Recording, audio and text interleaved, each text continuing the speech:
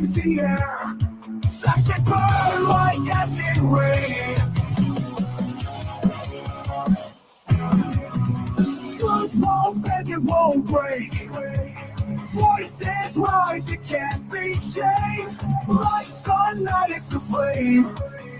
Solid souls get ignored. Chaotic shot, chaotic truth. Storm in the calm, the war will move. Chaotic shot, chaotic truth. Revolution becomes the groove.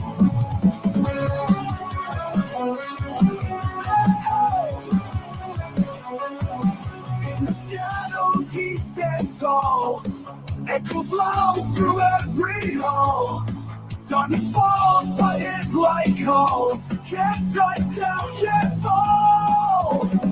Chaotic shot, chaotic truth. Storm in the calm, the war will move. Chaotic shot, chaotic truth. Revolution becomes a groove. In the shadows he stands tall. Echoes loud through every hall. Darkness falls, but his light calls. Can't shut down, can't fall. Chaotic shot, chaotic truth. Storm in the calm, the war will move. Chaotic shot, chaotic truth. Revolution becomes a groove. In the heart of the unrest, truth will rise, it won't detest. Voices blend in rhythmic quest. Lies will fade, truth will manifest.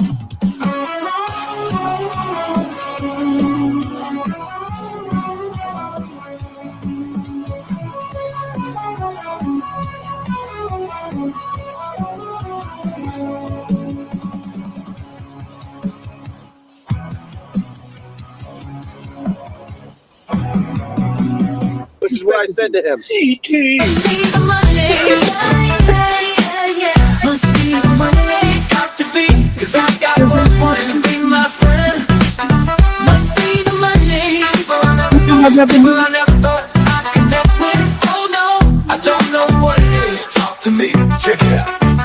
Must be the money, that's got them on my side. Must be the money, I'm never going wrong. Must be the money that keeps me looking fly. Must be the money that's got me cruising in style. Must be the money that's got me rolling so smooth. Must be the money, cause I got folks wanting to be my friend. Must be the money, people I never knew, people I never thought I'd connect with. Oh no, I don't know what it is. Talk to me, check it out. Must be the money, I've got so much bling. Must be the money, 26 with all this world. Must be the money that funds my lifestyle. Must be the money, the party's at my place.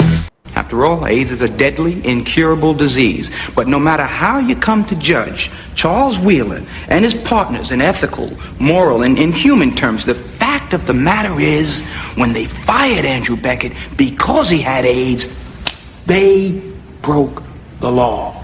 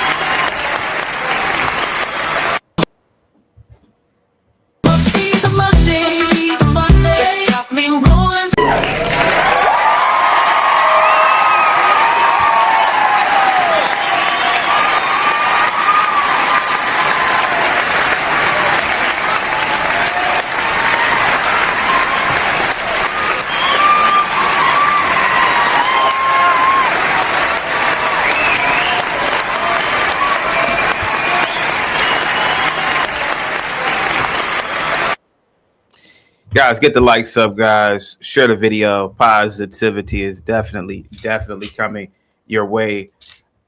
Jesse Jackson's homecoming and funeral, or funeral, as many people would say from the South. His funeral was over the weekend, and it was an embarrassment. It was an embarrassment. Put a one in the chat if you happen to get a glance of the homecoming and funeral for Jesse Jackson, and the embarrassment of Obama, Bill Clinton, Kamami, even though she's not a president, and Joe Biden. I'm gonna play those clips. Got a host of other topics to talk about. A foundational Black American, FBA, won the Los Angeles Marathon. I believe he was the first FBA to win a competitive marathon at that scale. So I want to talk about that guy. I also want to talk about my continuing gym experience. And what else am I going to talk about today? I got a lot of other topics on my plate for today. What else are we talking about today? Help me out here, guys. Help me out here. What else are we talking about? We're talking about, Terrence Howard. Oh my God, Terrence Howard lying about being a Muslim, and also Donald Trump. Hang tight for me, guys. I gotta answer this. Hang tight, guys. And I'm also going to talk about Donald Trump proposing to build a 250-foot statue of our first, and some would argue our greatest president, George Washington. And also today, guys, yesterday was International Women's Day. So I wanted to talk about that as well. I haven't been live. I didn't go live over the weekend, but I also wanted to talk about that as well, guys. So, guys, get the likes up, guys. Share the video. Guys. Positivity is definitely coming your way at the speed of light. Who do we have in the chat for today? Cliff, man, I've been consistent with going to the gym, and I feel, I'm not gonna lie to you, man, I feel like I'm in my 20s again, man, when I used to go to the gym consistently. And the only reason why I have taken a lot of time off throughout the course of 2 decades is alcohol. Alcohol is the only reason why. It's not laziness. It's not boredom. It's alcohol. It's partying and alcohol. If there is no alcohol, I'm a gym rat. I'll be in the gym all day. So I've been going to the gym. I go to a very, very nice gym. I don't go to my old gym, but there's something I'm noticing about being at the gym. I go to a mostly all white, high-end gym, Cliff. And when I take my earbuds off, I notice they're playing jungle music. And I was in the locker room yesterday, and it's an older white guy. He had to be maybe 60, not that old, but 60. And I wanted to ask him, hey, old 60-year-old white guy who's probably a high-end attorney, do you want to hear this shit all day? Do you want to hear rap all day? Like, when you were in the locker room, you don't have your earbuds in. Obviously, if you're taking showers or, doing this, that, and the other, drying off. But I wanted to ask him, hey, white guy who's clearly probably a 60 boomer territory now. I don't know, but why is rap music always played at the gym? Why is rap music the only music being played? And now that I think about it, even at my older gyms, when I used to go to the gym back, years ago, I noticed it. I never really picked up on it, but it's always rap, Cliff. It's just rap, mumble rap. I'm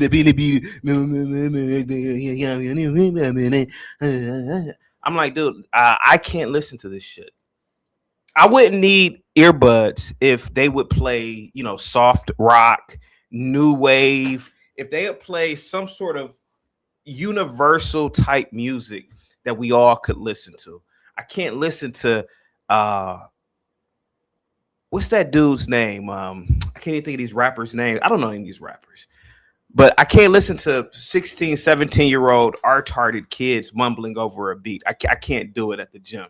Especially, yeah, like Cliff says, that's why CT, when I'm going to the gym, I'm listening to the CT network. That's why CT, I listen to the show. Thank you so much, Cliff. I'm telling you, man, it's really bad.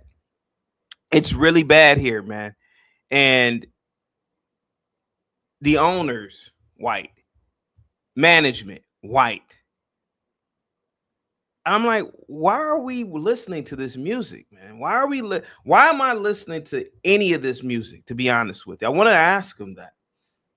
21 Savage, that's what was playing the other day at the yesterday at the gym. 21 Savage. I'm like,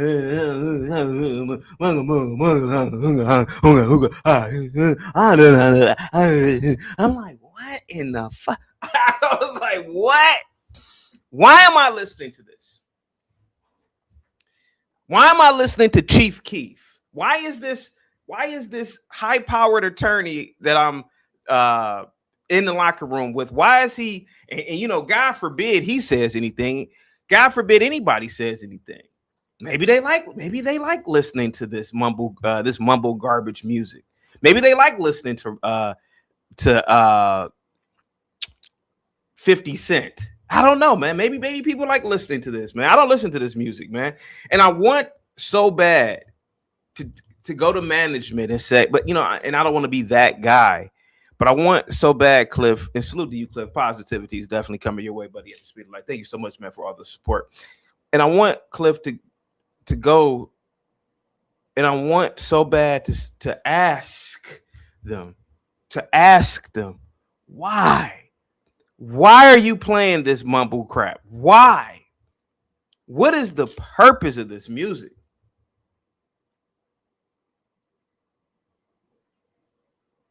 I don't want to listen to In the Club. I'm pretty sure this 65-year-old white guy doesn't want to listen to In the Club that was made 25 years ago. It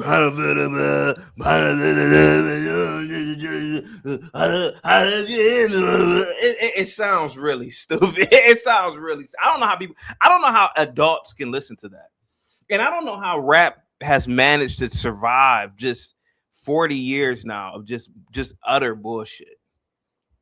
It's not really good music, to be honest with you. It's just people talking over a beat. And I know people name. Well, what about Nas, CT? What about Jay-Z, CT? What about this, CT? Yeah, I mean, don't get me wrong, man. There's always. I look at rap sort of like this. It's like soul food. It's really, really good, but you only want to eat it once a year. It's really good, but you only want to eat it once a year. You can't eat that shit every day. Hey, 69-year-old white guy who's a managing partner at a equities firm. Do you want to listen to Tony Yayo rap about shooting people? And that's what I want to ask people. But again, I don't want to be that guy, so I leave it alone, man. I leave it alone, Cliff, to be honest with you, man. Guys, get the likes up, share the video. Positivity is definitely coming your way. But yeah, Cliff, man, I've been consistent, man. As long as you guys,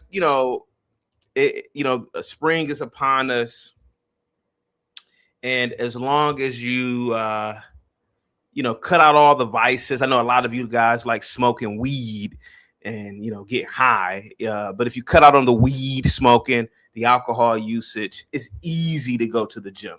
It's very easy when you don't have any vices, But when you have vices, it's pretty hard. You sitting back smoking a blunt. You sitting back smoking drugs. That's what it is. I know a lot of people will say it's not a drug. It is. It's a drug. It's a drug. You wouldn't want your pilot high on weed. Imagine if you went to the airport and you saw your pilot boofing on a blunt, and then he would go fly a 747. You're out of your damn mind. Y'all need to stop. It ain't a drug, CT. It ain't a drug. Nah, it's a drug. It's a drug. It's a drug. It's a drug. It's a drug. It's a drug. And again, I'm going to say it again. You wouldn't want your pilot getting into the cockpit of a 747. Get the likes up, guys. Share the video. Where did my video go? Hold on for a second. Why is it here? Okay, there we go. But yeah, Cliff, I'm telling you, man, I'm tired of listening to it. I'm tired of listening to it.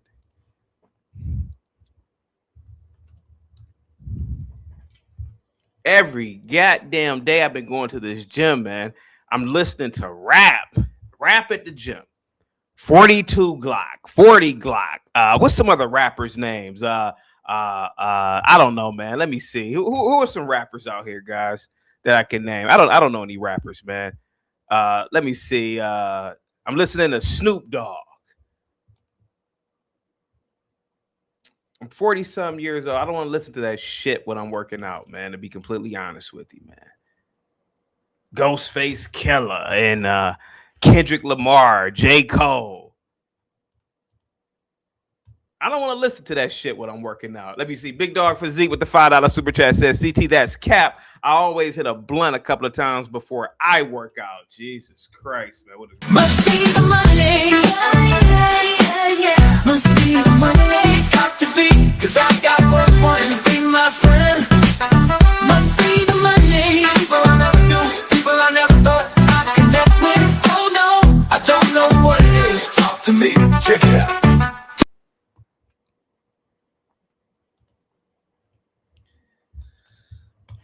Get the likes up, guys. Give Big Dog Physique a big thumbs up, $ emoji. Positivity is definitely coming your way, buddy, at the speed of light. Thank you so much, guys. Give me 1 second, guys. Hold on for 1 second, okay? Give me a second.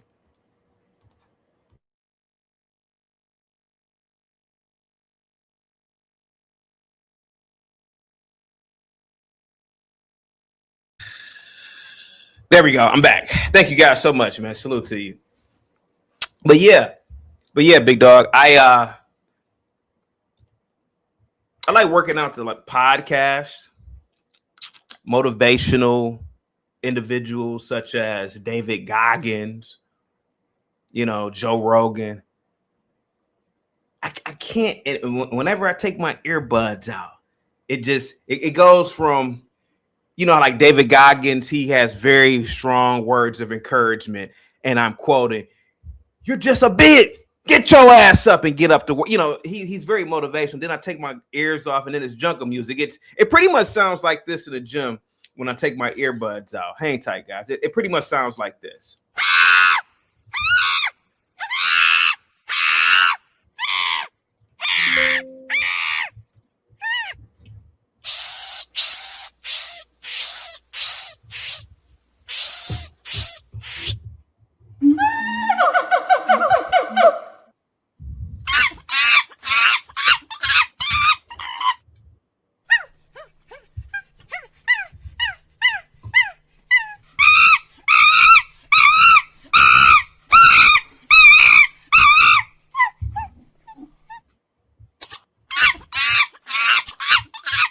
Sounds like.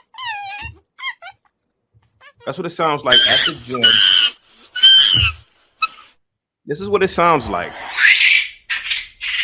This is exactly what it sounds like, Roz girl. I'm at the gym and I take my earbuds off, and the music throughout the whole gym. That's what it sounds like. Imagine listening to this shit. This is what it sounds like. We're trying to do a big presser. I'm trying to do some pectoral. I'm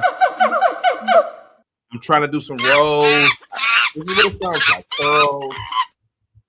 This is what it sounds like. Imagine doing shoulder shrugs to this. Imagine doing shoulder shrugs to that.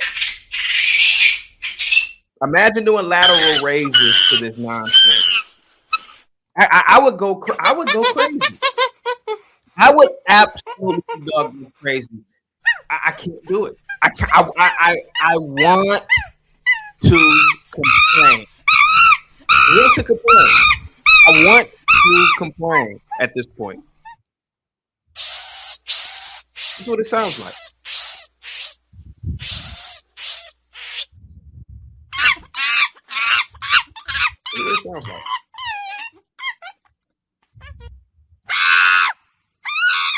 That's what it sounds like.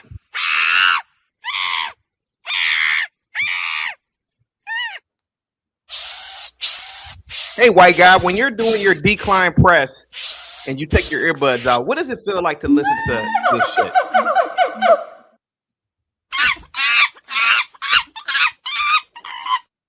Hey, 25-year-old white blonde-haired girl who looks like she's never listened to rap in her life. What does it feel like when you're doing low to high cable flies and you're listening to this nonsense? I want to ask. I really would love to ask.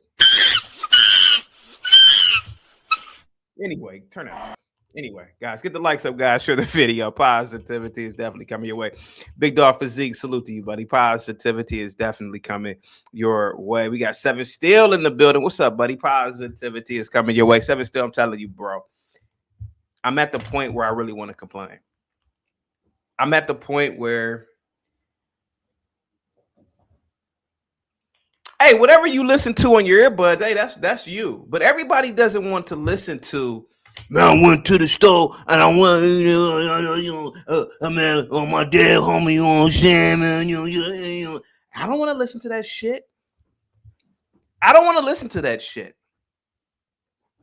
when I'm doing 3,000 jump rope completions. I don't want to listen to that shit. I can't do it. I mean, everybody doesn't want to listen to rap when they're working out. And everybody doesn't want to listen to rap, period. And I don't even know how rap is even, eventually rap will be in the dustbin of history. But I don't want to listen to that shit. And I really want to complain. Put a 1 in the chat if you think I should just complain to this gym. Big Dog Physique says, if I'm not listening to you or Pierce Morgan, I'm listening to rock, smooth, EDM. There we go. Or Larry June. Let me give you a must be the money salute, buddy. Here we go. Must be the money, must be the money. I've got so much blame. Must be the money, must be the money. 26 with all this wealth. Must be the money, must be the money. That funds my lifestyle. Must be the money, must be the money. The party's at my place. Must be the money, must be the money. I've got so much blame. Must be the money, must be the money. 26 with all this wealth. Must be. I want to give Big Dog Physique a big thumbs up, $ emoji. Salute to you, man. Positivity is definitely coming your way. Thank you so much, man. But yeah, and I'm so appreciative of the fact that you listened while you were at the gym, man. I really appreciate that. Big Dog Physique, I'm telling you, bro. Even EDM, man. Give me some EDM, man. Give me something like Odessa. You know, Odessa is a very famous group, EDM group. Give me some Odessa. Give me some Flume. I don't want to hear. I'm sorry. Listen. I don't want to hear "Hit 'Em Up" by Tupac, which came out 30 plus years ago. I don't want to hear that shit. I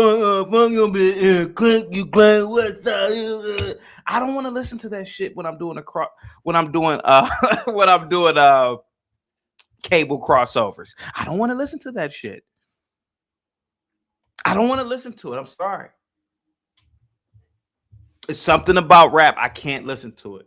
And I feel so sorry for a lot of these older white guys, these older Jewish men who have to endure listening to just nonstop. I mean, I could understand every hour you play maybe 2 songs, maybe 3. I swear to God, Big Dog, this gym, all white, exclusive gym. They play rap on the hour, on the minute, on the second, on the minute, on the hour. I can't take it. I can't. I'm telling you, man, I cannot do it. I want to go to the front desk and say, why are y'all playing this? Why are you playing this? What is the purpose of this?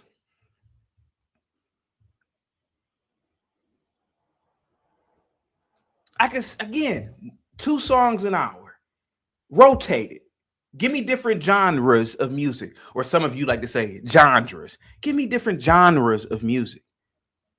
But don't keep giving me goddamn rap all day. I'm going to go. It's like eating spaghetti every damn day. Would you eat spaghetti every day, Big Dog? But put a 1 in the chat if you eat spaghetti every day. Hey, man. Oh, man, I can't wait to get this spaghetti for the 360th goddamn time. I'm going to complain. I'm going to complain eventually, man. Get the likes up. Share the video. Positivity is definitely coming your way, man, at the speed of light. Really appreciate all of you, man. Guys, get the likes up, guys. Share the video. Yeti, what's up, man? Positivity is definitely coming your way at the speed of light. Pink is in the building. Salute to you, Pink. Positivity is coming your way. Roz Girl says, hell no. I didn't know Jesse. Hell no, they didn't know Jesse. Oh, yeah. I'm glad Jesse Jackson's son called the former presidents out on their bullshit.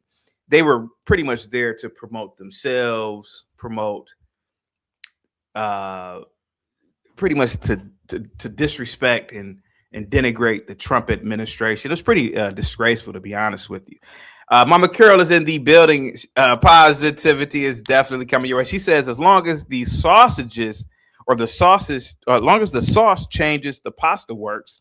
Let me see. DRT says, you'd be surprised how much white boys listen to rappers in their trucks in Florida. Even I get surprised at times. Hey, man, listen, I'm not saying to completely ban rap. But what I am saying is this, man. Who in the wants to listen to rap all goddamn day?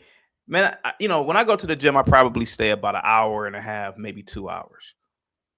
And I'm telling you, every time I change my earbuds for something, or when I'm in the locker room and I'm, going into the sauna, or obviously in the shower, or changing, when you're drying off, when you don't have your earbuds in, it's just rap. Mumble rap, gangster rap, New York rap, old school rap, Southern rap. I mean, my God. I mean, who can listen to this shit all damn day? Who can listen to it all day? I can't. I can't do it all day, man. Yeah, they may listen to a song or two, man, but come on, man, all day. Guys, get the likes up, share the video, man. Positivity. Lil Dookie. These rappers always got names. Lil something.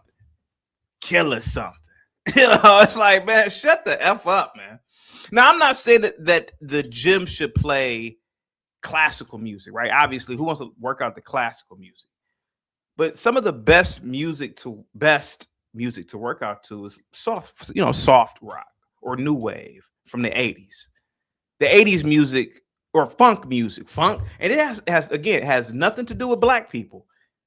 Because again, it has everything to do with the genre of music.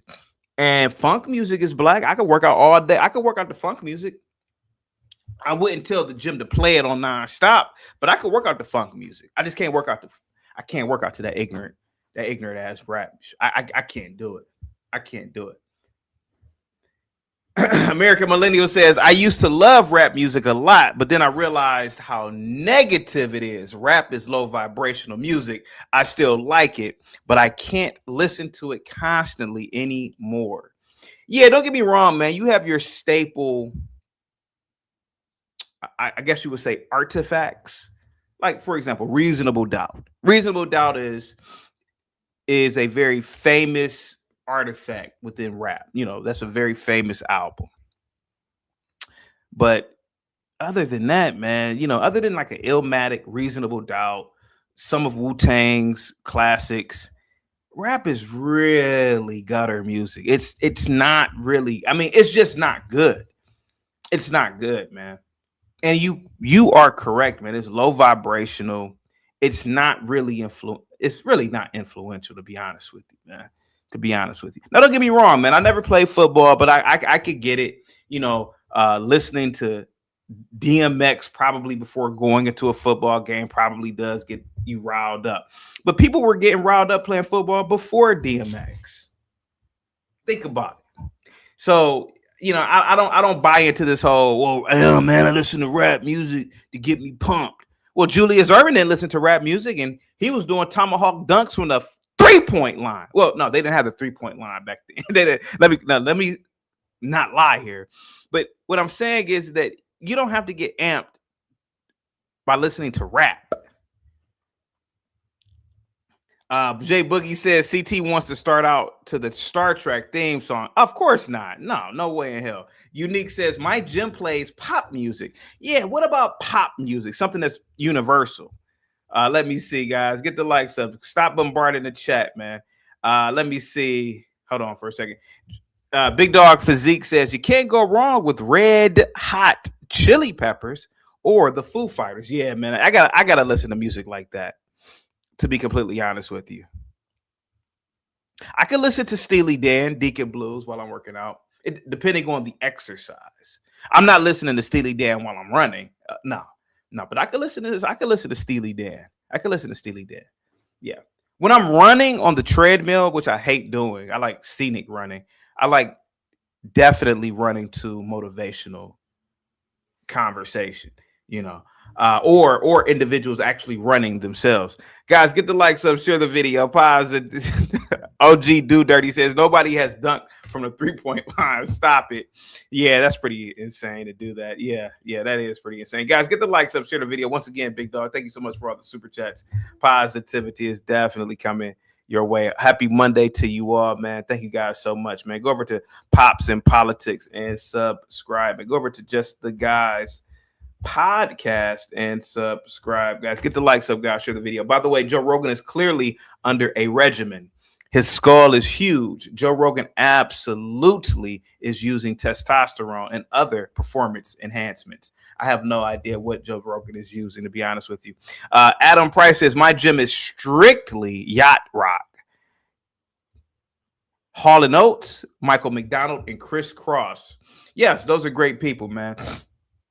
I love Hall and Oates, by the way. Let me see, guys. Get the likes up, guys. Share the video. Pause. I like listening to Metallica when I'm working out. Yeah. Hold on for a second. Let me see. What's up, Woody? Salute to you, man. Positivity is coming your way. Who else is in the building, man? There's a lot of chats going on. CKJ, what's up, buddy? Positivity is definitely coming your way. Must be the Monday that's got them on my side. Must be the Monday. Must be the Monday. I'm never going wrong. Must be the Monday. Must be the Monday that keeps me looking fly. Must be the Monday. Must be the Monday that's got me cruising in style. CKJ. Must be the Monday that's got them on my side. Must be the Monday. Must be the Monday. I'm never going wrong. Must be the Monday. Must be the Monday that keeps me looking fly. Must be the Monday. Must be the Monday. Yeah, another one. Got me cruising in style. Must be the Monday. Must be the Monday that's got them on my side. Must be the Monday. Must be the Monday. I'm never going wrong. Must be the Monday. Must be the Monday that keeps me looking fly. Must be the Monday. Must be the Monday that's got me cruising in style. CKJ with the $5 super chat. Salute to you, CKJ. Positivity is coming your way. CT, put on some Al Fats. I know Al. Skittles. Oh, Skittles and Pooh Cooter. I rock with Skittles, man. That's my homegirl. Yeah. Oh, hey, CKJ, did you see Terrence Howard lying about being a Muslim? And he was on PBD lying, talking about growing up where we grew up at. It was a Muslim who castrated somebody for urinating in front of a masjid. You got to hear this dude, man. He is such a liar, dude. He is such a liar. I'm going to talk about that later on. Salute to you, CKJ. Thank you so much, man. Positivity is coming your way. And yes, man, even though I don't really like rap, man, I always have supported Al and Skittles, man. I was supporting Skittles in college, man. That's my homegirl. Guys, get the likes up. Share the video. Positivity is definitely coming your way. Lena, what's up? Lena says, good morning. Thank you so much. Positivity is definitely coming your way, man, at the speed of light. Lawrence, man, what's up, buddy? Positivity is coming your way. Let me see. Mo Business says Deacon Blues has a special place in my heart. Yeah, I used to sing that song back in the day on the channel, to be honest with you, man. A lot of times, man. Deacon Blues, really good song. Really good song. Very deep. Very nostalgic, man. I love that goddamn song, guys. Get the likes up. Share the video. Drink Scotch whiskey all night long. And I Deacon Blues. Guys, get the likes up, guys. Share the video. Lena says rest in peace to the greatest rapper of all time, the all-time B.I.G. Yeah, I mean, I get it, Lena, but there's a time when you should grow out of rap. It's nursery. Let's be honest, most rap is nursery rhymes. And it's really for children, to be honest with you. But to play it at a high-end gym, I'm like, I'm the only black person in the goddamn building. Why are they playing this music? And then I bet if I go and complain, they'll probably say, "What's wrong with that guy? Isn't he black? Doesn't he like this kind of music? What's wrong? What's wrong? Who pissed in his cereal? Who pissed in his Cheerios?" And I'm like, and it's like, I did, and Lena, and again, I was in the locker room yesterday with an older guy, and I really wanted so bad to ask him, "Hey man, you listening to this shit?" But then, him being, probably nervous and probably trying to protect his job, he might think it's a setup. He might be shutting me up, even though he may not like the music, but he may think that he's being set up or something, man. So it's hard, man. Guys, get the likes up, share the video. Positivity is definitely coming your way. Stop spamming the chat. Guys, get the likes up. You know who I'm talking about. Guys, get the likes up. CKJ, salute to you, buddy. Positivity is definitely coming your way at the speed of light. L says CT pretending he never listens to Bone Thugs and Harmony is hilarious. No, again. I find the value in rap. Just like I found the value in Teenage Mutant Ninja Turtles when I was a goddamn 10-year-old. But you grow out. Could you imagine if you came over to my house and I'm watching Teenage Mutant Ninja Turtles as a 40-year-old man? You think there's something wrong with me. Yes, I loved it as a child. Oh, Shredder, get Shredder. Oh, we got to kill Shredder. And then every week we got to kill Shredder. Somehow Shredder is alive every week. Yo, get Shredder. But you grow out of it. You grow out of Power Rangers, L. I mean, yeah, we all love Power Rangers. We all love the Green Ranger story arc. But my God, man, like, did you continue to watch Power Rangers when they made 50 goddamn iterations of it? No, you grew out of it. The same thing should be said about rap. Why are we still listening to this garbage music? Why are we still listening for it? I mean, you might as well just say 50 years at this point. 50 years of this music. 50 years of it. I mean, come on. This is like watching this is like watching Saved by the Bell and you're 49 years old. Yeah, it was cool when we were kids watching it. Oh man, I want to be just like Zach. Oh man, I wish I could date a girl who looks like Lisa Turtle. Oh man, I would love to go to what was that little stupid diner they used to go to? But come on, man, are you gonna watch if they made 20? Did you watch the new Saved by the Bell, L? No, the one where Zach is the governor of California and he has kids. They go to the same school. Of course you did it. You grew out of it. Yes. Bone Thugs and Harmony is one of my favorite. I will admit, it's my favorite rap group. But you think I'm about to sit up here and listen to East 1999 album all day? No. It was cool when we did it when we were kids, but you got to grow out of it. You got to grow up eventually. And grown folks' music is classical music, funk, jazz, all types of jazz, whether it's smooth jazz, real jazz. I can't do it, man. Rap is for children. It's for children. Just like Teenage Mutant VR Troopers, or that's for children. Could you imagine coming over to somebody's house, they grown, talking about butterfly in the sky? I can go. You want to get your friend committed. You think he's losing his damn mind. He's losing his mind. He's crazy. The fuck is he? What is he doing singing, reading Rainbow? Well, I listened to it as a kid. It was one of my favorite hits. Yeah, but that's that's really for children. I mean, come on, man. What are you talking about? I can go twice as high. Take a look is in a buck. Hey man, hey, we got to get this crazy dude up out of here, man. He's crazy. So losing his damn mind.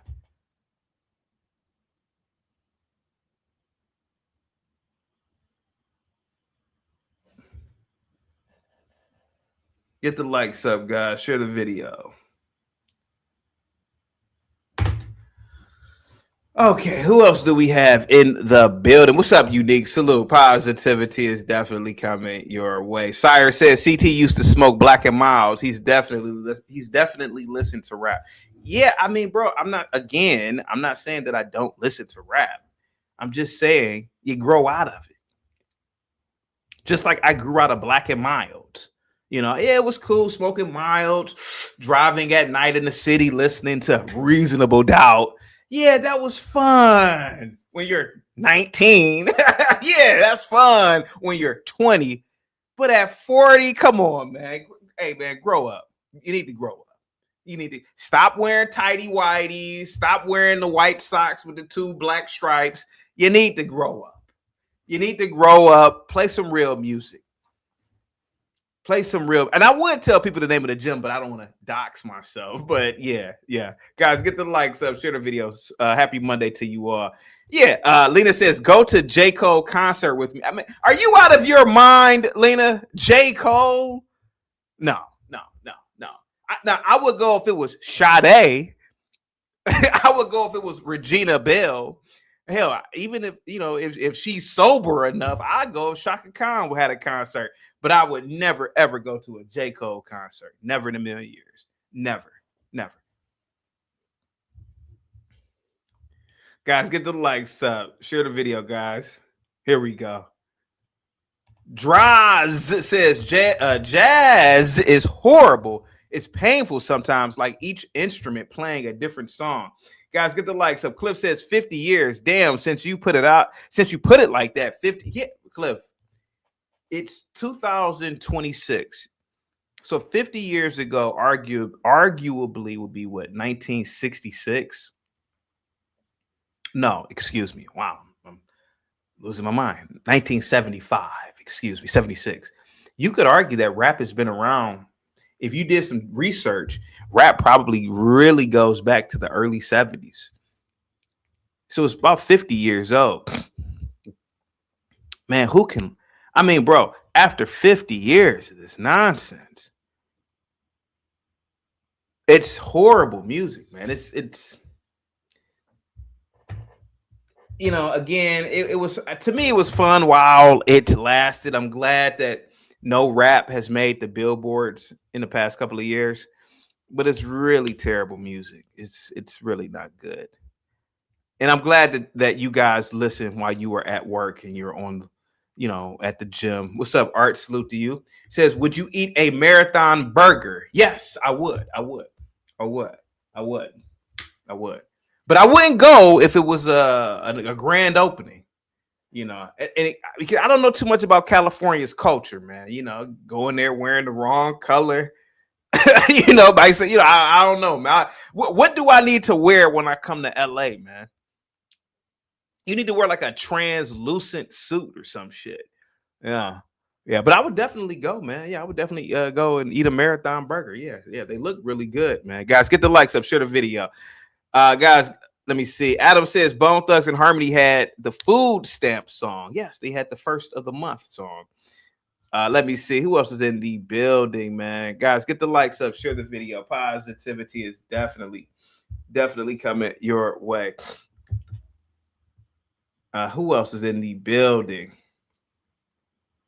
But yeah, I did listen to Bone Thugs and Harmony, man, back in the day. I did. Cliff says, Lena, thanks for representing the working class on that JPCT show, along with Brave. It was a good team, Lena. Thank you so much. But yeah, man, to end this convo and to go into the main topic, I don't know what I should do, Cliff. I don't know what I should do, man. I definitely don't want to be that guy. I don't know if that translates over into your culture in Europe. But being that guy in America is a social stigma. You know, every time I come walking in, like, oh, here goes that guy. What next is he going to complain about? I mean, he doesn't even like rap music, you know? And I'm pretty shocked. I mean, you would think that the white guys would complain about it, but it's really this guy. You know, what else will this guy complain about? You know, I don't want to be that guy, Cliff. You know, I don't want to be that guy. Because when you become that guy in America, it's like you might as well just stink or something, you know. You have a bad aura to yourself. So, you know, I just sit there and listen to, you know, 21 Savage rap about God knows what. I don't know what these dudes are rapping about. You know, I'm sitting there in the sauna. I'm with 5 other white guys, and we just listening this beepity boop shit. You know, these 50-year-old men. I'm just sitting there. I'm just sitting there looking like, oh, okay, like what the hell? What the hell am I doing? Cliff says, "Be that guy, break the cycle. The members will thank you later." I don't, Cliff. Cliff. I'm telling you, Cliff. America just doesn't work like that, man. I want to. I want to be that guy. I'm new to the gym. It's not my old gym. I want to be that guy and say, is anybody listening to this garbage music? But I've been the guy before in many places, and I remember how I used to get nasty looks. You know, oh yeah, he's a problem. You know, he's a problem. You know, like, yeah, you know, I don't want to be the guy who sends the soup back. You know, oh yeah, the soup is too cold. I don't want to be that guy, Cliff. Maybe I should, Cliff. Maybe I should be that guy. I don't know. Guys, get the likes up, share the video. Positivity is coming your way, man. Alexander says Marathon Burger is not that good. It's a regular burger. The fries are horrible with some damn flavored lemonade like a kid. In-N-Out Burger is still number 1. Hey, man, I'm going to support the Marathon Burger because it's a black-owned business. Hopefully it is. I'm going to support it when I go to I'm going to go there before I go to In-N-Out Burger. Guys, get the likes up, share the video. Positivity is definitely coming your way, man, at the speed of light. Cliff says, be that guy, break the cycle. Okay. You said, and by the way, Cliff, you said the members will thank me later.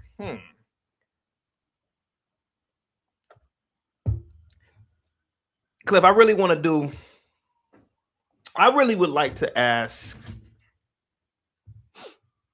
for an all-out ban on rap at this facility. But I don't have that pull yet. I don't have that pull. I don't know the owner. I don't know any of the stakeholders. I don't know anybody. I'm new here, so I don't know. I don't know. But maybe they will, you know, thank me later. I don't know, man. It's a tough one, man. It's really a tough one, you know. But I'm pretty sure, man. The 65-year-old white Jewish lawyer who's there, I'm pretty sure when he's working out, he doesn't want to listen to this nonsense, man. I'm pretty sure, man. I'm almost sure of it. So maybe I should. I'm sure of it. L says, I'm in a sauna with 5 other white guys. CT, you little bastard. Oh, man. Saunas are really good, man. Really good for muscle relaxation, stress, reduce stress. A lot of you, if you are suffering with depression, you should go into a sauna. It's really good, man, for your overall health, man, to be honest with you. Guys, get the likes up, guys. Share the video. Let me see. Who else, man? Guys, get the likes up. Share the video. Positivity is definitely coming your way. Tail says call corporate. It's probably not the guys at the counter's choice of what music to play. Maybe so. Maybe I should call corporate. Yeah, maybe I should. Draws, it says, going to the hood for a burger because a rapper started it is crazy. I don't know about that, man. I disagree with that, man. I don't think it's crazy at all, to be completely honest with you, man. I really believe that that anybody starting a business, regardless of whatever their occupation was or not, is irrelevant. I disagree with that, but if he's opened it up in the hood, I mean, that's quite a risk. It's a risk, but it's a really good investment, man. It could potentially be a good investment. And we see a lot of this going on. We call it gentrification. Guys, get the likes up. Seven Still says sauna 3 days a week for 20 minutes works wonders. Man, dude, Seven Still, I use the highest setting. I can only do 5 minutes, man. So I don't know if you're doing the highest setting, man, but I do the highest setting for 5 minutes. I did 10 yesterday, so I was able to do 10 minutes. But yeah, it really works wonders, man. You are correct, guys. Get the likes up, guys. Share the video. Mano says saunas. I can't see it. Saunas are only nice in the high-end gyms. They only have saunas in high-end gyms. They can't have a sauna in a poor gym. Oh, you think they can have a sauna in Planet Pussy? No. The wife actually suggested that I signed up at Planet Pussy. I said, oh, no, I would never in a million years go to Planet Pussy. I've been there. I was there one time. No, you know what? I was there one time, Seven Still, at Planet Pussy years ago. I was at Planet Pussy. It was before C19. And I walked in there and they had pizza on the counter. And I said, pizza? And the staff was like, oh, yeah, get you some pizza. I said, what the hell are you talking about? What are you talking about? Why on earth would I eat pizza before a workout? Now, I can see maybe after the workout, but it kind of defeats the whole effing purpose. I mean, what about a salad or something, a pizza? But yeah, nah, we're not doing that. Mano says he does 12 minutes in the sauna. Oh, okay, cool, man. Look at you, man. Let me see. Seven Still says, yes, they had a cookie day there one day. I said, hell no. Yeah, it's weird. I can't do it, man. I can't do Planet Pussy. I've done Lifetime. I had memberships at Lifetime. I don't want to dox myself, but I've had memberships at really exclusive places, man, to be honest with you, man. I mean, outside of Lifetime. Lifetime is good, but I need to be more. Lifetime is too big for me. I need to be somewhere smaller, but more exclusive. Guys, get the likes up, guys. Share the video. American Millennial says, CT, you are a hater of what? Planet Pussy? No. Not at all. You go in there, people are making up exercises that don't even benefit their muscular anatomy. They at one point they were serving pizza, but obviously because of C19, they don't do it anymore. Absolutely not. No way. Big Dog Physique says they got saunas at LA Fitness. Oh, yeah, they do. You are correct. Bob, what's up, buddy? Salute to you, man. Guys, give Bob a big thumbs up, $ sign emoji. Salute to you, Bob. Positivity is coming your way. Bob, I was telling everybody about, I've been going back to the gym. I'm trying to really get back in shape. And I was talking about reducing or pretty much eliminating alcohol from my diet and how doing so really gives you crystal clarity in your focus and your direction in terms of your physical being. So I've been going to the gym, man, consistently. And at this gym, it's an exclusive gym. And it's 90-something% white. And they play rap music all day. And I'm like, why are they playing rap, man? And it's not like the gym is full of 18, 19, 20-year-old whites. These old white people that go here, half of the damn people that I've seen so far are older whites, like 50s and over. And I'm pretty sure they listen to rap. I mean, they are old enough to have grown up at the beginning of rap. I'm pretty sure a lot of them have listened to rap. But every goddamn song is a rap song. I'm like, dude, hey, 59-year-old white guy who works at Ernst & Young, who's a managing partner or director. Do you want to listen to Big L? Do you know Big L? Do you know what? I really want to ask one of them, hey, white guy who's 67 years old, who's probably a retired colonel in the military. Hey, do you know Big L? I want to. Do you know Big? I know Big L. I don't know him personally. I mean, he died when I was a kid. I never met him, but I'm like, do you want to listen to Lil Kim? You want to listen to vintage rap music? What's up, Bob? Salute, man. Thank you so much, Bob. Hey, guys, go over to Gospel of Bob, guys, and subscribe, guys. Get the likes up, guys. Share the video. I'm telling you, I can't take it, bro. I really want to. You know what? You know what I'm gonna do, because you can't really. You won't know where I'm at, but I'll just cam up in the gym and I'll just have you listen to the audio. It's Big L. Like a 75-year-old white lady. Do you want to listen to Big L? I mean, do you want to listen to Big L? Do you want to listen to Wu-Tang? I don't know. White people like Wu-Tang for some reason. Yeah. Whites love Wu-Tang. Badass says, CT, you be careful. Being in the sauna too long, you already look like a California raisin. And what's wrong with that? I mean, what's wrong with that? Okay, yeah. You think that was offensive, you son of a bitch? Guys, get the likes up, share the video, man. Felon Tavius says, when you get older, you tune out the stupid stuff. They don't even hear the rap music. Let's see. County Fair says, I went to the gym for 2 months before I realized music was playing classic rock. Yeah, why not just classic goddamn rock all day? Guys, get the likes up, guys. Share the video. Happy Monday to you all, man. Positivity is coming your way, guys. I want to get into this funeral of Jesse Jackson, the homegoing and the funeral. And Kamami was there along with Biden and Clinton and Obama. And they pretty much embarrassed themselves, man. They embarrassed themselves. They used the funeral or the homegoing as a publicity ploy or publicity. Now, I don't want to say stunt, but a publicity move to pretty much further their careers. That I don't even know why they even need to further their careers. They've already made their millions and they already have stardom. But I guess, you know, when you are a fat cat, I guess, you know, you would just eat till you die. But it was really disgraceful listening to all of these people. And I'm glad Jesse Jackson's son pretty much knocked that. I told you Jesse Jackson's son don't F around, man. He used to beat people up, man. Yeah, he used to knock people out. He went to jail for that. He didn't mess around back in the day, man. But I'm so glad that he checked all of them. You know, that takes a lot of balls to do. I was like, wow, okay. I was like, wow, man, he really called them out. Get the likes up, guys. Share the video. Positivity is definitely coming your way, guys. Put a 1 in the chat if you're having a peaceful and positive day today. I'm so glad and thankful that you guys have come to listen.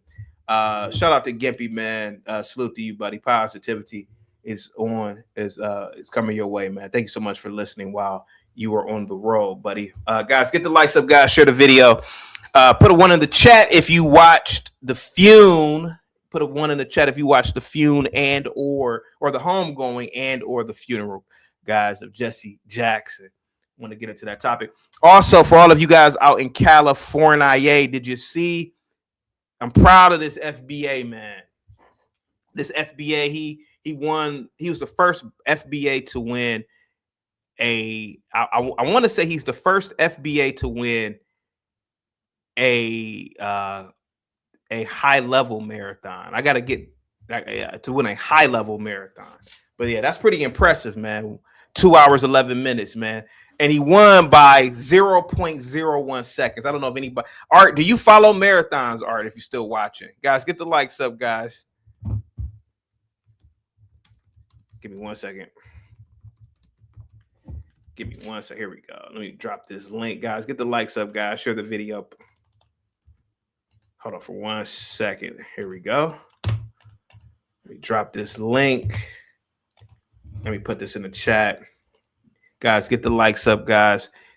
You got to get the likes up, guys. The likes aren't really looking good. You got to get the likes up. There we go. Here we go. Southern Jeans, what's up, sweetheart? Positivity is coming your way. Yeah, he beat a Kenyan. Yeah, he did. He beat a Kenyan, which was really impressive. Southern Jeans says, man, it was so embarrassing shaking my head. And for them to take up so much time, and most of the family did not get to speak at all. So then have to do a second. So yeah, they had to do a second service just so the kids could speak.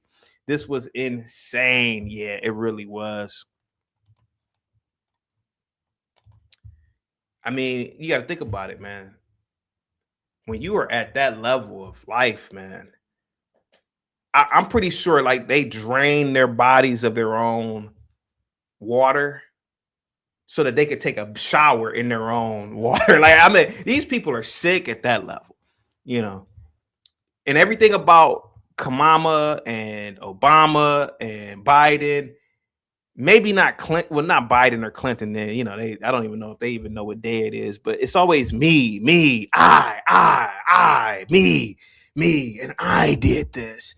And I am the master and commander of the universe. And I did this. And I. That's a strange existence, man. That's a wild existence. I hope, hey, Southern James, if I ever get like that, please remind me of who I was, man. If I get to talking like that, you know, I can make a solar system. I can create a sun or something. You know, these people are sick, man. Pink, what's up? Again, what's up, Pink? Guys, get the likes up, guys. Share the video.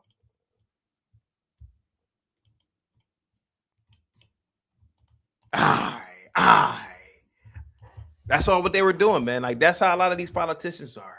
I did this, and I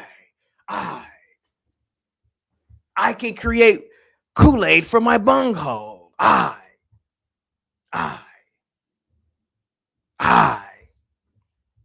When I piss. Hold on for a second. When I piss lemonade. That's how great I am. You piss lemonade? Man, that's really fucking impressive. You piss lemonade. That's how a lot of these people get when they get to those levels, man.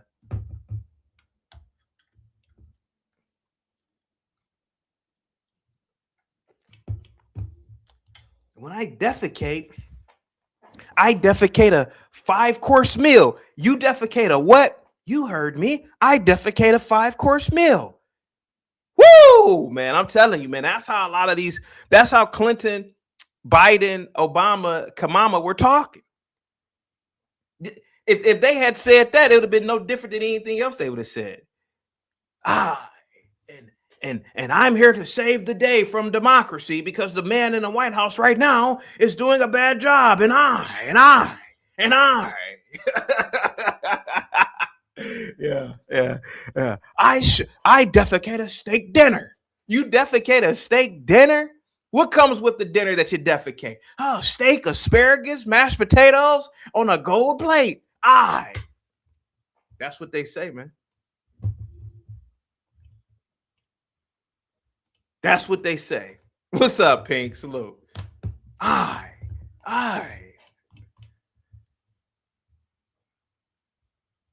Davey says, how would a peasant like CT know what higher up say? Bro, look, you call me whatever. Hey, call me whatever you want. But that's how they sound. You have to meet me that way. Man, meet me at least halfway with that. That's how they sound. When I was in office, I saved the universe. You saved the universe? What are you talking about? That's how they sound, bro. Cliff says, I make a rap song called CT. Cliff, I'm telling you, man, our politicians in America, man, are some of the most narcissistic people imaginable. I mean, to go to this man's funeral, we call it Cliff in America. The black people, old school blacks, didn't call it a funeral; they called it a funeral. To go to Jesse Jackson's funeral and to make it about yourself, that is absolutely the most disgraceful thing I had ever seen in my life, man. Me personally, man, I'd have been fighting at that damn funeral if I'd have been a member of that Jackson family. I'd have been fighting. I don't care if you got Secret Service or not. I'd have been fighting. I'd have fought I don't care how old Biden is or Clinton. Hey, man, Obama, man, they are absolutely wrong for behaving like that at that funeral, making it about themselves. I don't sleep. You don't sleep? Someone as great as I? Only weak people sleep. Oh, man. Guys, get the likes up. Share the video, man. Salute to you all, man. Get the likes up. Share the video. Positivity is definitely coming your way. Southern Gene says that one said Jesse Jackson Jr. wanted to cry. You could tell he wasn't for none of it. Oh, no, of course not. No, he called them out on it. Absolutely not. Absolutely not. No.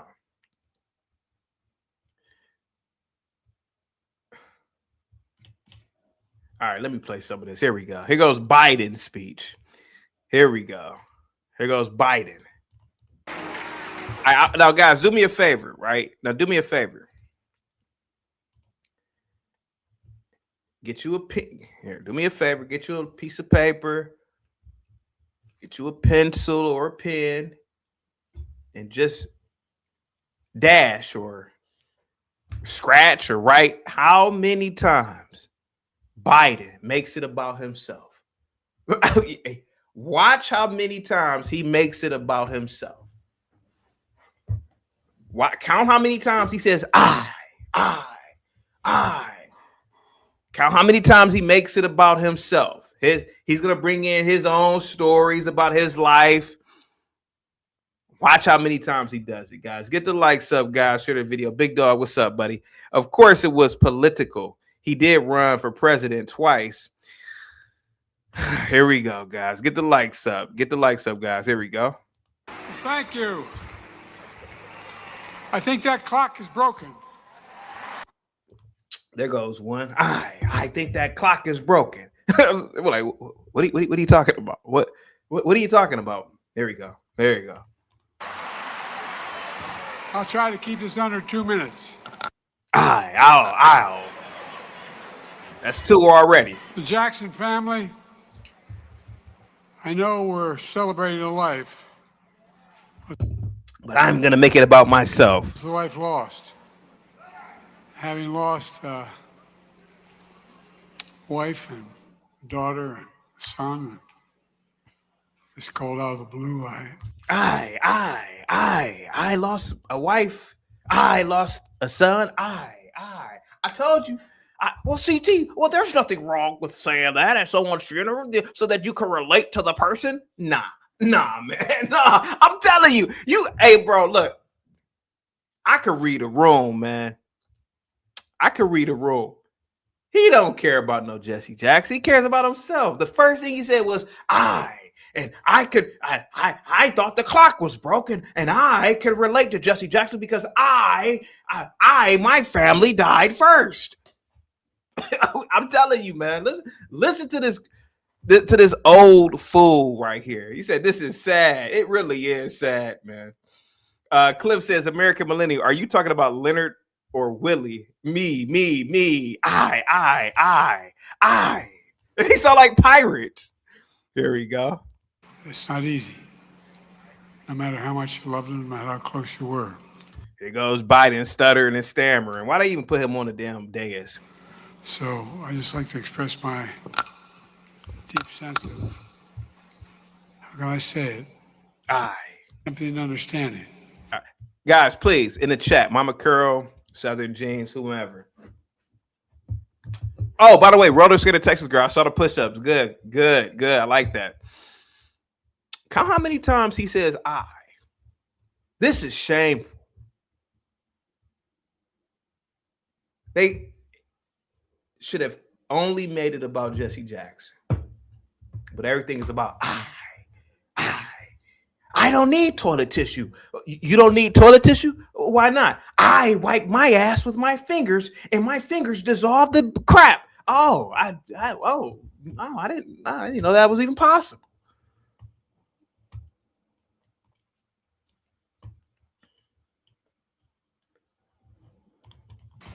But the big thing is go out left. He left you something that no one else could. Just do me a favor, guys. Hold your breath to see when he'll say I again. I bet you would live. Hold on for a second. Guys, get the likes up, guys. Albert, what's up, buddy? He says this shows. Hey, Albert, y'all got whooped. Y'all got whooped. The FBA whooped you guys in LA over the weekend. Yesterday, actually. An FBA, man. Yeah, he beat a Kenyan. I couldn't believe it. I said, I woke up now, I don't watch all the marathons. I couldn't believe it. I said, a Kenyan got beat. You mean beat by Ethiopian? Nah. Got beat by a Ugandan? No. Man, when I saw that name, I said, that's an FBA name. Man, you got to call in, man. You got a lot of explaining to do, guys. Get the likes up. Juan says CT is gonna stop tipping the bottle. Right. Come on, man. Here we go. He left you character, judgment, honesty. Can't kid yourselves about what's right and wrong. President Obama, President Mrs. Clinton, Vice President Harris. I'm going to talk about my friends here. Why is he mentioning Obama, Clinton, and Hillary? What are you talking? Why? I see why Jesse Jackson put boot to ass the day after this feud. Jesse believed, the Bible tells us, that they that wait upon the Lord shall renew their strength. They shall mount up with wings as eagles. They shall run and not be weary. They shall walk. That's what Jesse believed in? How do you know that? And not grow faint. I hope the hell you all got that, but you're going to need help getting out of here.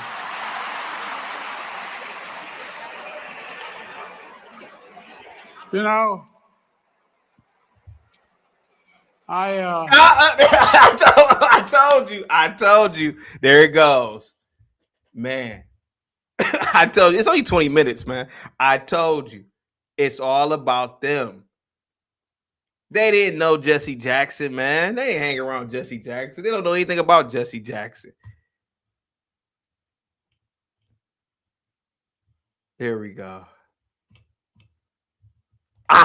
Yeah, there it goes. Watch. I come from he said it twice. Pennsylvania initially. Yeah, watch. Look. I come from Scranton, Pennsylvania initially. I come from Scranton, Pennsylvania initially. What does this have to do with Jesse Jackson? What does this have to do with Jesse Jackson, man? What are you talking about? Why are you talking about yourself? But let's hear from the great former president, Joe Biden. Where the fact that I was an Irish Catholic wasn't a very positive thing to be. And then moved down to Wilmington, Delaware, which is segregated by law. And remained that way for much of my life. Is anybody still counting? Is anybody still doing the I count in the talking about myself count? When I was a kid 80 years ago, I remember I bent the space-time fabric continuum.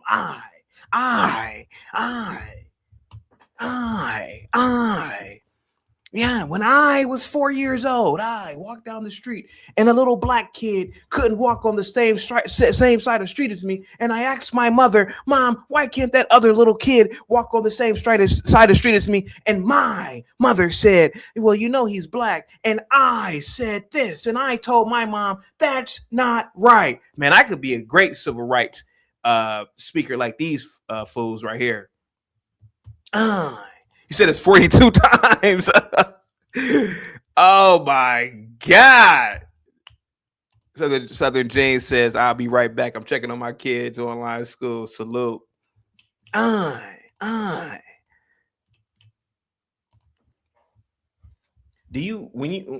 when you wash up, do you use a wash rag? Oh no, I just use my hand because my hand is the greatest thing ever made in the known universe. You just use your hand. Okay. All right. Shit, that's what's up. Okay. Good for you.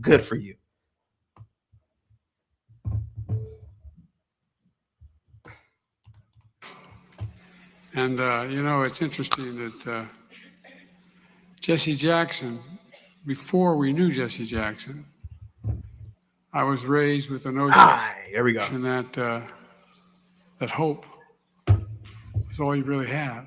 You can't give up hope. My dad used to say, My dad. When I was 4 years old in 1934,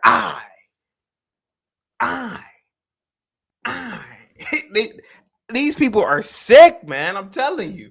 Make it about Jesse, man.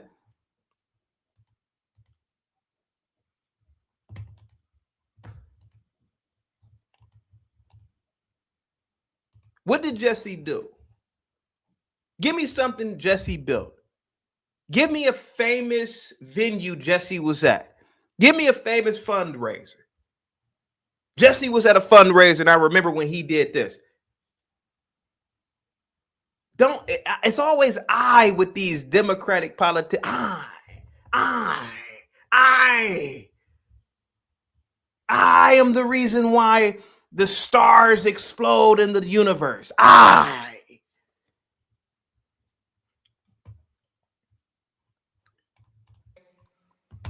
when you get knocked down, Joey, just get up. Say, he's gonna now he's gonna lie here. He's gonna tell us what his daddy said. Now he's gonna lie and lie about something. He's gonna make up a story and tell us what his daddy said. Oh, my daddy said this. My daddy said that. Well, what did your daddy say? My daddy said beep bada boop bada beep bada boop bada boop. That's all he's gonna tell us. Some stupid lie. That's all he's gonna tell us. Has nothing to do with Jesse Jackson, but he's gonna tell us some stupid lie. Here we go, guys. What's up? Duwale says, "Hey CT, salute. Rest in peace, Jesse Jackson. Such a nice name he had." I guess it's because you're in Europe, but it's just a regular American name, I guess. I guess it's exotic to you guys. I don't know. So salute to you, Duwale. Positivity's coming your way, man. Albert says he's absolutely making up a story right now. Here we go.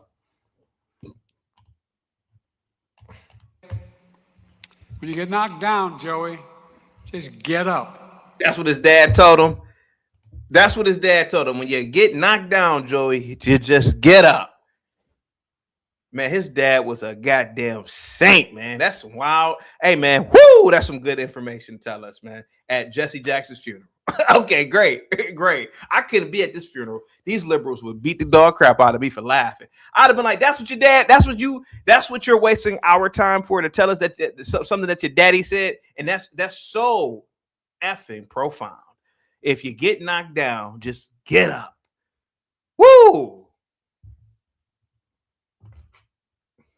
Get the likes up, guys. What's up, Questions to Ponder? Just get up. Just get up. Well, I was a kid. I was a relatively good athlete, a pretty good. Here we go. When I was a kid, I was a relatively good athlete. Are we still doing the count? What number are we at right now in terms of just the I count? Don't even do the. You can do the talking about yourself count. But how many I's are we at right now? When I was a kid, I was a relatively good athlete. I.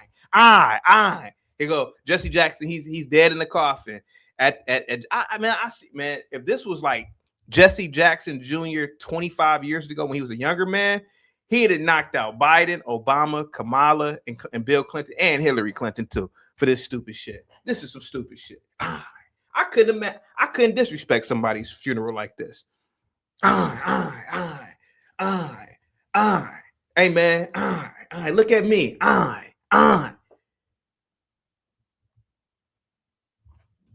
He said I lost count. Yeah, I lost count too.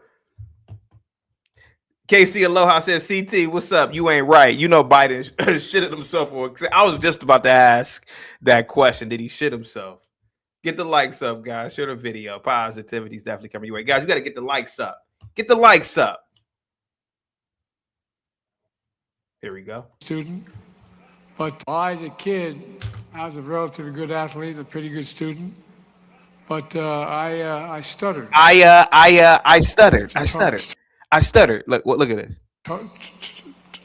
talk like that. Yeah, and okay, so why, Biden, why are you telling us about you stuttering when you were a kid 75 effing years ago? What the hell are you talking about? What are you talking about? What does this have to do with Jesse Jackson?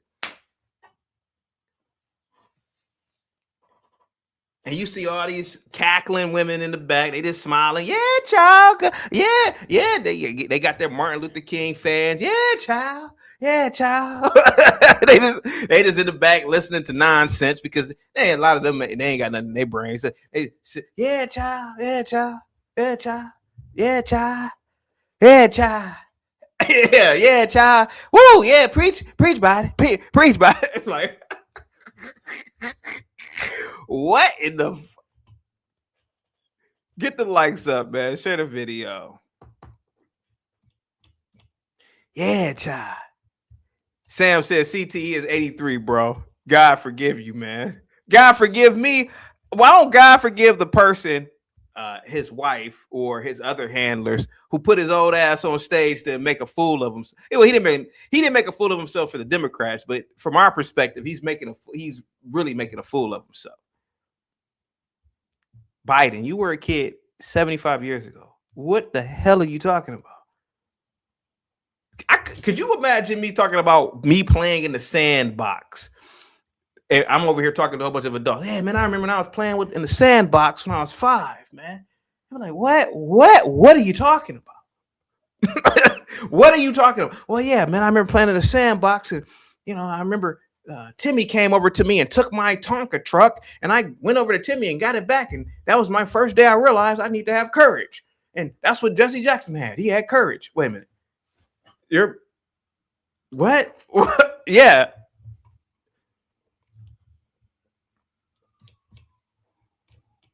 Get the likes up, man. Here we go, guys. Now, if I told you all earlier when I was a kid I had a cleft palate or club foot, I've already lost count on how many times he didn't say I. none of you would have laughed. Like, what is your... Okay, all right. But it's okay to laugh at stuttering. I'm not being critical of you, but think about it. It's the one place where people think you're stupid. Oh, really? Biden, we don't think you're stupid because of... I don't think people thought you were stupid because of a cleft foot or you're stuttering. That's not the beginning of why people think you're stupid. All right, here we go. A hell of a lot smarter than most of you. But all kidding aside, it makes you feel really small. Makes you feel really small. And when I moved from Wilmington to Claymont, Delaware, When I moved from Wilmington to... Mind you, he hasn't talked about Jesse. He's been up here for about 3.5 minutes. He hasn't really talked about Jesse. He's been talking about him being a kid, him moving, his stuttering, his cleft foot, how great of an athlete he was. Hey, I'm just playing what he said. That's what he said. He hasn't talked about Jesse not once. Here we go. This town. I was Delaware, world-class town. What?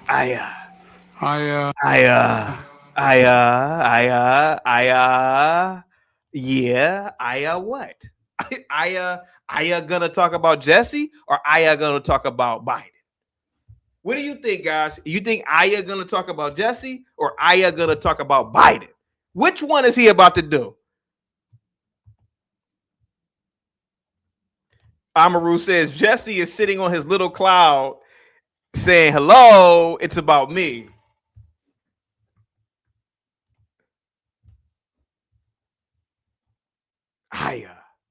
Who is he going to talk about?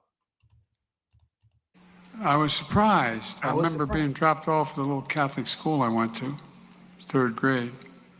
And I watched this bus go by every day. And it passed, I was on the call of Philadelphia Pike connecting Wilmington and Philadelphia. And it passed the turn to the big high school, Claymont High School. Yeah. And the little Catholic school I went to, Holy Rosie, was right on the corner. I remember saying to my mom, why does that happen? said, well, She's lying. What fourth grader looks at a bus of kids and says, "Mom, how come those kids aren't going to school with me?" What are you talking about? You're in the fourth grade. Your real view is only other fourth graders. Your real view isn't high schoolers at all. If they're just going to another school, it's like, well, honey, they're going to the all black high school. Okay, what kid? No little fourth grader even has a concept of racial dynamics. To be honest with you, racial dynamics. You understand that people are older than you, so obviously those kids wouldn't even go to your school. This dude is a liar, man. God damn. And I used to do so many shows on Biden, catching him up in lies. He never asked his mom that. He's a liar. black kids aren't allowed to go to school. Wait, why does that happen? I said, well, black kids. This is what Democrats famously loved. This is what they do. They love to make blacks look like victims, lower class, the other. He's gonna the other blacks. You know, like they're different. And he's the correct one. His Mom, how come we're the correct ones and the blacks aren't? This is what Democrats do. It's funny watching these people in action. I love it. I love it. Guys, get the likes up. Get the likes up, guys. Share the video. Duale says, CT, Joe is doing his own eulogy. Yeah. Only time will tell. Mama Carol says, Reverend Jackson would be embarrassed to know this ass clown. She didn't say ass, but this clown circus happened in his name at his funeral. Yeah, he probably would, to be completely honest with you. This is disgraceful. And I'm not even a Democrat, but this is disgraceful. Kids aren't allowed to go to school, white kids in Delaware. No, high school kids don't go to school with fourth grade kids. That's probably what his mom really told him. He probably, like most kids, even with me, man, I'm 40. I have a fragmented memory of my childhood.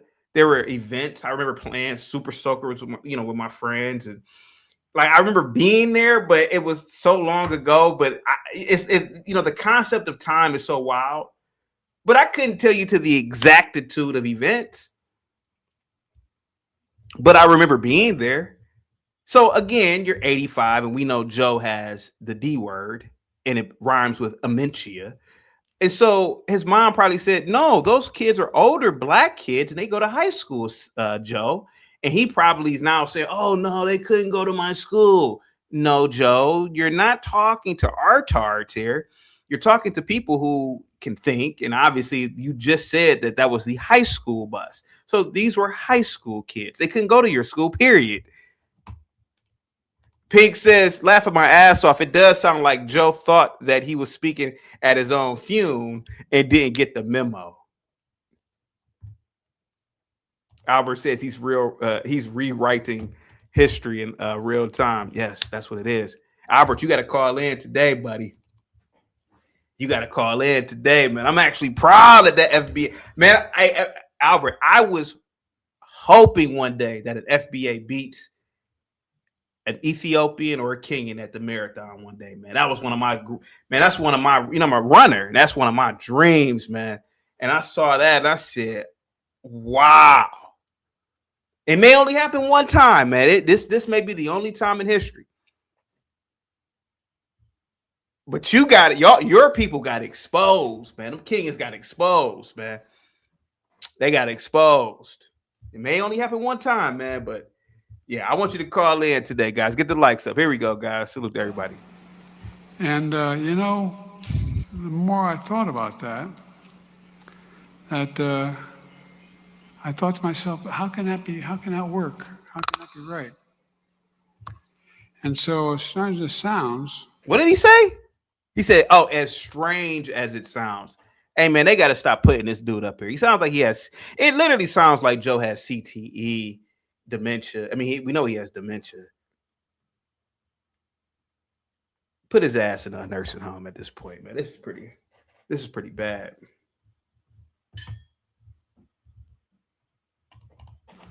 I got involved in being concerned about it. I didn't know a damn thing about the civil rights movement. I was going. You already said.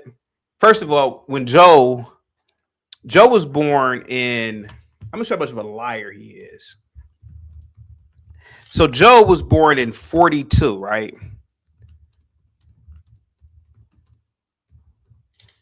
The civil rights movement didn't start until 54.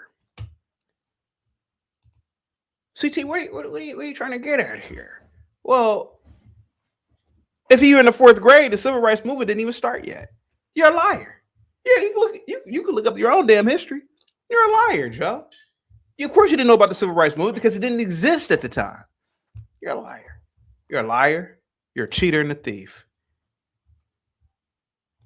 Says he's a heavy drinker. Here we go. In the 4th grade. But you know what's right, and you know what's wrong, and you feel it. You know, fact of the matter is, the man of God and the people throughout the decade of friendship and partnership, I knew Jesse. Okay, now we're getting into Jesse Jackson after 4 minutes and 45 seconds. Okay, here we go. We're both young. Jesus Christ, man. He keeps saying we. Now, oh man, he just can't talk about Jesse. He has to make it about himself. I'm only 83. Aye. Here we go. Here's it. I'll tell you laughing at. That's 40 times 2 plus. But all kidding aside, we came up through the same time. I knew Jesse, and history remembers him. I knew him was determined and tenacious. I knew him was underrated, undeterred, and unafraid. Not a joke. You know, listen, I know I wasn't the president, but when you're giving a eulogy or you're talking about somebody who's deceased or you are edifying people, you don't say I knew him as this. No, you say what he is. Hey, Jesse, he's this. Hey, Jesse, he's been known to this. In groups and circles, he's known as that. These people are narcissists, man. I knew. I'm giving him an informal, important title because I'm so important. Yeah, that's what this shit is, man.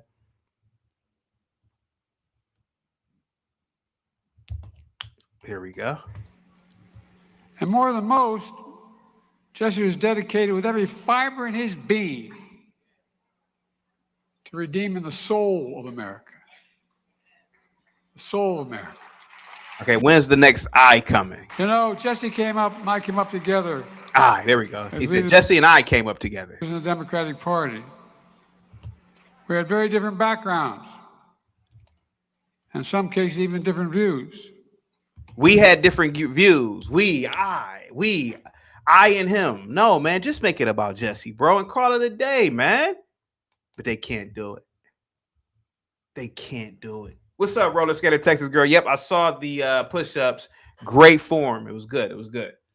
Positivity is definitely coming your way, sweetheart.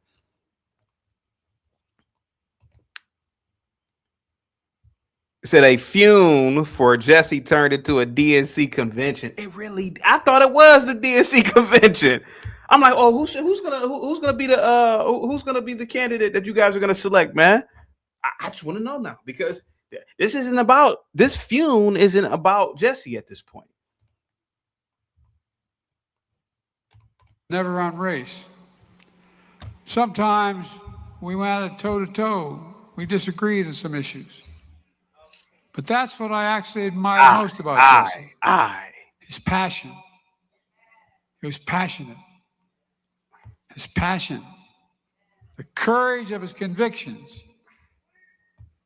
And you know, his courage inspired a hell of a lot of us, even though we were the same age.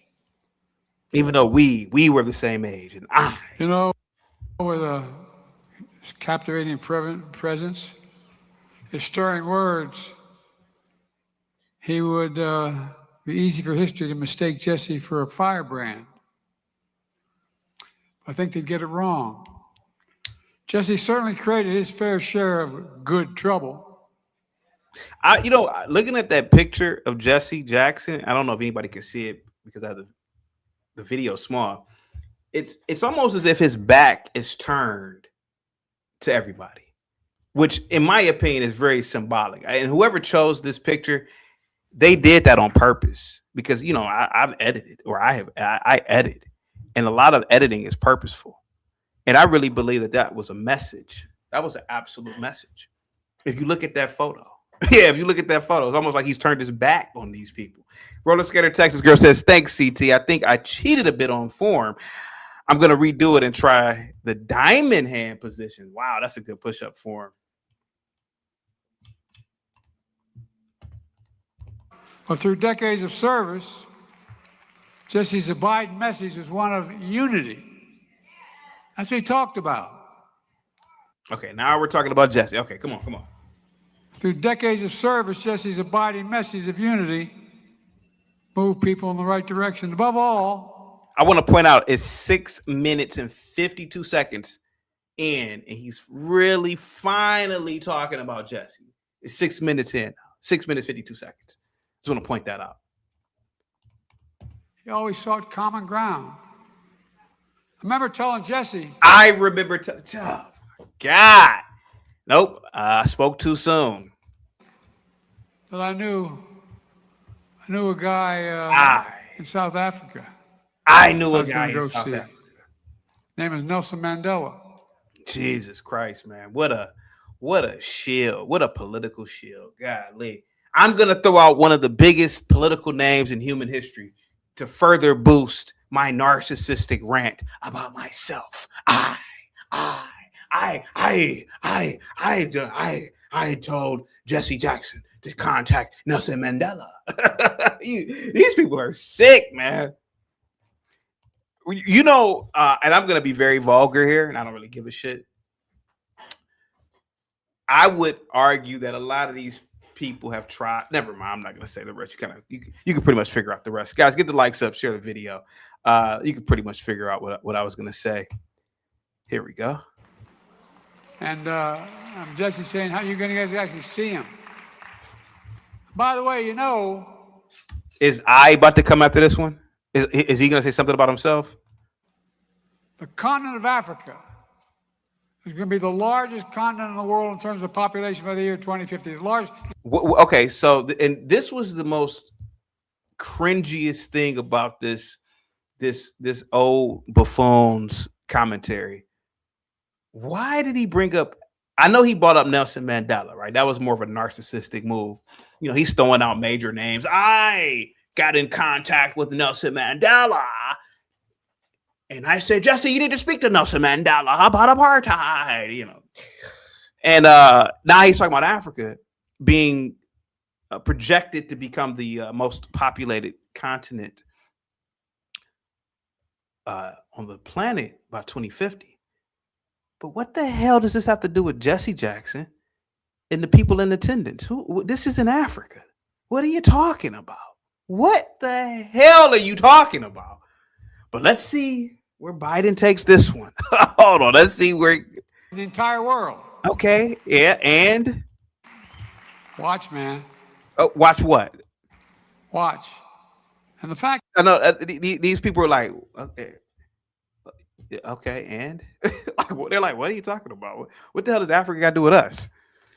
The matter was that I remember there were a group of senators going down to. I got elected when I was 29. I wasn't old enough to. I got elected when I was 29. He tells this story all the time. Like, okay, you got elected at 29 years old. You were one of the youngest people to become elected senator. Okay, that was 60 years ago or 50 years ago. So what? Okay, what does this have to do with Jesse Jackson? Like, he tries to like talk about Jesse, but then it always goes back to himself. For real. Some people I wasn't bright enough to be sworn in, but yeah, he right about that. The point was, I had to wait 17 days before I could be eligible to be sworn in as a United States Senator. Could you imagine this old fool? He's probably in a mirror somewhere practicing this same speech. When I was one of the youngest senators, and I remember being stopped in Capitol Hill, and they had to ask me, who are you? And I said, oh, I'm the newly elected senator, and I'm 29. Like, okay, well, how many goddamn times you gonna tell this story? American Millennial says, me, I. Yeah. American Millennial says, liberals are self-centered projectors. They are narcissistic people. Yeah, this is bad. There you go. One of the benefits that had was I wasn't going to leave the Senate. I wasn't going to leave the Senate. He talked about Jesse Jackson. Now, mind you, it's about 8 minutes in. 7 minutes 58. We rounded to 8. 8 minutes in. What's up, Aversi? Salute, buddy. We're 8 minutes into this narcissistic nonsense. He's probably talked about Jesse Jackson in totality 15 seconds. If anybody were to go back and really dissect this video. Unique says, somebody get Sleepy Joe off the damn stage. I wasn't going to be sworn in because I got a phone call on December 18th before we get sworn in January. About his family that were, that my wife and daughter had just been killed and my 2 boys are going to die. So I decided what I was going to do. There was an accident. There was Christmas shopping, a tractor trailer hit him. So I decided I wasn't going to go to the Senate. And often pointed out to me, I said, my kids can, the state of Delaware can always get another senator. We had a Democratic governor. And, but they can't, my kids can't get another father. But because of a couple of people, start with Teddy Kennedy and a guy named Fritz Hollins from South Carolina, where Jesse's from, and a few others, Hubert Humphrey and others, they put their arm around me and they said, look, just stay for 10 months and then go. Because they knew I was going to be leaving, as Hillary can tell you, and all 3 of them can tell you, is that when you're a freshman, you don't get on the good committees. Committees everybody wants to get on are appropriations, finance, judiciary, and foreign relations. So to keep me down there, they put me on 2 really important committees. The Judiciary Committee, which allowed me to appoint the first Black justice to the Supreme Court.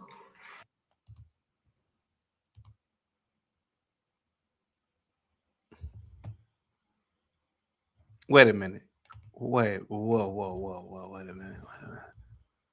Allowed me to appoint the first Black justice to the Supreme Court, which allowed me to appoint the first Black justice to the Supreme Court. Wait a minute. Wait a minute.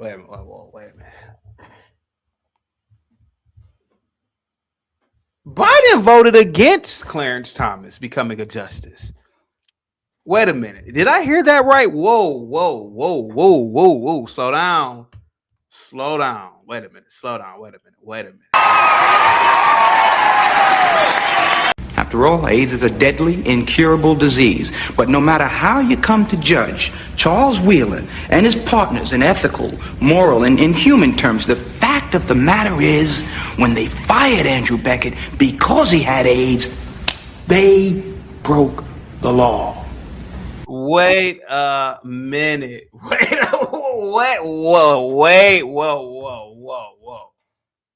Wait a minute. He wasn't talking about Thurgood Marshall had already been a Supreme Court justice by the time Biden took office.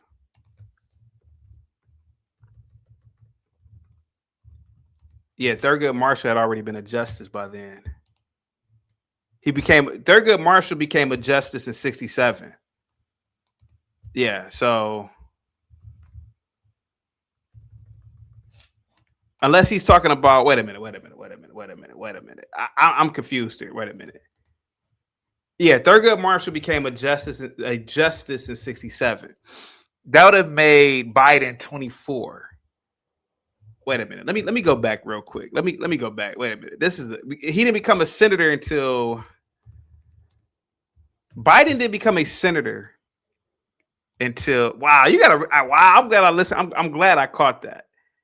Biden did not become a senator until 73. Yo, this dude is insane, man. What the hell is he talking about? Wait a minute. What? Keep me down there. They put me on our appropriations, finance, judiciary, and foreign relations. So they keep me down there. They put me on two really important committees. The Judiciary Committee, which allowed me to appoint the first black justice to the Supreme Court. But yo, I don't think anybody was. Yo, wow, wait a minute. This might be a show within itself. See, I wasn't listening. See, I thought he just said a black Supreme Court justice, and I totally forgot about my fraternity brother, Thurgood Marshall, being the first black Supreme Court justice. But he had nothing to do with. Wait a minute.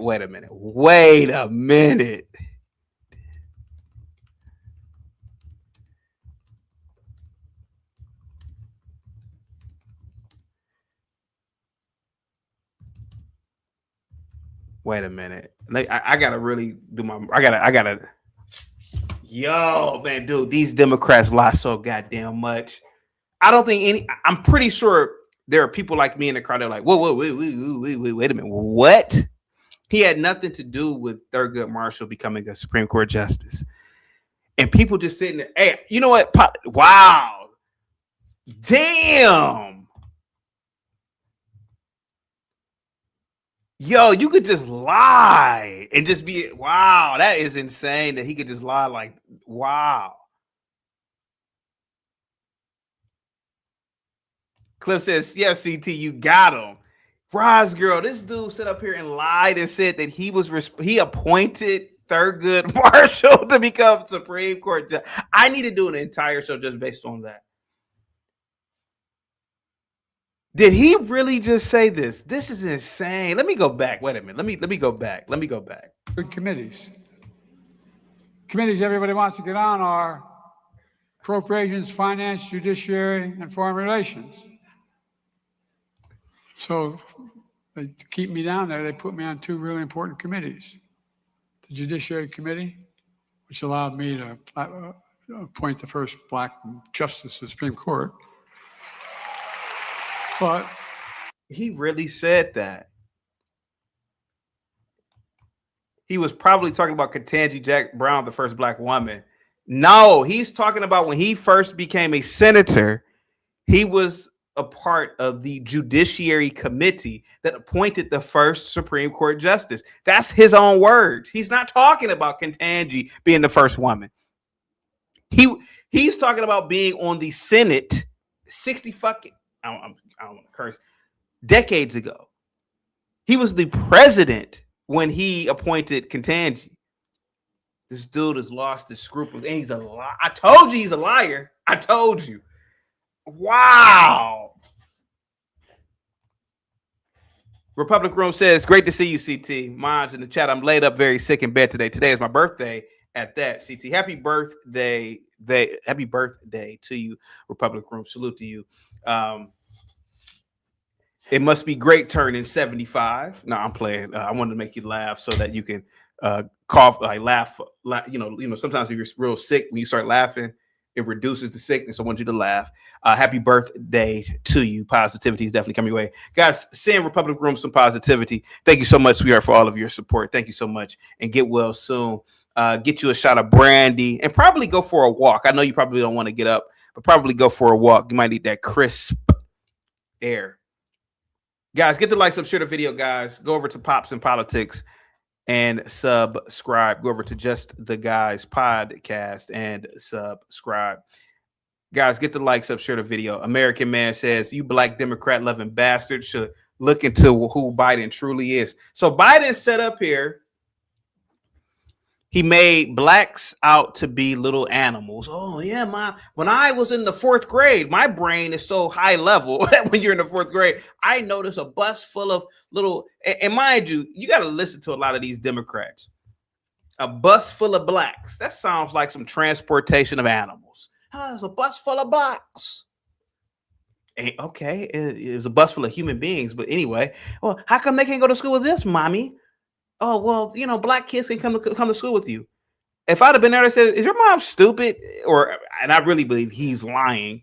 But no, you're in the 4th grade, bro. You're what's 4th grader? 10 years old? Yeah, you're not in the high school. You're not in high school.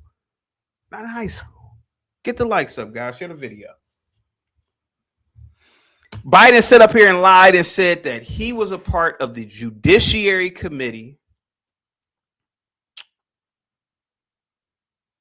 that appointed the first Supreme Court judge that was black. He's a liar. He just lied right there in front of thousands of people. Man, I'm not making that up. That's what he said out of his own mouth at Jesse Jackson's funeral or homegoing. CT, what's funeral?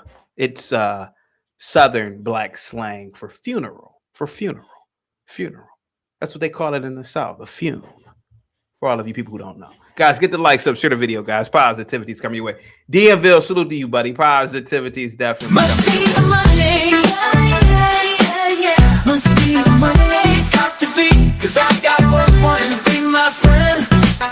Must be the money. People I never knew, people I never thought I'd connect with. Oh no, I don't know what it is. Talk to me, check it out. DMville says, CT, he meant to say he shorted on Clarence Thomas. He sure did. He grilled Clarence Thomas. Basically, get back in line, boy. Hey, boy, get back in line. Is he forgetting that we have cameras and TVs that we can see this? He sat up there and grilled Clarence Thomas like a principal grilling a little kid. You know, like, how dare you try to become a justice, boy? You want to be a justice now, boy? I should be where you sitting at, boy. That's how he was grilling them. I can't believe Biden just stood up here and lied and said that he was a part of on a judiciary committee that appointed the first justice, which is impossible. He would only been 23 at the time when Thurgood would have been in office as serving on the court. He's a liar, man. I just listen to people. Hey, man, keep talking. Just talk all you want. You let a mother effer talk so long, man. I'm telling you, be like, oh, okay. They're just telling themselves. He's a liar. You weren't even a senator at 23 years old. Republic Room says, hilarious, CT. Fune is absolutely how the black folks in the South pronounce it. CT, did you see my Mandela and MLK post? Biden also claimed these things, CT. I didn't see your post, but when he brought up Mandela, I said he's a liar. He's never met. He never talked to Mandela. I'm almost certain about that. You could just lie these politicians lie so much, man. Avaren C says CT making up ebonics. No one says a fune for a funeral. Yeah, Avaren C, I know you're a little wigger, but Southern blacks, old school Southern blacks, say fume. Yeah, fume. Yeah, fume. They say it, bro. I'm telling you, Southern blacks. Guys, get the likes up. Share the video.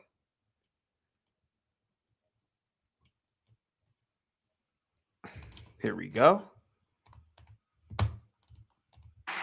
Judiciary Committee, which allowed they put me. So to keep me down there, they put me on 2 really important committees. The Judiciary Committee, which allowed. See, you know what? What's up, Moxie? Salute to you, sweetheart. You know, I think a lot of these old people, boomers and up, they are operating in pre-social media, frontier internet time when you could just say stuff and people didn't really research. It was hard to find events and you could just lie. And you are already in a position of power, so people automatically believe you. But now it's so much information out there. I mean, you know, you could literally just go on Twitter and watch the whole damn confirmation hearing of Clarence Thomas, which was the second black Supreme Court justice. So the first one would have been Thurgood. And you already know, hey, you had nothing to do with Thurgood being appointed, and you had only been fresh out of college at the time, and you for damn sure would have anything to do with it. You wouldn't even have been in those. You would not have even been in those doors or those rooms. So what are you talking about?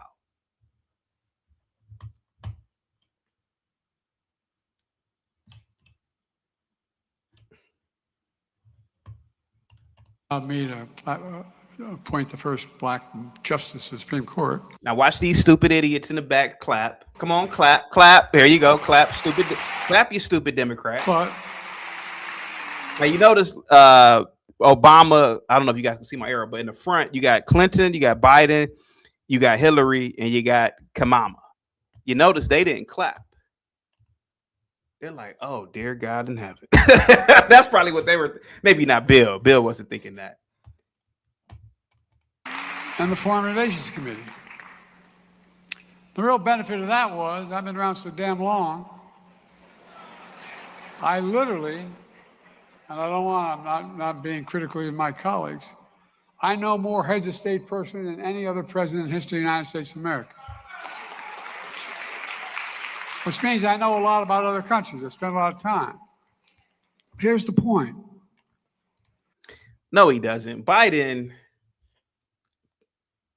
took more goddamn vacations to his home than I believe any other president. Man, oh my God. Republican, I usually literally do shows on his vacation and his vacation taking ass. What the hell is he talking about?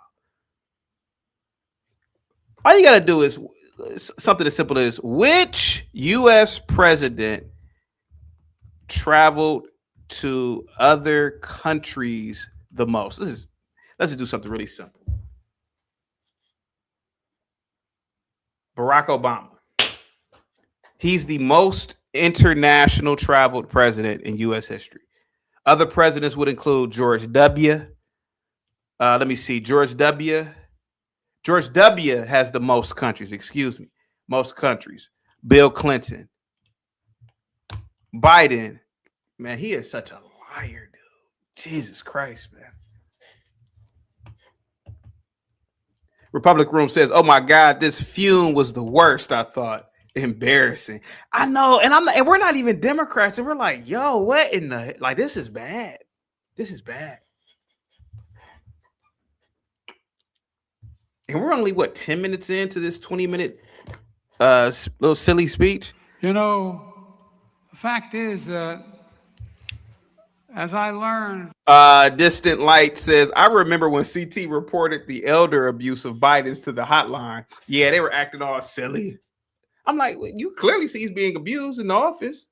He's walking into walls. They got to help him out.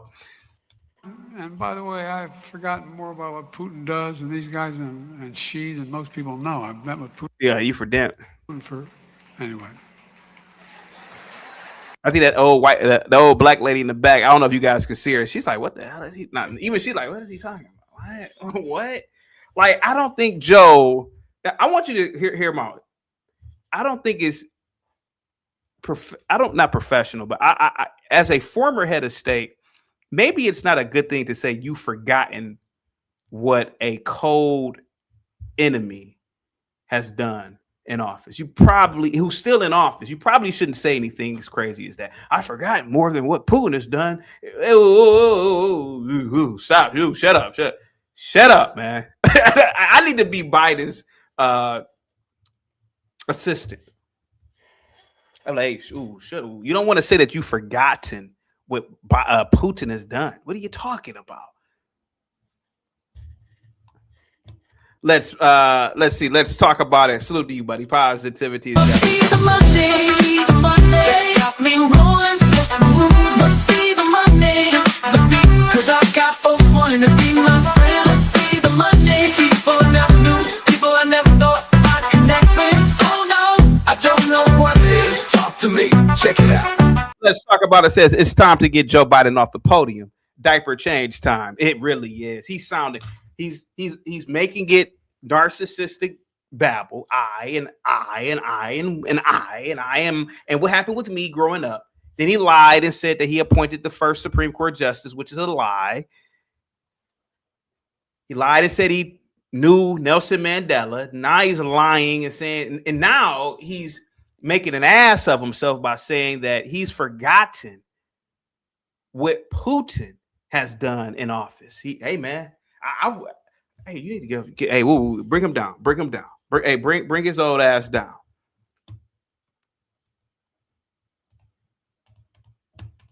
$10 minutes. We're only 10 minutes in. And remember, Barack was a great, great man to be vice president for. I really mean it, Barack. Thank you. Vice president for. I really mean it, Barack. Thank you. What the hell is okay? Back to Jesse Jackson. Barack and I had a deal where we talk with each other every morning we'd be the first two people we talk to. And every night we'd be the last two people we talk to. And Barack would be asking me a question or something. I'd say, well, you know, it's all personal relations. Now I'm about to enlarge the screen, right? Now you can see Jesse Jackson's coffin. But you can see his coffin right there. You can see his coffin. There goes his coffin right in front of him. Here goes a man's coffin right in front of him. This old baboon, he's up here just talking. I don't know what the hell he's talking about. I see why Jesse Jackson Jr. went off on these people. This man has only talked about his dad for about 20 seconds, if that, in total. He over here talking about what him, he's over here talking about briefings, which is a standard presidential procedure in the morning. He's talking about presidential briefings right now. Can you imagine how insane this is? Yet he says, CT, maybe Biden is the ultimate troll. Maybe he is. Maybe he is. I don't know. Thank you once again. Let's talk about it. I know, Joe. Enough about all personal relations. But the fact of the matter is, that's why he's such a damn good president. Biden, he's talking, wow, now he's glazing Obama, talking about, yeah, but Obama, you were such a great president, Obama.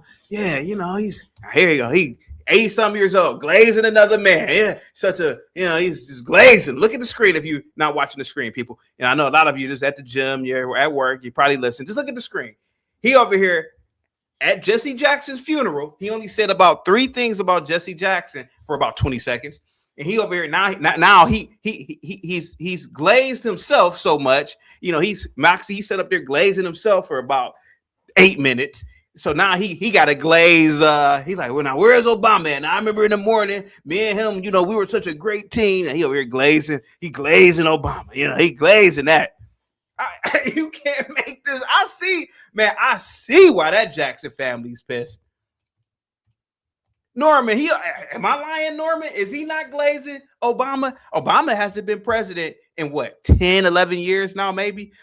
What the hell are you talking about? And it's not like you're talking about anything of significance, like any type of deals, like political deals, high level, high stakes, high political game stakes, nothing. You're talking about morning briefings. That's what they're talking about. He over here glazing. Yeah, remember we talking about, you know, he's over here just glazing Obama, you know, glazing him. He over here glazing Obama.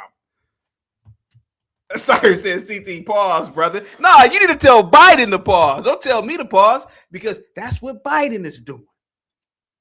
Yeah, you know, in the morning, Obama was such a great president. During our briefings, you know, we were like a WWF tag team, and we were beating Stone Cold. Yo, Mr. President, whoa, Stu, shut up, please. What the heck? Would you stop? Just stop talking. Stop talking. Southern Gene says, yeah, it was so bad, shaking my head. The political people went over like 3 hours and no more kids. Family really got to talk. They started before the 3-hour deadline. It took almost 6 hours into the service. Yeah. Here we go. And the whole point of what I'm trying to get at here is that, now back to Jesse Jackson. you know, Jesse did it really well. You got to know people. You got to understand what they're. Is anybody tracking how many times he said I or we or something about his story. Now he's gonna talk about Jesse. I wonder how long it's gonna take for him to start talking about himself again. Yo, over here, just think about every time he talks about himself. Just think about him doing this. You know, I'm not gonna. You know, I'm trying to be careful because of YouTube, but you know, think about every time. I should have had like a hot dog with me. Like every time he's talking about himself, just imagine him doing this. You know, just glazing himself. You know, that's what it really is. When I'm around narcissists, that's all I picture them doing. For the men, you know, man, you know, just tearing it up. You know, just tearing it up. You know, I did this 50 years ago. I did this, and and I really don't want to tell you what I think about when women get the glazing themselves. So I'm not even gonna do it. Oh, I might do it if Kamala starts talking. I ain't gonna lie to you. Get the likes up. Here we go, guys. Here we go. What's on their mind? You got to kind of speak to them.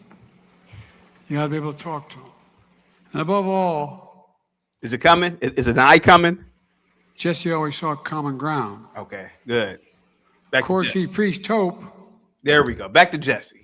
Because, folks, despite all he endured growing up, despite the pain and disappointment he experienced. Jesse Jackson didn't grow up in a bad environment. You're lying. See, oh my God, dude, they lost so man, dude. Jesse Jackson didn't grow up in a bad environment. No, he didn't. No, he didn't. He didn't at all. To be completely honest with you.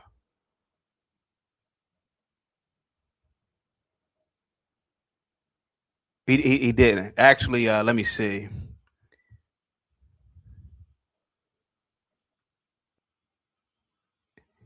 When Jesse Jackson was in high school, he had a minor league professional baseball contract. The University of Illinois reached out to him.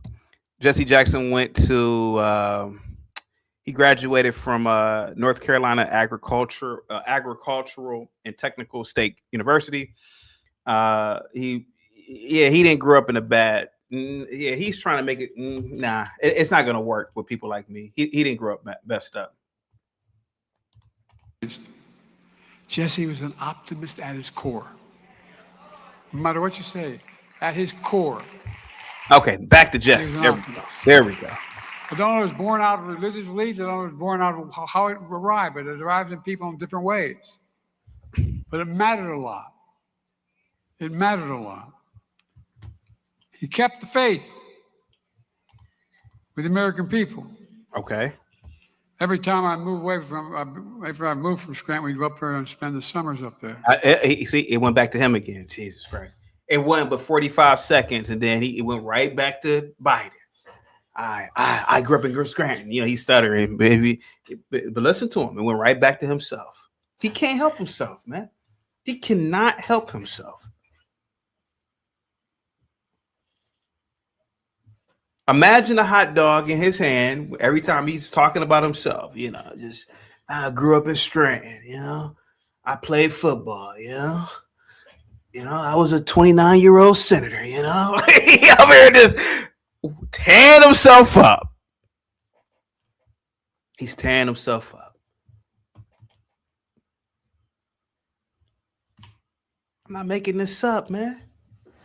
You can hear what he's saying. You can hear it. He talked about Jesse for about 45 seconds because he didn't know Jesse. That's why his son is correct. Y'all didn't know Jesse, man. You can just tell by the way they're talking. If somebody that I knew died that was close to me, a friend of mine, I wouldn't dare. I had a friend who died of breast cancer. I didn't speak at her funeral. I couldn't imagine getting up there saying I. I'm like, man, she was a great person. She could light up a room. Whenever you felt bad, she was there to do. I couldn't imagine doing what this old fool is doing. That's disgraceful. But he over here took it right back to himself when he was a kid. Just imagine the hot dog in the hand when he's doing it. Republican Room says, actually, Trump was the closest to Jesse. I agree. He said he extra glazing.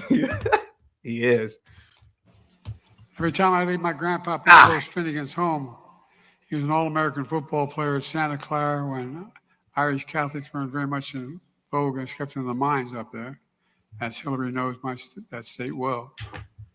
Every time I leave the house, he yelled, "Joey, keep the faith." And my grandmother will know, "Joey, spread it." Well, folks, I had the opportunity to come up in politics at a time with people like Jesse around, and Jesse in particular, where he talked about hope. He talked about hope. He believed in his bones in the promise of America. We're all created equal in the image of God. And we hear this all the time. So I wonder how many people really believe it. He believed everybody deserved to be treated with equally and throughout their lives. And while we've never fully lived up to the promise, I don't think things would have been the same had Jesse not been around, because Jesse decided that his life was ensuring that we never fully walk away from it either. Because there's bad times like now. We're in a tough spot, folks. We got an administration. Oh, here we go. Here we go. Here we go. So it took him a little while, but he here you go. Now he's gonna talk about Trump. He's gonna talk about Trump now. He's gonna pretend that life is so bad in America. You know, he's gonna pretend like this is a third world country. Now he's gonna talk about the Trump administration at Jesse Jackson's funeral. You can't make this shit up. Here we go. According to the values that we have. And I don't think I'm exaggerating a little bit. You are exaggerating, bud. So he knew who we were at our best, and he simply refused to let us off the hook as a party, as a nation, or as individuals. And time and again, the triumph and turmoil, with relentless insistence. Unique says, whoever approved this speech hates your guts, Sleepy Joe. And what is right and just, he helped lead us closer to fulfilling our nation's promise of restoring the nation's soul. He used his gifts to influence generations of Americans. Okay, now he's reading from a piece of paper now. See now, whoever his handlers are said, okay, Joe, you've glazed yourself enough. The stage is messy now. You glazed Obama, your handler. You got to talk about Jesse now. So just read from that pamphlet. That's what they're doing. Here we go. And countless elected officials, including presidents, as you see here today. And though through his impassioned words on the campaign trail and through moments of quiet courage, Jesse changed history in ways numerous and profound. In fact, I want to thank the Jackson family again, because you don't do it without family. My dad used to have an expression. 15 minutes in. He's 15 minutes in. And he's finally thanking the Jesse Jackson's family. And now he's going to still talk about his family. Now he's going to thank them, but he can't thank them too much because it goes against his narcissistic gravitational pull. So now he's going to talk about his daddy again. He didn't talk about his daddy like 4 times now. But he's gonna talk about his daddy for a 5th time now. He's gonna glaze himself again now. Unique. Just imagine that hot dog. Just glazing that hot dog. Just glazing it. Jackson. Say family is the beginning, the middle, and the end. It's all family. And Rainbow Push Coalition, the family, you're just incredible. But I promise you, as much as we're celebrating here, when you leave here, you're still going to go home and you're going to feel a little hole in your heart. He's gone. He's gone. But only I can tell you from experience of losing so many people in my family, the day will come when his memory brings a smile to your lips before it brings a tear to your eye. It will come. It will come. Okay, that was pretty nice what he said there. I got to give him credit for that. And my prayer for years will be sooner than later. Look, the legion of Americans, I know there are many who counted Jesse as a mentor, a friend, a hero. Let us be what Jesse called us to be. A margin of hope. Sometimes just a margin. You change people's lives, you change community lives. Lift up this country and light the path to be a nation Jesse always believed we could be. You know, 3 years ago this week, Jesse and I came together once again on the Edmund Pettus Bridge. Walk across that bridge. When you stand there, you come from a state like Delaware, you understand what's on the other side when they're waiting there. Thugs on horses waiting to beat the living hell out of you. Oh my God. Well, let me tell you something. We reenacted that a number of times. This time, Jesse's in a wheelchair, but he's not deterred. His faith renewed his strength. Holy God. And with faith, he didn't grow weary and didn't let us grow weary. No, he really didn't. I know it sounds strange, but he didn't.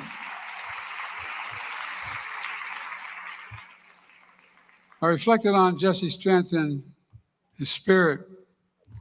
Let me close with sharing a hymn. Yeah, please close.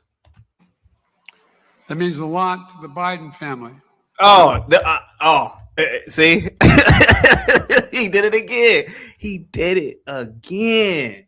I'm going to share him, but it's related to my family because I can't get enough of glazing myself. Woo, man. Golly, man. This dude, I mean, how much toilet tissue does he take up glazing himself? Particularly, is he going to sing this shit? Meant a lot to my son, Bo. Oh, my God. Bo's a wonderful guy. He should be standing here, not me.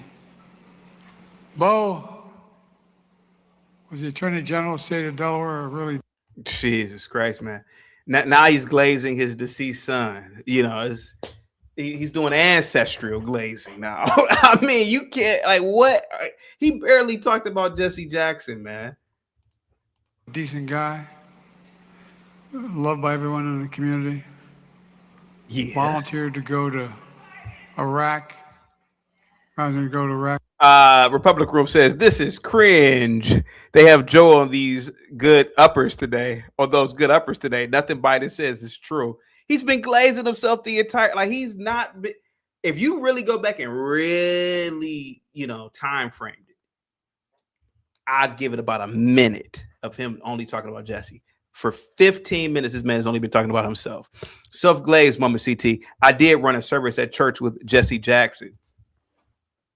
Excuse me. I did run a church service with Jesse Jackson in the pulpit back in the early 2000s. He was a cool guy. There we go. When it was all National Guard.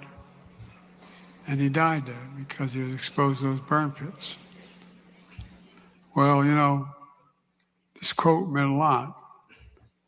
It's, and he will raise you up on eagle's wings and bear you on the breath of dawn. I don't believe that's his family's quote, but whatever. I take him for his word. Let this light shine upon you like the sun until next time he sees you, he'll hold stop it. the palm of his hand.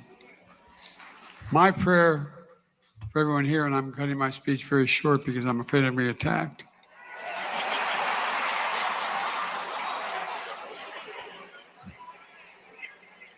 So, folks, I guess I could say it all in one paragraph. Don't give up. You keep glazing yourself. Started off every morning. And he did it again. God damn, dude. How many times has this dude said "I" the entire time? He did it again. He said "I wake up." I wake up doing what, Joe? What do you wake up to? Okay, what do you wake up now doing? What do you wake up now doing? As a young man, when I got back to Delaware.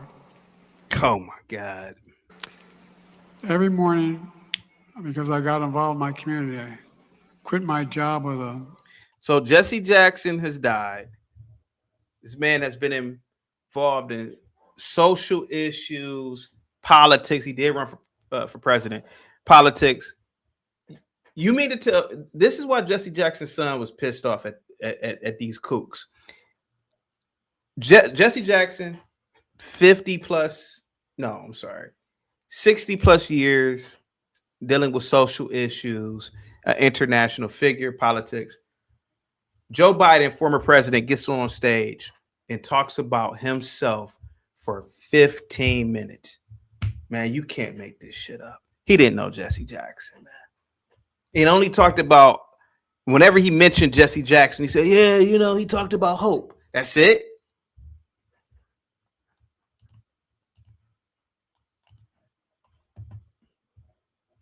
That's it. Here we go. One of the biggest law firms in Delaware became a public defender. And I spent a lot of time with the community. I was the only white guy who worked on the east side of Wilmington, Delaware. Oh my God. Jesus Christ. Matter of fact, they named the biggest swimming pool after me, the Biden swimming pool, man. I bet you there's no swimming pool. He said they named the swimming pool after him. I bet you. Let me see if they named the swimming pool after him. The Biden swimming pool. Let me see. I can't find any pool named after Joe Biden. Okay, in 2017, the Wilmington pool was renamed the Joe Biden swimming pool. Whoop-de-fucking-do. Whoop-de-damn-do. All kidding aside, I was one of only 13 lifeguards, and I was the only white guy. Because I wanted to understand. I was the only white guy who was managing and controlling N-words. That's what he's really trying to say. This is insulting. I thought I knew the issues, but didn't understand the individual persons. They're just swimming, Joe. Joe, they're just kids swimming. It's nothing philosophical or grand about it. They're just little black kids swimming. And you were just a lifeguard. You're 15 years old. Who cares? Roller skater Texas girl says he's nuts. Chevette, remember an all-state halfback I played with. And he said, Joe, you have a jerry can? You know, a big 5-gallon. He said, can I borrow your car? I said, you got a car? Sure, you can borrow. What do you need a jerry can for? He said, you dumb SOB. I'm going down to see my mother in North Carolina. I can't stop at a gas station. I can't stop at the gas station. This is insulting. I can't believe a crowd full of blacks would even sit through some nonsense like this. He's over here talking about some made up story that he had a black friend who was a halfback at his school, said he can't drive without stopping at a gas station. This is absolutely absurd, man. What? Oh, God. The point I'm making is, the more we know one another, the more we understand what we're going through. There's enough decency and human nature in this country to reach out, to help. You know, Jesse kept hope alive for us in his lifetime. And we've got to continue to do it in our lifetime for our children, because there's nothing beyond our capacity when we work together. Nothing, nothing, nothing. So stand up and finish his job. Man, what in the hell kind of speech was that? Even though Kamala isn't a president, she was a VP. Let's listen to her. So how many times will Kamala say I and bring it back to herself and make it about herself today? Let's see what she said. Let's see what Kamala said. And I wonder, and you know, she was I'll give her the benefit of the doubt. She probably quartered the bottle. She didn't have the bottle before her little silly speech, probably. Let's see what she said. Here we go. Here goes Kamala. Reverend Jackson believed that women deserved equal pay. Reverend Jackson believed women deserved equal opportunity. He also cheated on women, too. Reverend Jackson believed that women should hold the highest roles and positions in the land. I don't believe Jesse Jackson believed that part. Now I didn't know too much about Jesse Jackson, but I know he didn't come off as stupid. I mean, come on, he didn't come off as stupid now.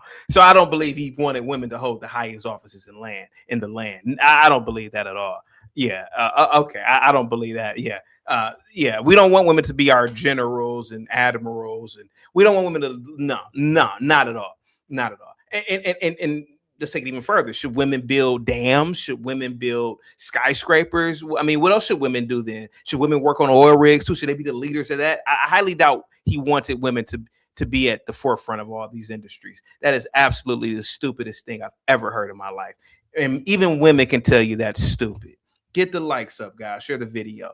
Oh, I'm the head. I'm the who's whoever is the head of the Marines. We're gonna send mostly women on the front lines. No woman would ever say anything that's stupid. So no, I don't believe Jesse Jackson believed that. Here we go. The first woman, the first African American woman. She's not African American.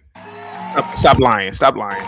The first Asian American woman, Vice President Kamala Harris. What a cuck. Who the hell is singing?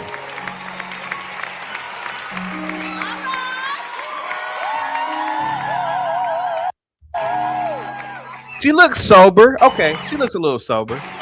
She looks sober. One thing I can say about Kamala is she's always dressed very nice. Her hair looks very nice. And she's still attractive for a senior citizen, for an old broad. She's still attractive. It is what it is, pal. Good afternoon, everyone. Sheena, how many times, Sheena, Southern Jeans, Republic Room, Moxie, how many times, Mama Carol, how many times will Kamala say I, like Biden? Biden must have said I like 300,000 times. But how many times will Kamala say I and make it about herself? And not make this event about the person who's in the casket in front of her. I wonder how many times will Kamala do it today. I haven't seen any of this. So I'm just raw dogging this. Thank you so much, American Millennial. Salute to you, buddy. Kiro, what's that? Kirio, what's up? She says she's definitely African American. CT, you hating on black women. Now you show your true fear of black women. Kirio, you got to be a goddamn idiot if you think that I want women to be at the forefront of anything other than holding a goddamn mop. Are you stupid? I know you're a member, but are you dumb? I'm not hating on no woman. Even though it was International Women's Day yesterday. No, no, because at the end of the day, society is built by men and is protected by men. How can I hate on a woman? Women shouldn't be in those positions. So no, I'm steadfast on that. Get your ass in that kitchen. Shut your mouth. Let's talk about it. Says CT, I agree 100% of none of these women would ever want to go in the forefront.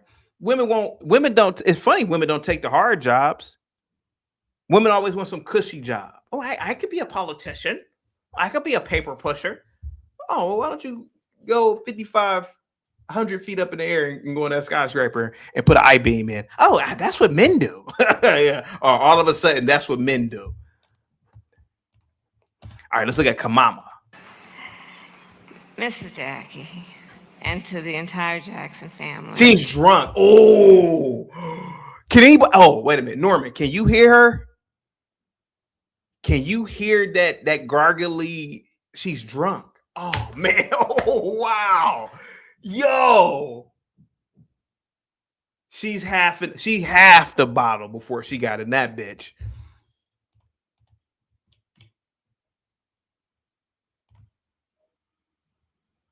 She half the bottle. Curio says, CT, did your mother play a part of building your life? No, my mother is educated, but my mother, whether she was in her profession or not, would have been a great mother anyway. And no, women should be in the kitchen. And women should do domestic things. If they choose to get a job, okay, so be it. But women should never be at the forefront of society. Never. I'm not a misogynist, and I don't really get into that red pill shit. But women, no, absolutely not. No. That's stupid. No. You can call in if you want.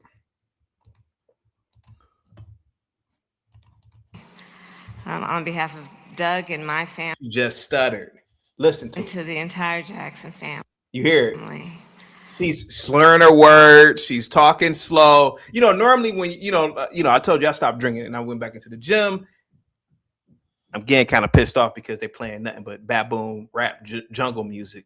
But listen to her. She's wasted. Stammering her words. Now me, I'm not gonna give a drunk eulogy or commentary at a funeral. I don't care how drunk I get. I got too much respect for the person. He was a great person. I would never do it. Listen to this drunk old hoe. Hey, just call in, Carrie. If you were that offended, just call in.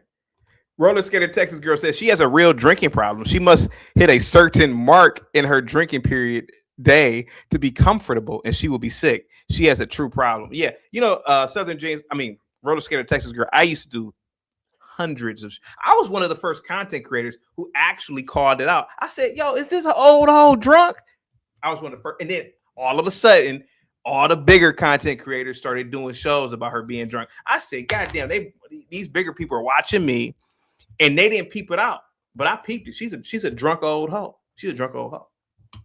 John Dunley with the $5 super chat. Psychopaths are running the insane asylum, and we call them leaders and elites. Guys, get the likes up. Thank you so much, John. Positivity is definitely coming your way at the speed of light. Guys, get the likes up, guys. Share the video. Thank you guys so much, man, for supporting the show, man. You guys are an incredible audience. Roller skater Texas girl says she's definitely an alcoholic. Hello. Here we go, guys. On behalf of Doug and my family, we pray with you as we did a couple weeks ago in your home, and we thank you. I thank you. So let me just say, I predicted a lot about what's happening right now. You predicted. Wait a minute, what? No, she started off saying I, and now I have a magic power. Listen to this old hoe. I have a magic power. Is she a what do they call it? A psychic now? She a psychic. That's what CT, why are you so hard on Democrats? How can I be hard on Democrats when this old hoe just said she has a superpower? She's a psychic. She said, I predicted. Ain't that what she said? I didn't say it. She said the shit. Instead of making it about Jesse Jackson, the old drunk hoe now is making it about herself.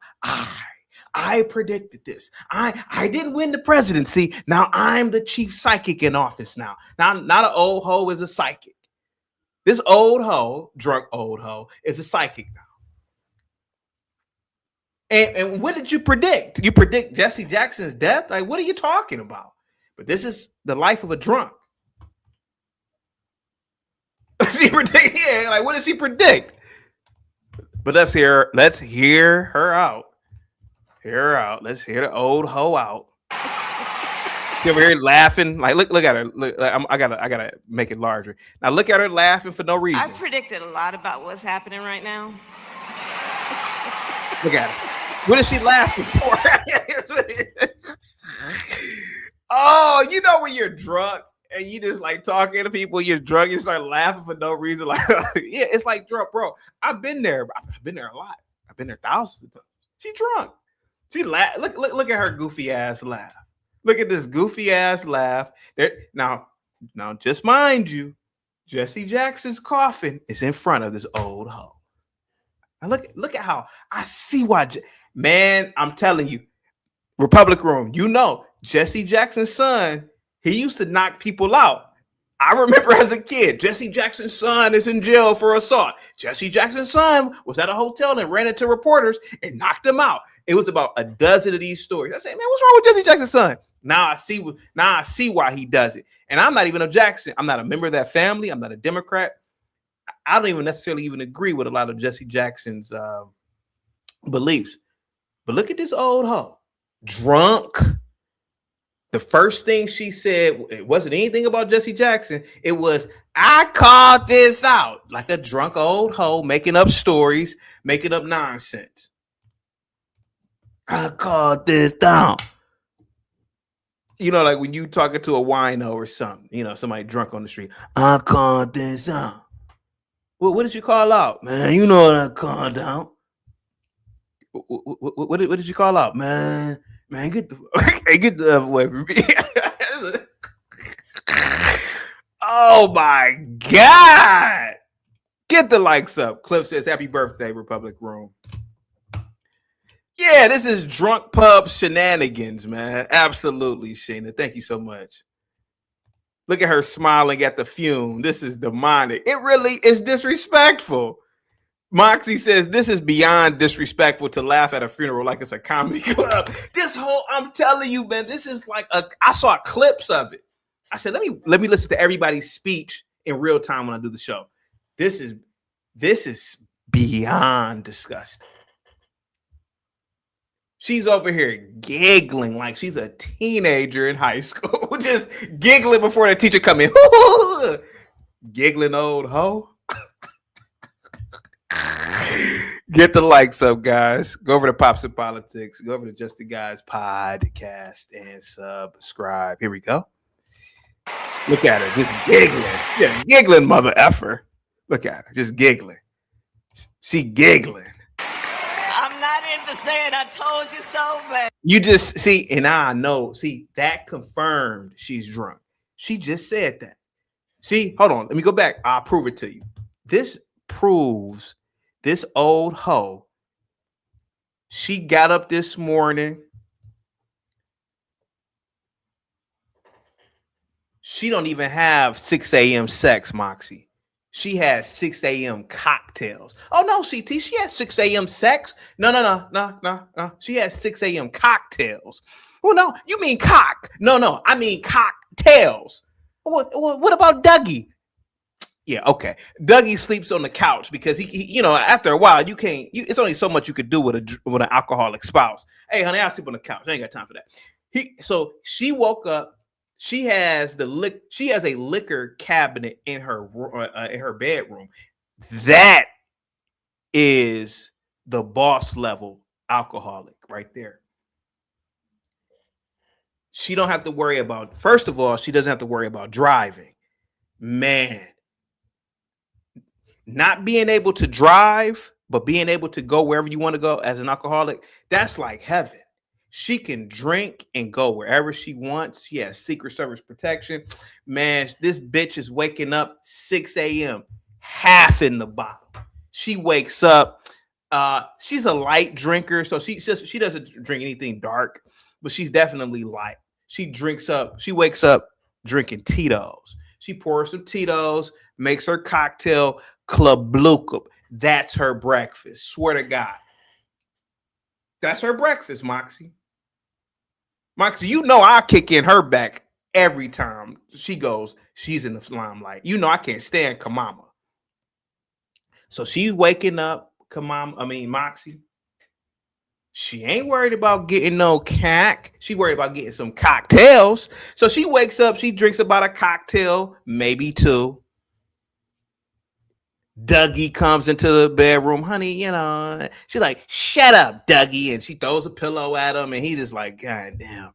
And then she goes about her day, you know, Jesse Jackson's funeral is today. She's like, who? Jesse Jackson, bitch. Oh, okay, Jesse Jackson. And then she got ready to come. And look at this giggling goose and clown. Look at her. She's a giggling old hoe. Look at her. you know. She got a giggling old chick. Fire says Tito's is cool. Yeah, Tito's is cool. But is it cool at 6 a.m, Sire? Is it cool at 6 a.m? Here we go. Duale says, CT, I might last ever. Oh, the last funeral I ever attended, I was so drunk. My family checked me out of the cemetery. Yeah. Republic Room says she's a member of a very pricey wine club, CT. She drinks the good stuff. Wine is her preference. Yeah, I did an episode on her being a wino as well. Oh, I wasn't even gonna get to that. Oh, yeah, I did a full 8-hour episode of her being a wino. And we were talking about like the selections of wine, the color. I mean, dark. I mean, sorry, is it red wine? Is it a Zinfandel? Oh man, it was like we were doing like an ESPN breakdown. But no, she drinks cocktails in the morning. Cocktail to get you right in the morning. I mean, it gets you right. She doesn't drink beer. She doesn't drink beer because beer gets you sleepy. She do some cocktails and wine. She'll do wine later in the day to mellow out. But cocktails in the morning, man. Shit. Cocktail. She may boil an egg. She's in shape. So this one thing I can say about Kamala, she's in shape. So she may boil an egg, eat the egg, but this hoe done had about 3 or 4 mimosas. She's a mimosa hoe. I know hoes like this. She a mimosa hoe. This bitch loves mimosas. She loves some mimosas, Republic Room. So she drinks about 4 mimosas. And she's good to go. She's cussing out Secret Service. Didn't I tell y'all to pull up 2 inches right here, motherfucker? Oh, you better believe it, Republic Room. You better believe it. Didn't I tell y'all to pull the mother effing car right here, mother blucker? Okay, Miss Harris. Man, give me no mother effing Miss Harris, mother effer. Had a mother effing car right the F here. Hey man, how did she? Because she's an angry drunk. She's an angry drunk too. She's an angry old hoe, angry drunk. Drunk right here. Didn't I tell y'all? I told y'all so. She's an angry drunk.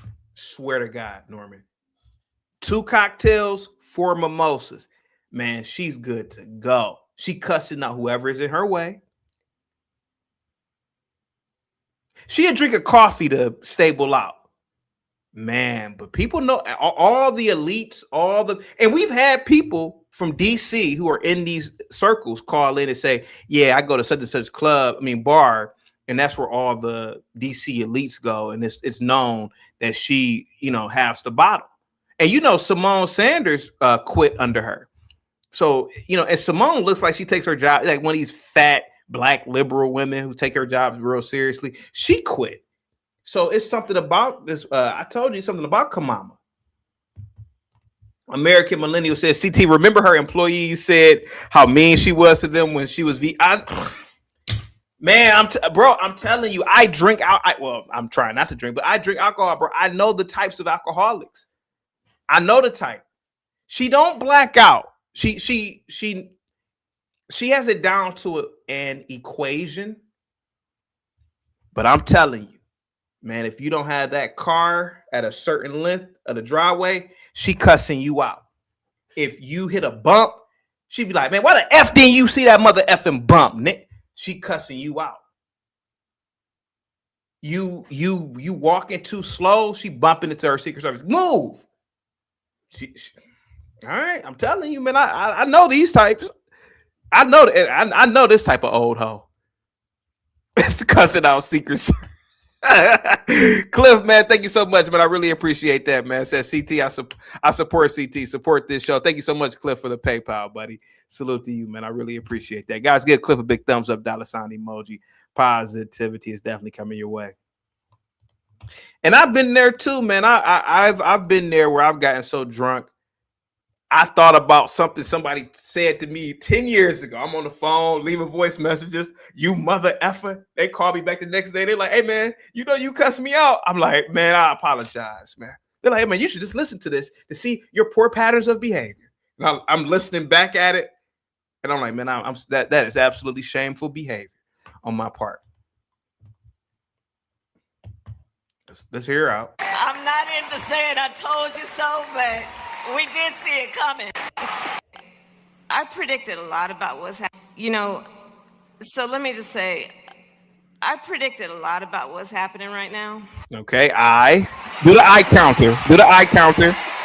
Look at her giggling.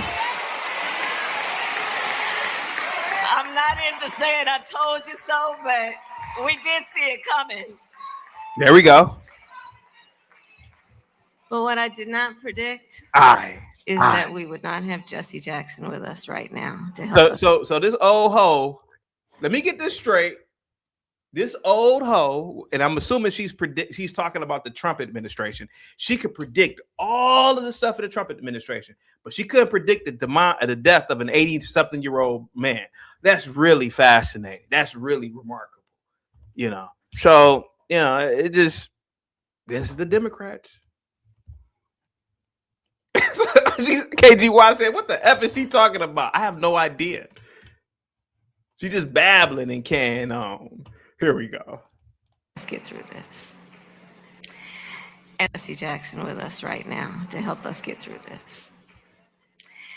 And this afternoon has been such a beautiful remembrance of his spirit, his life, and his faith.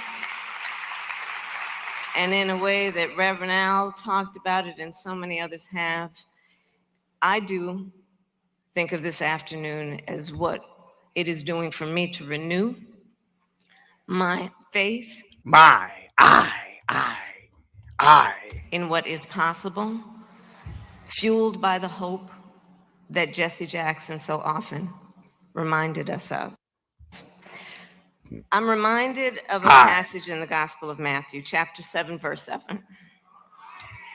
Ask, and it will be given to you. Seek, and you will find. Knock, and the door will be opened to you.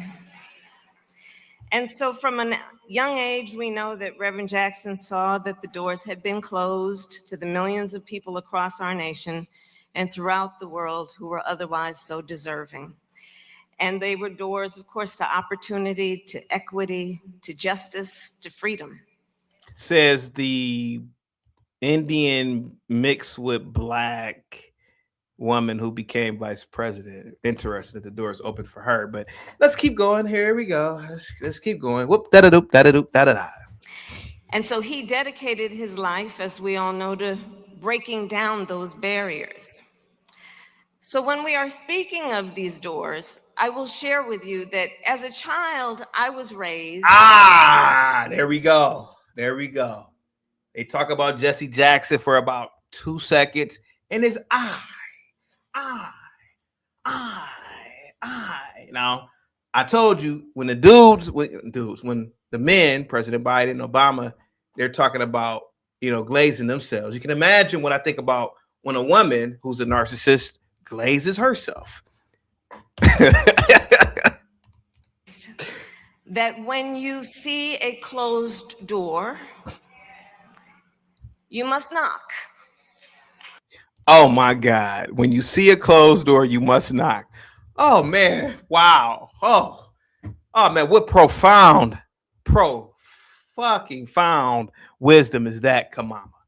Man, that's incredible. Yeah. That's absolutely incredible. And wait to be invited in. Oh, she's talking to them like they're retarded. What life has taught me. And what has life taught you, man? What has life taught you, Kamama? Is that if that invitation is not offered, yeah, and if that door remains shut, even after repeated attempts to knock on said door. Man, she's busted. Yo, what in the fuck?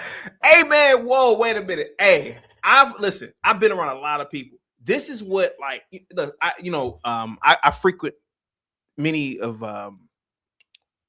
particularly the downtown area where I live. And I will actually talk to, I don't think a lot of these dudes are homeless. I think a lot of these people are just really hustling for real. But I would talk to a lot of like drunk dudes on the street. This is exactly how they This is exactly how they sound, man. When the hey man, hey bro, young brother, hey, what's going on, man? Oh man, I can't believe a guy like you would even talk to me. Well, why wouldn't I talk to you, man? You just dress clean. I'm like, what are you talking about, man? I'm just an ape like you. But anyway, oh man, just yours. Mind you, they're smelling like alcohol, and they talk just like this. I was, man, you got a couple of dollars on you, man. Well, I got cash out, but I get you a beer or something. Oh man, that's cool, man. But you know what, man? When the door is closed, young brother, you gotta knock on that motherfucker to open it. I'm like, oh, okay. That's like exactly how she sounds right now. Man, woo! What profound. That's a profound message. She sounds just like a lot of drunk dudes that are old, living on the street, and really because they just really drunk. That's how they sound. Man, when that door closed, man, you just gotta knock and open that motherfucker up. Then they don't let you in. You might have to break into that motherfucker. Like, it's like angry. Hey man, I see the back, Willie. She sounds just like these. Man, she's a wino. Republic Group says the message to the blacks is always one of struggle, even though they didn't struggle and most blacks don't struggle, which is the funny part. Sometimes you have no choice. To do what? But just to kick that door open. I told you guys I'm freeballing this. I didn't even see that. Remember what I just said about the winos on the street? They'd make a joke like, man, sometimes you gotta kick that motherfucker in. Didn't she just do it? Now she don't sound like the dudes that I talk to, but she sounds like a drunk person saying the same thing that the drunks on the street say. Tell me, Republic Room, this is my first time watching that part. I swear to God. How did I know she was going to say that? I've seen it a billion times. I actually talk to these kind of people on the street, especially if they black. I'm like, hey, man, what's up, man? Did she just say you got to kick it in? She's drunk. That's a drunk, belligerent mindset, right? That's what drunk people say. No inhibition. You think your reality is normal, and that's what a drunk person would say. Man, sometimes you just gotta kick that motherfucker in, man. Ain't that what Kamala just said? She didn't say it like that, but that's exactly what this old drunk woman just said. Tell me I'm lying, Republic Room. Tell me I'm lying. Sometimes you just gotta kick that in.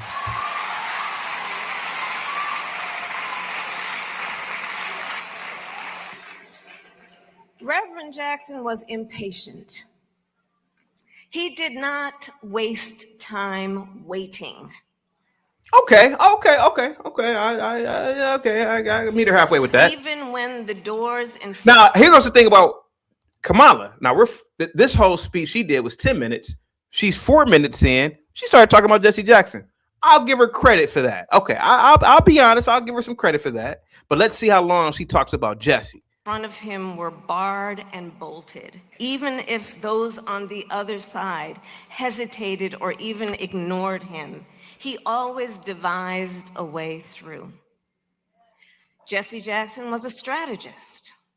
He was one of the most effective community and political organizers of our time. Okay, Kamala, okay, now Republic Room, okay, now to be fair, this is not bad. To be fair, I'll give her credit for that. He was an effective organizer. I'll give Kamala credit for this part right here. Okay. And he was the founder, I think most would agree, the founder of the modern progressive coalition. Think about the work that he did. In addition to the strength of his spirit and his determination, the leadership of Jesse Jackson was defined by his vision, dare I say his ambition, to tap into what otherwise had been untapped in terms of the potential of a coalition of seemingly different people who could be brought together around shared values and ideals and experience. That's what she must have took a Republic Room. Okay. She must have took that pill from Limitless because she sounded pretty good here. I gotta give her credit for this one. I gotta give her credit for this one. Okay, all right. Let's play the rest of it. It's like 4 more minutes. It's like 4 more minutes. I have to give her some credit for this. She's sounding pretty good here. What Jesse Jackson did, he modeled that for so many of us. Over the past half century, that coalition strategy, his methodology, has been the heartbeat for so many movements about progress in our country. Those movements born out of struggle, but resulting in progress. Think about, and it was mentioned, the women leaders that he elevated, like the self-described colored girls, who have been a driving force behind so many campaigns that have been about freedom and justice. Throughout his life, she should have elaborated on that. I don't know what she's talking. I'll take her word for Reverend it. Jackson reminded us that the many fights for freedom are interconnected. He saw not only the interconnection, but the interdependence of the various struggles for justice and dignity on behalf of Black Americans, Native and Asian Americans, Latino, LGBTQ Americans, and Americans with disabilities. That was Jesse's rainbow, and he continued to grow it. He gave us the language, the rainbow, to understand, as has been said, the beauty that comes after the storm when we see what is possible and what can be unburdened. I knew it was coming. So now the pill is wearing down now. Whatever she was on, it sounded hot. I will admit that. Even though a lot of it is bullshit. I mean, Black Americans and other people have had they lived in the greatest country of all time and have had all the benefits to them, but it sounded hot. Now that pill, it lasted. Whatever pill this government has made for these politicians, here, take this pill real quick. It was on a trajectory, and then it went down real fast when she said, unburdened by what has been done. I knew it was coming. Why is she still using that word? I have no idea. There we go. By what has been. As he once said, when a barrier falls for one of the locked out, it opens the doors for all. And that is what he told me, and what he taught me, and how he inspired me. I don't think you knew Jesse Jackson at all, Kamala, to be honest with you. I was a student at Howard University. Well, you know. Somebody said HU. When Jesse Jackson was one of the leaders of the anti-apartheid movement, and me and my classmates would go out on the mall every weekend and protest. Should have been studying. That's what you guys should have been doing. At Jesse Jackson as a model of what that movement should and could have been. I was a law student then in 1988 when Jesse Jackson decided to run again. I was the first Black woman elected. Oh, you're not Black. Stop. You're doing halfway good. You ain't Black. Stop. District Attorney of San Francisco as the first Black woman elected district attorney in the state of California in 2004, when I created one of the first in the nation initiatives as a prosecutor that was about getting jobs and counseling to those who had been in the criminal justice system. And at the time, the powers that be told me I was not supposed to be doing that. They said, who are the powers that be? See, this is creating a narrative here. Who are the powers that be? Because it makes it seem like it's Trump, even though it wasn't. I mean, this was 1988. So who are the powers that be? I would love to hear that. Why are you letting people out of jail when you're supposed to put them back in? Jesse Jackson spent a lot of time in the Bay Area. Many of you may know. I saw Butch Wing here. And Butch, together with Jesse Jackson, would visit with me during those earliest days of my elected career. Yeah. To give me the support and the confidence and the initiative to think about how, in a position such as being DA, I could continue the idea about what it means to build coalition around a group of people whose dignity must be seen and the resources that must be put into them. Jesse Oh, stop it. You locked up people left and right. What are you talking about? Jackson, Shut from up. my first elected position to when I ran with Joe Biden for Vice President of the United States and when I became the Democratic nominee for President of the United States, always told me and convinced me that everything that we were doing is possible. And so I just want to share what I brought today. Is that a pocketbook? I brought with me 2 momentums from Jesse Jackson's campaign that I have saved No, since I was a student. no, she didn't. So one is this button Get the hell out of here. That's not from back in the day. that reads Jesse Jackson 88. The other, some of you who were around at the time She just bought that the other may day. remember, is this button. I will read it to you, and pastors, please forgive me. It reads as follows, all caps. Damn straight, exclamation point. It's time for a Black presidential candidate. That was a Jesse Jackson pin from those days. And just a beautiful example of his determination, his sense of humor, but his ability to see what can be unburdened by what has been. Oh my God. Does she not And, know that sounds so weird? I thank you, Jesse Jackson, It's like a tick or something. for your service to our nation and the world. Well done, I wonder why it was a closed casket. good and faithful servant. Well done. Thank you.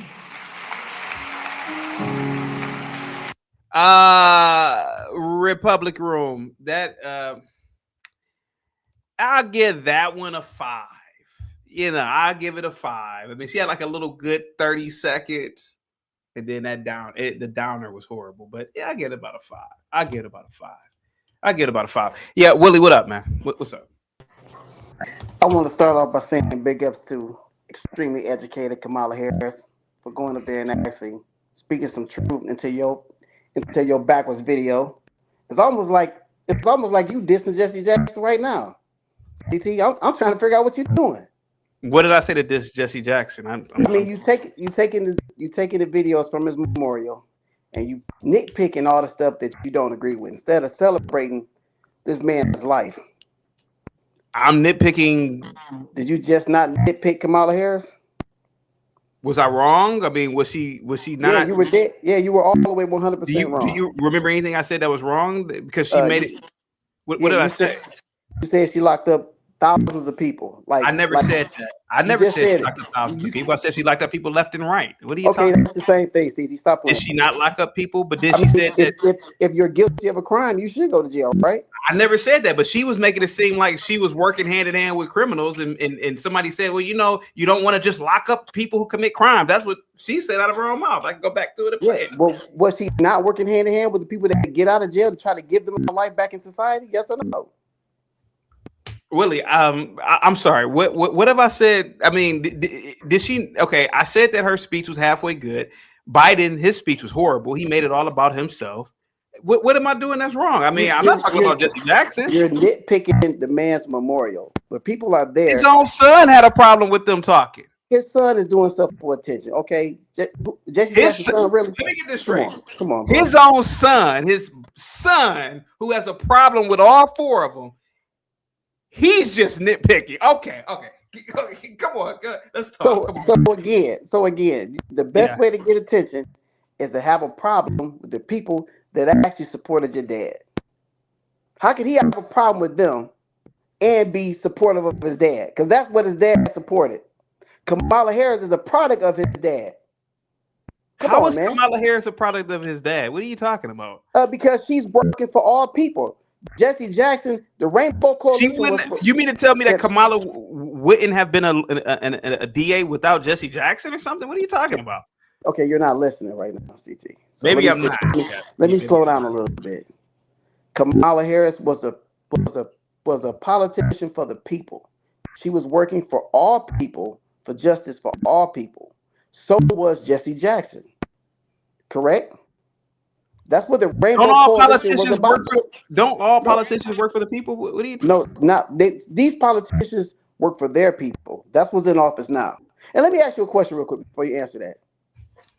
Because since I've been watching, you've been praising Republic don't speak for black people. She don't speak for us. I said Republic Room speaks for black people. When did I say that? What are you talking about? Everything you say, you're like, right Republic. Republic don't speak for. I disagree with a lot of things Republic Room says. Well, when you just said women shouldn't do nothing but mop and sweep floors, she should have checked you right then. But she didn't. She's sick right now. She probably would have called in and disagreed with me. Too sick to type in the chat. CT, stop making excuses. Dude, I'm really confused here. What the hell? I'm confused here. Yeah, what am I doing? What am I doing? I'm only agreeing with Jesse Jackson's son. That's his own son. No, CT. So listen. Earlier, I put in the chat when you said something about women being in power. So that's why I hit the link to address that. So, because you didn't answer the question, was your mother influential in building the structure of CT's lifestyle? Yes or no? Yes. Okay, that's all. I'm going now. That's all I wanted to hear. All that women can't do nothing stuff. Come on, man. You can't. I'm not gonna let you do that because I got a mother. I got sisters. It's very powerful in my family. So for you to sit back and say that women can't do nothing, I will definitely hit the link every single time to check you about that because you're wrong for that. Women are just as smart, just as educated as we are.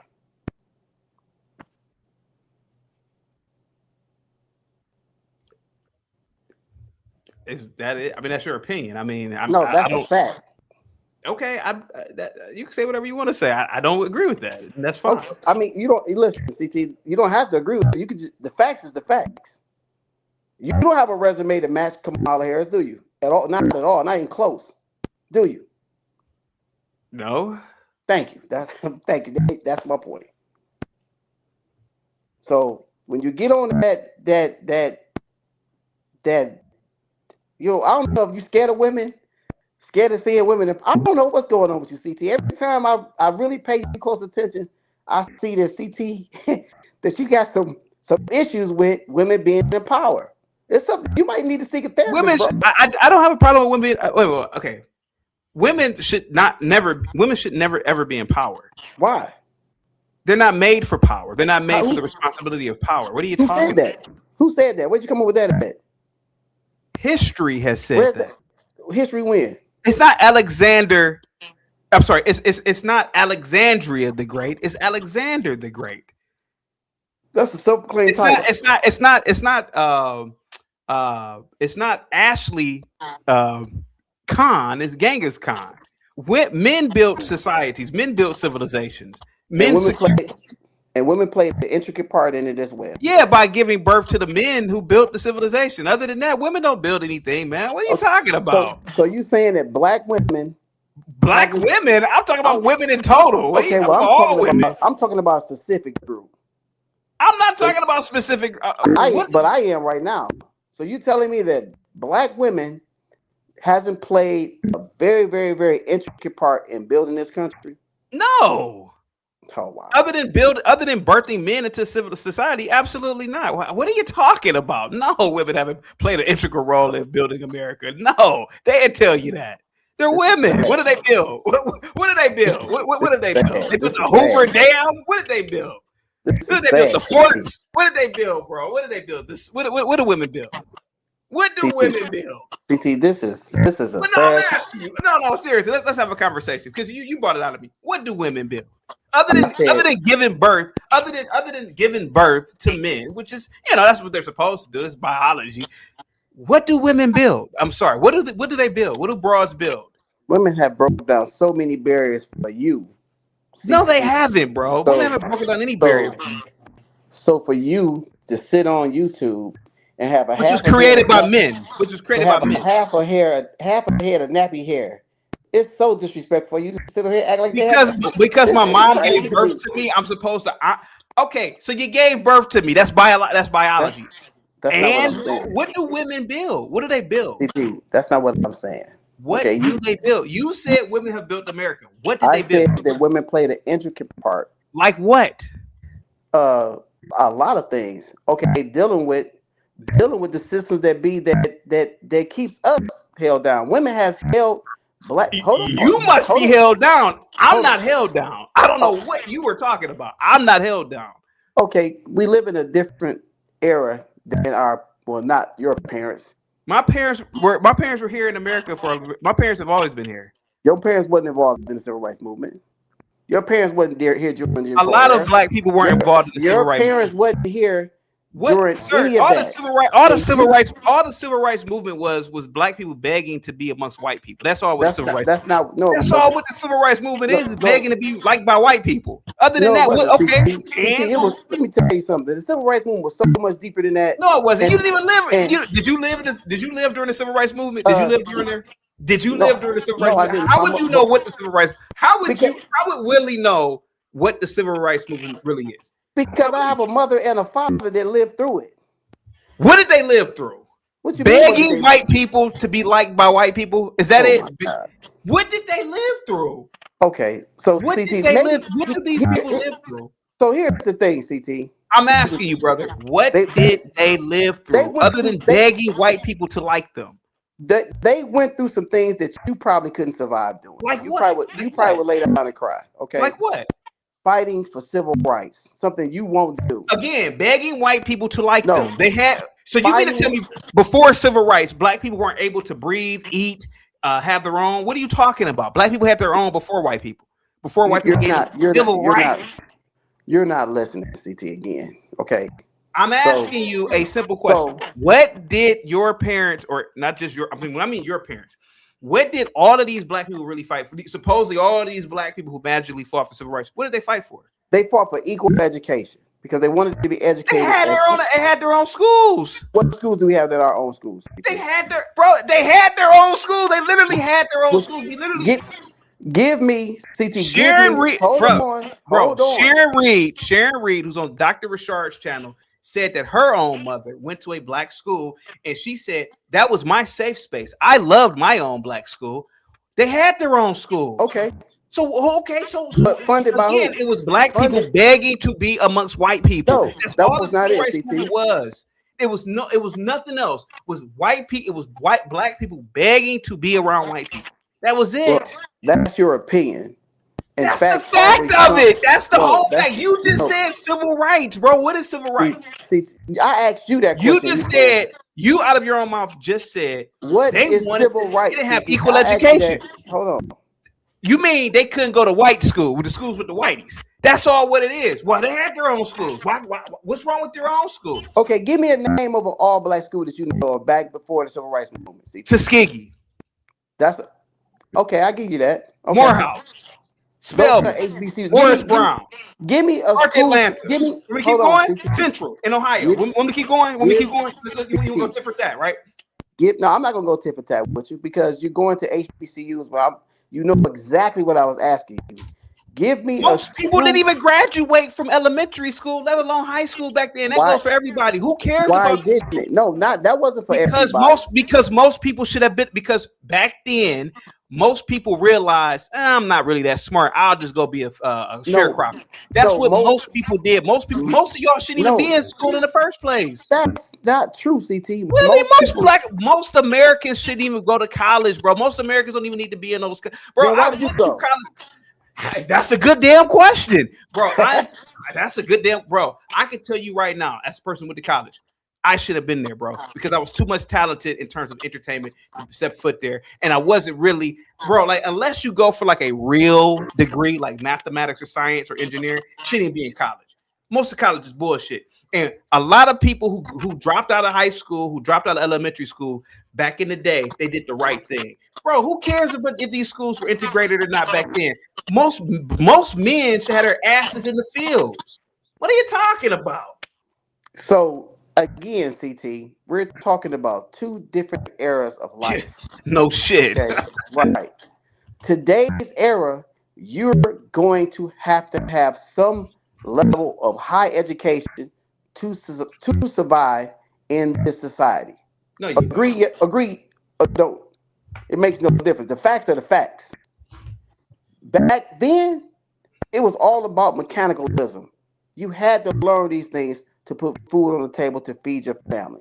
That's where we were getting away from education. But today, education is very, very important for the Black community to stay on top of it. I don't know why that's why are you so hyper focused on the Black community, bro? Because I don't care nothing else about any other community. You were saying that Kamala benefited from Jesse Jackson. Yes.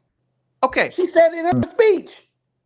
So she would not have been in college without Jesse Jackson? I didn't say that. So how did she benefit from Jesse Jackson? Because you have people that influence us to take our game to the next level. Jesse Jackson was one of them. I'm not 100% of a fan of Jesse Jackson, but some of the things that he did, some of the things that I went back and I actually looked at what he did, I got big respect for it. But my question to you is, why wasn't his friend Trump there? Why wasn't President Trump there? Why wasn't his so-called friend, Donald Trump, who claimed that Jesse Jackson was a good friend of his, why wasn't he at his funeral? I have no idea. Because there was too many Black people there. That's why he wasn't there. That's why he wasn't there. He's going to get booed off the stage if he even got an opportunity to get up there. So let's be honest. Jesse Jackson played a part in what you doing, CT, right now. By taking the time out to get on YouTube and start a channel and nitpick the same man. This guy. I didn't say anything bad about Jesse Jackson. I didn't say anything. But I didn't say anything bad about Jesse Jackson. I don't even know what you're talking about. But you're nitpicking the speakers at his memorial. Bro, they sound like stupid. They sound like narcissists. Every word out of their mouths is I. Okay, well then you would be one. You would be a narcissist too. Then. What are you talking about? CT, you speak of you all the time on here, all the time. So you would be the definition of narcissism.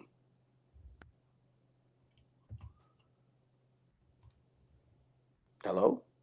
I'm listening to you, man. I'm just saying, you can't sit back and say all they say is I when you say I yourself a lot of times through your shows. You will circle back to CT on a lot of things.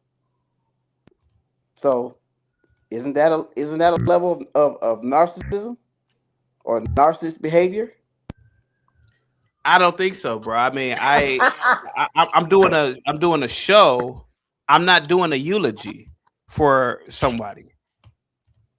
This is crazy. I'm not. Am I doing a eulogy for somebody? Am I not doing my own show, or what are you talking about? You're nitpicking the man's memorial, CT. You're nitpicking it, and then you're nitpicking it with, Obama, Kamala Harris. It's like I get your base is a lot of anti-black people that's really confused on their blackness. I get it. But when you make certain statements, because I don't care nothing about them having a self-hate issue. That's their problem. I'll never associate with black people like that. But when you make statements like women can't run the country, women can't be in power, women can't, Give me a country where women are in power and it's doing great. There's several countries where women are the president. Several. You know that. I don't know them right off the top of my head, but I do know it is. Well, why say it if you don't know it? What country is that? Well, this is what you do, CT. Google search it and put it on the screen. You want me to Google search the thing that you were trying to put it on the screen? CT, bro, there are no countries on the planet ran by women. That is the dumbest thing I've ever heard in my life. Google search it and put it on this big screen right now. Bro, that is Watch you punch yourself in the face. Watch you punch yourself in the mouth. Bro, there are no... Watch you punch yourself in the mouth. Women are incapable of running women are incapable of running a country, bro. Women are incapable of running institutions within the country. They even know that. They're not supposed to run institutions or infrastructure. Your Do butt you answer think the that question. women could? Do you think that women could keep an oil pipeline operating? Do you think that Yep. women could keep the electrical grid operating? Yep. Are you Yep. insane, Willie? Nope. Willie, where in the hell does this ever even happen? CT, you Do you try to think do. that women? Hey, Do you think that women? Do you think that women could do long? Do you think that women could do offshore oil rigging? yes. What are Yep. you talking about, Willie? I do. I You do. are And insane, Willie. I'm pretty sure Willie, there are women the on those average platforms woman, working. Willie.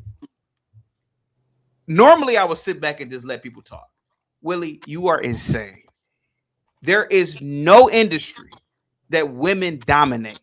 There is no industry that women could keep operating. Women don't, bro. Could you imagine, bro? Do you honestly think that we would get oil if it were up to women?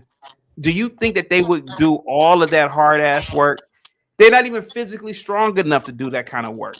Have you ever seen an oil rig? Do you know how? Do you think that women could build a bridge? Do you know the incredible level of strength and ingenuity it takes to build a bridge? And I'm not even talking about a land bridge. I'm talking about a bridge over a body of water. They're not gonna do it, bro. That's called a suspension bridge. They're not gonna do it. So CT is women controlling the makeup industry? No, they don't They don't. actually. Who No, they controls it? give me. Who No, controls you know how they don't do it because it controls takes. Do you know the complexity it takes for the makeup industry, Willie? Do you know the science in terms of chemistry? Do you know what kind of material you need to package it? Do you know the amount of supply chain, bro? The makeup industry, they may be the face of it because men put them as the face. But women don't control the makeup industry. Men do. Who do you think founded Estee Lauder? What are you talking about? Who do you think bankrolls these big ass makeup companies? It's men. Give me Who founded Estee Lauder?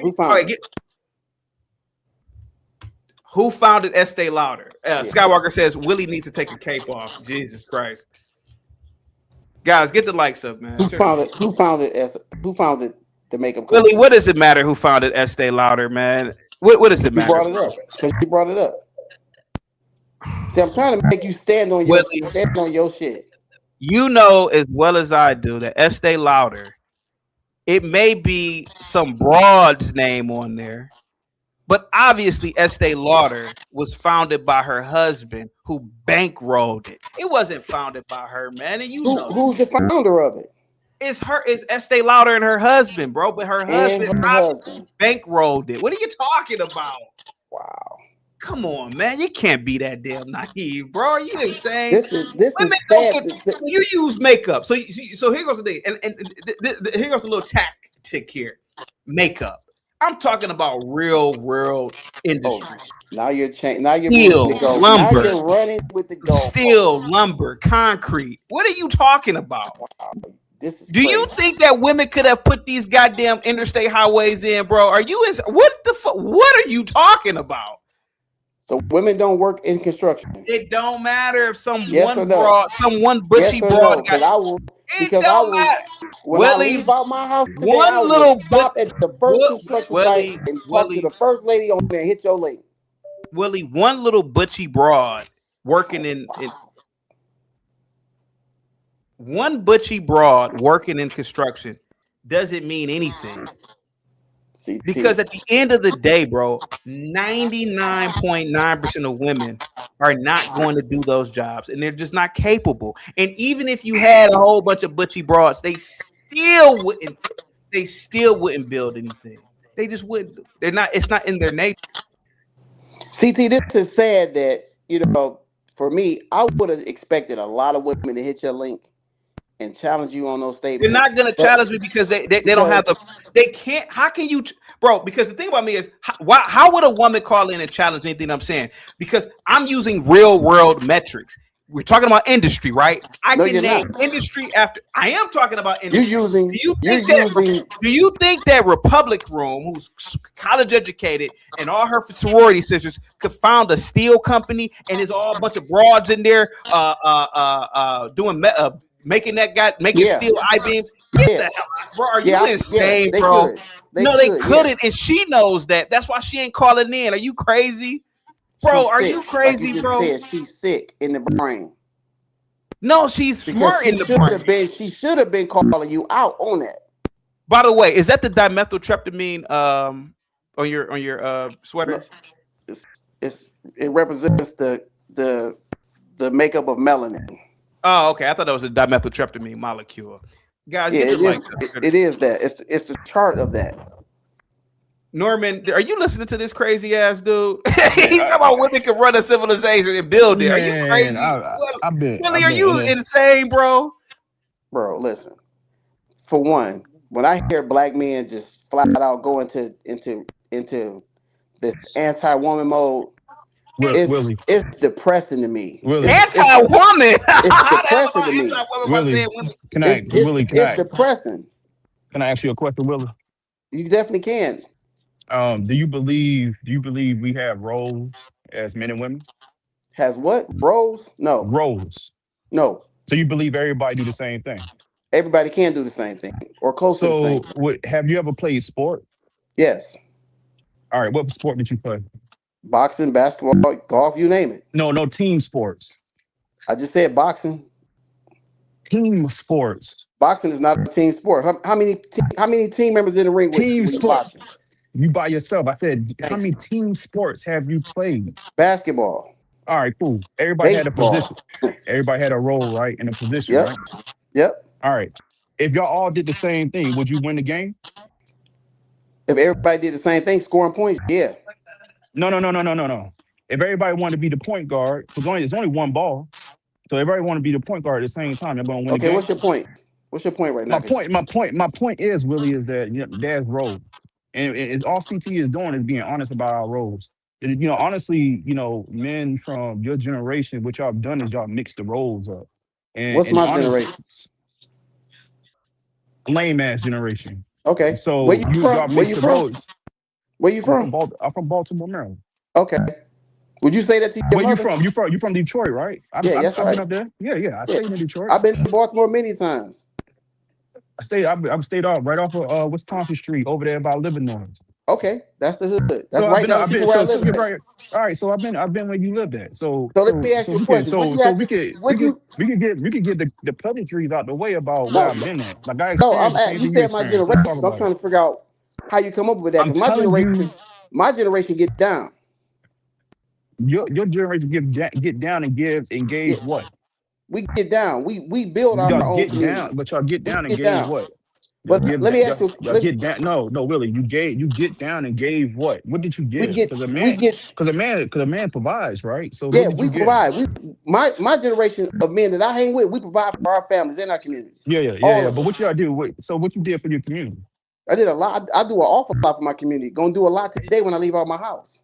All right. So those things that you did, like you think women do the same thing?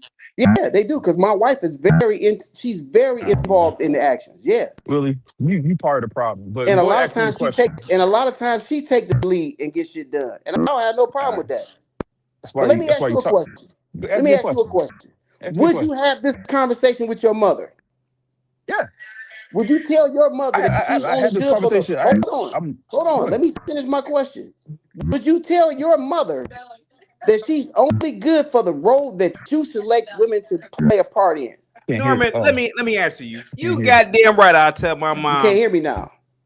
Hold on. Let me talk to Norman. Let me answer this. You goddamn right. I'll tell my mom. If me and my dad are outside, and my dad is damn near pushing 90, and he still can pretty much build anything possible. If my mom came out there getting in the goddamn way, me or my dad would say, I don't know. Can you hear CT, Norman? We would tell her, hey, you're in the way. You gotta move. Women are in the way, bro. You can't hear me, Norman? Norman, can you hear me? Can you hear me, Norman? I can't. Audio is out. You say your audio is out?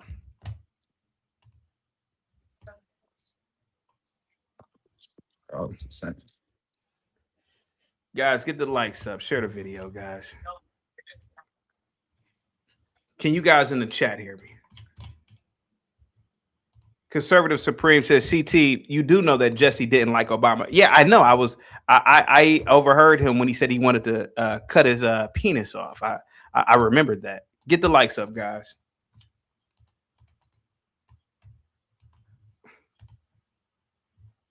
Bill Clinton has a 17-minute. He has a 17-minute, not speech, but for his wedding. I mean, for the funeral. Yeah, women. I don't know what the hell Willie's talking about. He's insane, dude. I don't know what he's talking about. Southern Gene says, I would love for anyone to name a successful running civilization ran and protected by women at any point in any time in history. Let me know. Southern Genes, Willie's one of the damn problems, man. He wants to bring up black people so bad today. I'll bring it up. He's one of the problems in the black community, encouraging that type of stupidity. That is the stupidest shit I've heard of in my damn life. Women are just as capable and strong as men. That is the dumbest thing ever. And that is a stupid thing to tell women. I would never in a million years if I had a daughter, tell her, you're just as equal as a man. I would tell her, hey, for the most part, you need to keep your mouth shut around men. You're not a man. You need to be as feminine as possible and use men as a tool for your advantage. But other than that, you ain't no goddamn equal to no man. That is the stupidest thing I've heard in my life. Norman, what's up, buddy? Go ahead, buddy. All right. I think I got the audio back, man. Yeah, go ahead. Listen, like, man, CT, man, stand on business. You ain't gotta flinch. You ain't gotta flounder on what somebody like Willie says. Like, honestly, he's part of the problem, man. Like, real talk. The conversation that you had, you be having in public, I have at home, my wife, and she agrees. Like, it's not men that sit around and do stuff like that, man. Their house is upside down. Men with there's a hierarchy. Go ahead, CT. I know you're good, but one thing I don't do is I'll do real world metrics. Well, okay, let's do industry. All right. Okay, give me the steel company. Can't do it. Give me the car company. Can't do it. A guy like Willie will say, well, women work at Ford. Yeah, but why do they work at Ford? Because a man built the damn job for them. Right. For you to work. Facts. If it wasn't for a man, you wouldn't work at Ford. If it wasn't for the man building the goddamn car, you wouldn't work for Ford. Right. So I can't believe Willie is crazy enough to what is he talking about? But you know what though? I mean, that's been a narrative for so goddamn long that I get it. But like, man, like in public, CT stand on business. You said what you said, and it's the truth, man. Like it or not, like that's what it is. Like men build, women don't, right? Like, I mean, it is what it is, man. It's not to negate. It's not negate what women do. I think there's a balance. But when it comes to industry, we know what this is, man. Like, come on, man. Like, why are we playing this game? Like, why are we playing this game? Then he said, well, there are countries where women rule. Well, what's the name of the country? Well, why don't you Google it, CT? I'm like, why I gotta Google it and you said it? Like, why do I have to Google the thing that you said happens? I don't know that. All I know is that any civilization ran by women, it will be a total failure and disaster. All right. When the man comes around and takes it over, like, yeah, man, come on, man. It's like, man, let's stop playing this game. And ladies that's listening to it, man, don't get upset. Y'all, if anything, like the women that actually understand their role, man, they're not getting upset. They understand it. The women that actually they get mad about it, they the ones that's out of place. And a lot of times they're the ones that's by themselves trying to figure out why they can't find a man to lead them. Like, you want a man to lead you, but you try to be the leader at the same time, man. Like, let's stop playing this game. That is absurd that he said that. Like, man, Willie, man, we know what Willie's a sassy black man. Like, we know what that is. I can't believe you said. I almost think at this point Willie's joking. At this point, like this is it's like he's joking. But what do you think about so far? I'm sorry. Go ahead. No. I think you told the truth. No, go ask me the question. It's fine. Go ahead. No, what do you think so far about the videos I'm playing of these Kamala and so far Biden at Jesse Jackson's funeral? Man, it tells a story of the Democratic Party, man. Like, they grasp for straws, man. It's like I would take a man like Jesse Jackson or not. Why would you use that platform to make a political stand? This is a man's funeral. Like, and if he was such a great man, why we can't just talk about his greatness and leave it at that? To take that moment to bring it to yourself, you got drunk ass Kamala up there. You know, Yeah, she was pretty wasted, bro. she wasted, man. Like she just got finished drinking a box of wine, and then she want to get in front of people and start speaking. You got Biden that damn near he can't even hold a conversation. He need to go to sleep right now. And then you got Obama that, you know, if you look at his situation with his wife, I mean, should he be even speaking, or Michelle should be speaking? So when it comes down to it, man, it tells the state of that party, man, and that you would take a man's funeral to make political stands. Let's talk about the man, his greatness, if he had greatness, if you really believe in it. Stand on business, recognize that man, respect him, and leave it at that. Like, but the fact that you take the opportunity to start talking about current day politics, what the hell was what was she saying that she like, I knew this day was going to come? What the hell did that mean? She was just Like, drunk. what did that making mean? stuff Like, up. what did that mean, bro? Like, I look at like at how like I love the fact that they do this. They make themselves look insane. So people that's I think more and more people that's on the left can just understand, man, that what the are we following? At least if they was like in the past, they used to be good enough to at least hide it. They don't even know how to hide it no more, man. They just insane, man. And then Biden lied and said that he was a part of appointing the first Black Supreme Court justice. I said, man, I'm like, and people were clapping. I'm like, bro, what are you talking about? Like you were 23 years old when Thurgood Marshall was appointed, and you had nothing to do with that. So who did you appoint?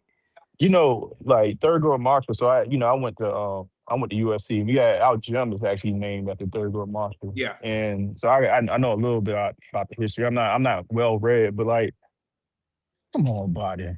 Like the thing that we know you for, the '94 crime bill, being a part of the vote on that, like, it's like again the hypocrisy, man. I honestly just be real. Stand on your I wish more politicians and that people don't like Trump, and it's not even about liking him or disliking him. I think people that actually look at him and say, you know what, we respect him for just being direct and telling the truth, like it or not. Like you can, and that's what we've been acting for politicians on Capitol Hill since I think honestly since Bush was the president. So you finally get somebody that's being direct. And I think half the people don't know how to take it, but like you still got these politicians on the left, man. They still pushing flowers and bubbles up your ass and lying to you, man. Like, come on, man. Biden did something. If you talking about, I don't even care. You know me, CT. I don't care about race like that. To be honest with you, right now I'm a black man. I'm living good right now, and he been part of some of the most racist policies that we know of officially. Like, if you want to bring it down to race, but like, I just, man, again, for them to sit up on stage at Jesse Jackson, shout out Jesse Jackson Jr. I don't know exactly what he said, but if he's still doing business, he said they didn't know my father. That's what he said. He said it flat out. Yeah, they don't. They don't know his father. Like, and it's easy to tell that, but to somebody that's gonna sit here and lollygag like a Willie or something like that, they get butthurt versus just looking at the facts. These people ain't had shit to say about Jesse. They didn't know the man. They didn't know the man, what he stood on from the 60s up until the 2000s. I told you that. I actually, so him and Al Sharpton. I met Fat Al back in the day. So Fat Al Sharpton and Jesse, I met them around about 2002. Like they was doing a circuit, and I got the pleasure to actually, I have a picture with Jesse, and I gotta go find it, and like so people know I'm telling the truth. But I didn't necessarily. I look it back. I still think that I told you. I think the civil rights movement was a Trojan horse for black people, for black folks. It was. But at the same time, I thought he was a stand up. I mean, from having conversation with him when I was young. I was young when I was talking to him, but he seemed like a nice guy. But like for you to sit up on stage and take that moment to make it political versus talk about like what we all know to be funerals, talk about the person. What are we talking about, man? Like, if nobody understands the hypocrisy now, I think we're stupid, man. It's He's stupid or blind. It's one of the, like something ain't clicking. That's the wrong moment, man. So Jesse Jackson Jr., I hope he continue to stay on business. Like, yo, like he should have somebody at the funeral should have been like, yo, like y'all gotta cut this shit out, man. Talk about my father and get off stage. Yeah. Let's see what Bill Clinton had to say. More of this Negro music.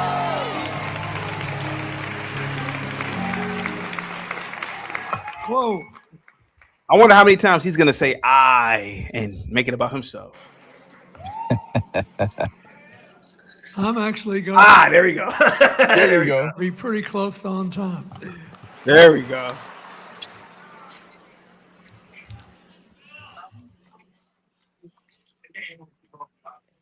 I think we should not forget, and Jim Zogby didn't, he did a fine job, but this is a celebration and a memorial service.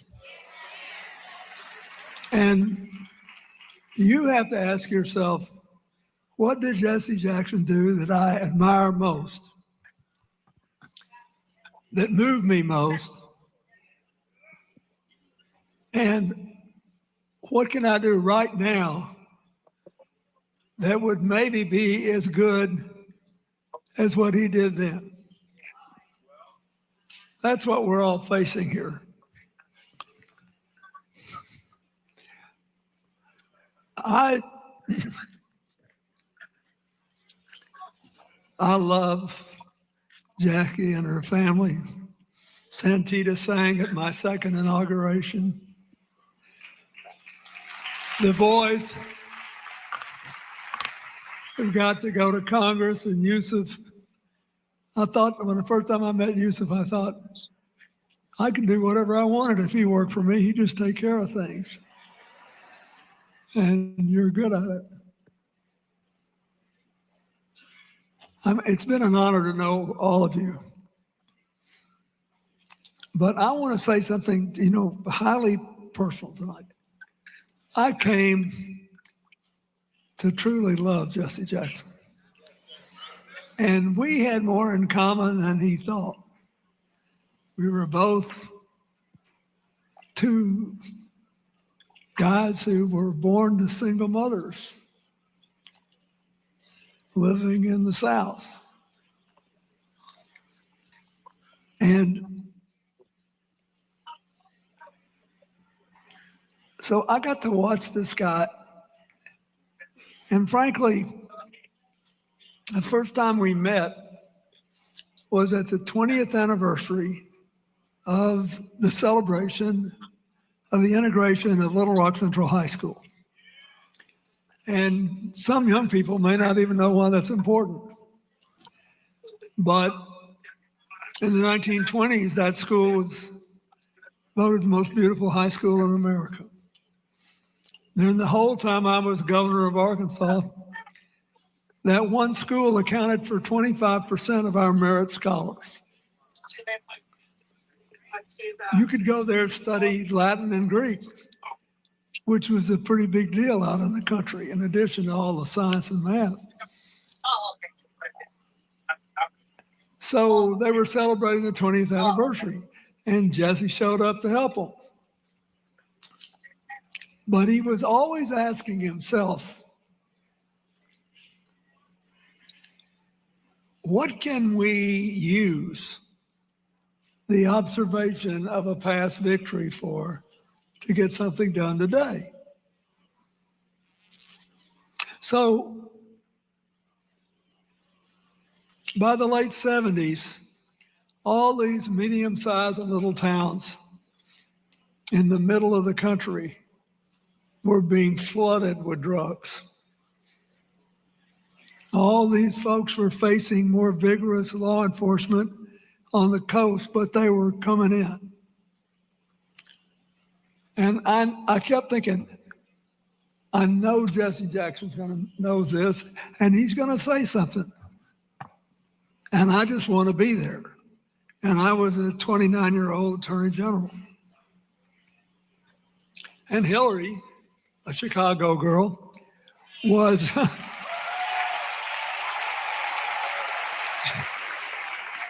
She was practicing law and supporting us because the salary was almost non-existent. So Jesse gets up in front of this crowd of kids, and their eyes were big as dollars. And he said, "You owe a lot to the Little Rock Nine who integrated this school. You owe a lot to Daisy Bates and the other people who supported them. You owe a lot to the people who were there long before them.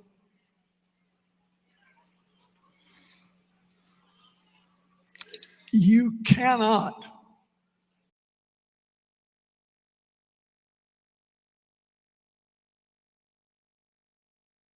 take this achievement and throw it away on drugs." And then he said, I'll never forget it. And I thought, where are all the conservatives when you need them to cheer? Jesse Jackson looked at these kids and he said, "You have to open your brains, not your veins."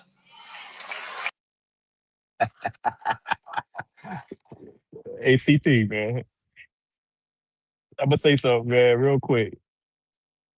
Bill Clinton, man, you gotta really respect Bill Clinton, man. He was of our lifetime that really had a mouthpiece. You saw how he rocked everybody to sleep just now? Like, it's beautiful. It's a beautiful thing, man. Like, he really said a whole lot of, he didn't get to the point yet, but we waiting. We sit there waiting. He was Obama 1.0. Like, truly. You gotta give Bill, you gotta salute the Bill, man. Like,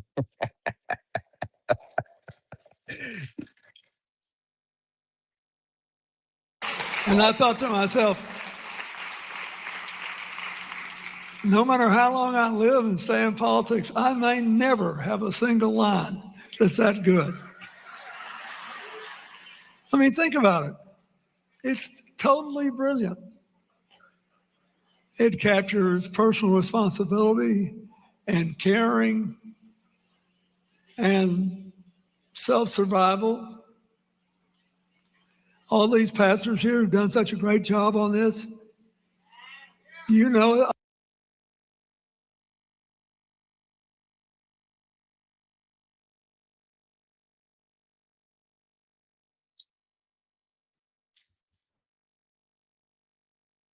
I know you spend endless hours when you're putting your sermons together and you're running your programs in your churches and things. What can we do that will work? And whenever I get discouraged, I think about Jesse and I just laugh. Well, you got to open your brains and not your veins. So 10 years later, I was living in the governor's mansion. And Jesse shows up for the 30th anniversary of the integration of Little Rock Central High School. By then, I've become governor. All right. Can you hear me now? There you go. Go ahead, Norman. No. We can hear you now, man. I didn't have anything else to say. I said Bill Clinton, man, is that guy.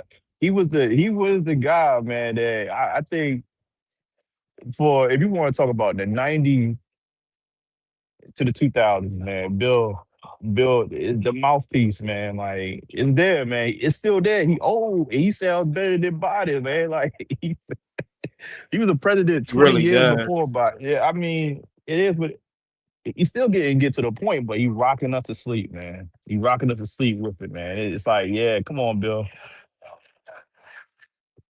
And we bring all of them back to the governor's mansion because that's where Governor Faubus plotted to disenfranchise them and keep black people out of school. So we had a big dinner that night. And after the dinner was over, Hillary asked Jesse to hang around so we could talk. We went to the kitchen, put some more food on the counter, and talked till midnight. And Hillary said, you know, we all got to work tomorrow. I'm going to bed. 2 hours later, Jesse and I are still going about it. And she walks into the kitchen and throws us out.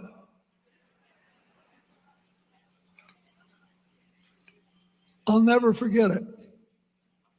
We did not always agree, but I'll tell you one thing. He made me a better president when I got in office. Because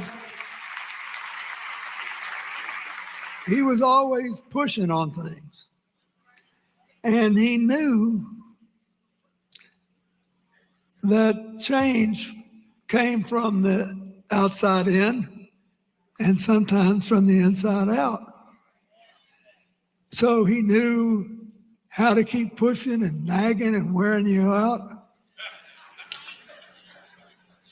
Right? Look at Governor Pritzker laughing here. I mean, it was like having a dog to the bone, you know. He was, I said one time when he was working on something in Africa, because I made him a special envoy for African diplomacy, I said, you know, we might ought to. So, you know, this one isn't that bad. I mean, he's actually sharing, so he actually hung out and had an association with Jesse. Okay, this is a little bit better than Kamala and Biden. Yeah, but yeah, this is good. This is where the Democratic Party needs to go back to. Okay, this is a little bit decent. You know, so his eyes are more like when I actually hung out with him. Okay, good. It's right. Right. We had disagreements, but he did this. Like, yeah, it's not some. I had a box of wine, and I knew Jesse. Jesse on the list, and one of my said, only members of Congress are on that list. I know, but I said I think we need to put him on anyway. And they said, so I had another guy who was there and said, what the list is? He said, it's a list of people that'll dog you to death until you do what they want you to do. So we just call it the Just Say Yes list. Put it on the Just Say Yes. It saves you so much time, and you can go on and do something else with your day. And I remember how impressed I was in 1988. Before I became president, when Jesse and negotiated with Governor Dukakis and the other people at the Democratic Convention to end the exclusive primaries, which you talked about it, and the caucuses, and to open up the democratic process and add people,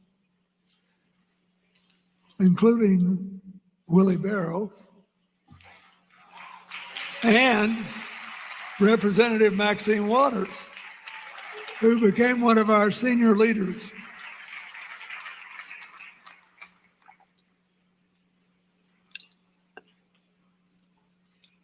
I'm saying this to make another point. Everybody knows how eloquent he was, and everybody knows that he could talk an owl out of a tree. But he actually was interested in policy, in specifics. So that's the second thing I'd like to say.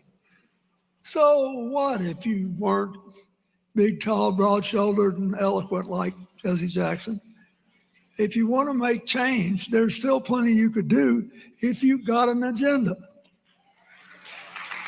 You've got to have it.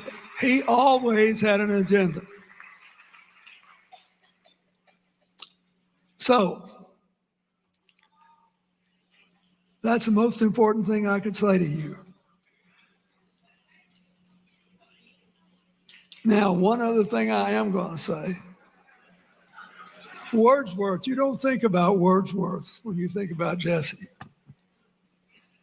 But Wordsworth said the last best hope of a good man's life are the little unremembered acts of kindness and love. So I used to think all the time about how hard Jesse's childhood must have been, you know, with his mother and then having to go past his father's house and all that, and all the mixed up. And I knew a little about not nearly as severe a situation because of my situation. And I admired his mother. I was afraid of Jackie. I'd do whatever she said for the big. Yeah, this isn't that bad. I mean, okay, the personal stories, that's good. It's okay. This is what I thought that, yeah, he probably should have only spoke. I don't think Right. Biden should have spoke. Biden didn't know Jesse. Biden didn't even like Jesse. Yeah, and Kamala definitely didn't know him. And she got up there drunk as hell. Yeah. How drunk was she? Are we doing it like a 1 to 10? Like, Yeah, I mean, 1 to 10, she wasn't out of her mind, but she was definitely lit. This is, CT, you know this about, liquor or whatever. Like, this is that wake up in the morning drunk, like you hung over, Yeah. and then you try to drink some more to kind of like wane it. Yeah. I don't know what time the service was, but this sort of like, hungover drunk, and then she had like a little box of wine in the morning to get her right for the speech. This is about a good. This is a good 7. It's not belligerent, but it's like, yeah, I can't quite get my words out. Like, yeah. Okay. There we go. There we go. But I love you so much. But I really I liked his mother. And he called me one day and he said, this is purely personal. But my mother liked you, and I'd really appreciate it if you would speak at her service. And he said, Andy Young's coming, and there aren't that many of us left anymore who are over 75 and have been through all this. And I said, I would be honored. I know this sounds funny, but it really meant something to me that he wanted me to talk at his mother's memorial service. And then, I don't think I've ever told anybody this. When the Congress was trying to run me out, and I was in that big impeachment fight, Jesse called me one night.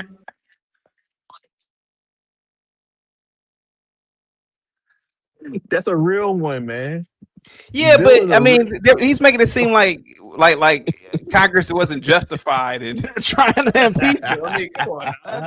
Like everybody laughing, like, oh yeah, I remember that. Yeah, right. I mean, but you gotta give it to him, man. Like, how many politicians would have done that? Like, would have said that in that moment? Like, I'm telling you, Bill is one of the last real. That is true. They wouldn't have said. He's like, yeah, like y'all remember. And honestly, we act like he ain't one of the main. I don't know if I want to call him a suspect, but like, Epstein files is looking kind of weird right now. It's just not good for him to. Yeah, it's just like he's on the Epstein files now. Maybe it would have. People were saying that wasn't a good thing for him to be there, but yeah.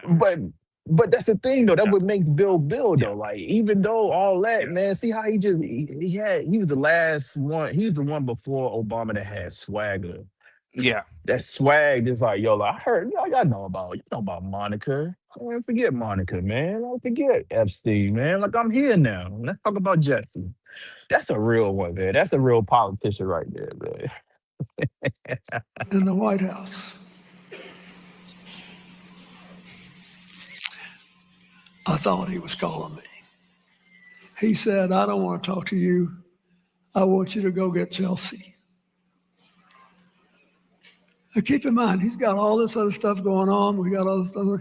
He called me to talk to my daughter to make sure she had her head in the game. And he prayed with her on the phone. And, a lot of people, it would never even have occurred to them, Africa, because I made him a special envoy for African diplomacy. I said, we might ought to put Jesse on the list. And one of my aides said, only members of Congress are on that list. I know, but I said, I think we need to put him on anyway. And they said, so I had another guy who was there and said, what the list is? He said, it's a list of people that'll dog you to death until you do what they want you to do. So we just call it the Just Say Yes list. Put it on the Just Say Yes. It saves you so much time, and you can go on and do something else with your day. And I remember how impressed I was in 1988, before I became president, when Jesse and negotiated with Governor Dukakis and the other people at the Democratic Convention to end the exclusive primaries, which you talked about it, and the caucuses, and to open up the democratic process and add people, including Willie Barrow and Representative Maxine Waters, who became one of our senior leaders.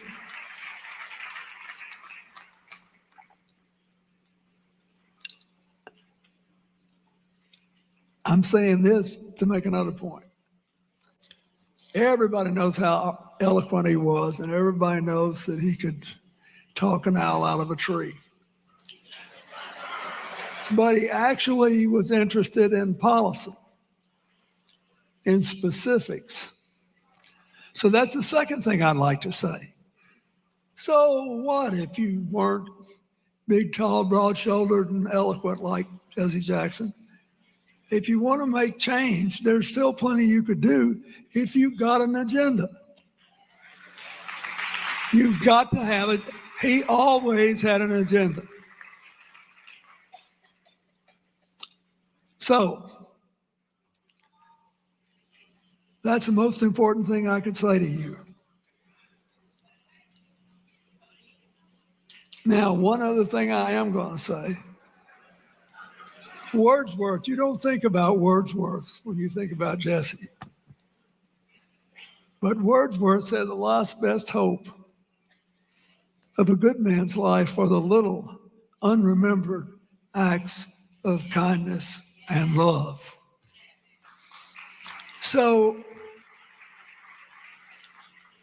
I used to think all the time about how hard Jesse's childhood must have been, you know, with his mother and then having to go past his father's house and all that, and all the mixed up. And I knew a little about not nearly as severe a situation because of my situation. And I admired his mother. I was afraid of Jackie. I'd do whatever she said. But I love you so much. But I liked his mother. And he called me one day and he said, this is purely personal, but my mother liked you, you know, and I'd really appreciate it if you would speak at her service. And he said, Andy Young's coming, and you know, there aren't that many of us left anymore who are over 75 and have been through all this. Let me fast So, forward. Here we go. I think we should honor him by saying, okay, maybe I'll never come up with a line like, open your brains and not your veins. Maybe I'll never give a speech that will move hundreds of thousands, but I can do something. This wasn't that bad, man, to be honest with you. It wasn't. It wasn't. I can still be somebody. It wasn't. As an older man. Yeah. It's an older man talking about, you know, saluting another. That was somebody that actually went through it. Yeah. With Jesse through those decades from a political standpoint, and he had something real to say, man. That's it, man. That's it. There we go. What should I do? And how can I, with whatever speaking ability I have or don't have, do what he did when he calls Bill Clinton's daughter in a crisis. When he asked a friend, I know you may be busy and my mother's not famous, but would you please come say a few words? And Andy Young and I went, we both went, and we were there. So that's what I want all of you to think about when you leave here. This guy lived a big life. He lived with his head and with his heart. He was faithful to the scripture which said, we have all sinned and fallen short of the glory of God. But unlike a lot of people in politics, he didn't go around looking down his nose at other people. He hated the sin and not the sinner. He was always trying to lift people up. So I'm here more as a friend than a former president. Can I say something real quick, CT? Yeah. Oh yeah. No. What Bill pointed out is something that I think he's probably like the last of a dying breed beyond somebody like a Trump. Being a politician, it's not about being perfect, man. It's understanding that we are imperfect, right? As human beings, everybody falls short. And I think one of the things that captivated people about Bill, even early on, like we didn't know what's going to happen with Monica and stuff like that. He even early on, like he still presented himself as an imperfect. He always kind of did that, which is working now in 2026 as he talking to the old man. He's like, he knows everybody knows the obvious, and he's still up there. He's speaking. He's not shying away from it, and it's like, yo, listen, like we are all imperfect. That was like, yeah. That right there, like if I ever was to be a politician, I told people, like people told me I should like do something in politics. I'm like, look, once somebody puts some money in my pocket, somebody puts some money in my pocket, it's no holds barred, right? Like that. I think that's what politicians fight with, is that there's a lobbyist somewhere that's going to start putting money in your pocket. Now, what do you say after the fact? But beyond that, just presenting yourself as an imperfect person, but I got a job to do, and I'm gonna do it to my best ability. It's the best thing that a politician could do, and I think younger politicians should actually learn from a Bill Clinton. Like that, like don't stop trying to present yourself like you have all the answers. That's not humble yourself when you present yourself to people, and then say, I'm gonna do the best job possible, within like whatever God-given ability that I have. Like, but people nowadays, man, they try to present themselves as angels, and the other side is devils, and it messes the whole thing up, man. I agree. Yeah. Give me a second. Here we go. Let's see what Obama is going to have to say. Here we go. It's good to be home. Yeah, he started off good. It's good to be home. Okay. All right. You like, yo, where Michelle at? I have no idea. I love you back.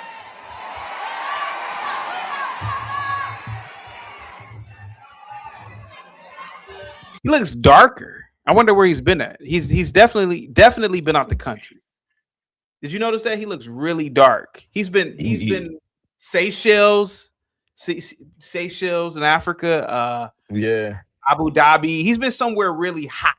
He looks really black. He looks really black. Yeah, believe it or not, as a black man, you definitely can catch a tan for sure. Yeah. So I'm trying to figure out, where did he come from? Nah, that ain't golfing. Man. It's still winter. Even if you are somewhere in Florida, I'm about to say he ain't golfing in Arizona. I'm about to say South Beach should do that to you. South Beach, even in the winter, Miami would do that to that. Like even in the winter sun. Okay. All right. Yeah. Let's see. All right, hold on. Here we go.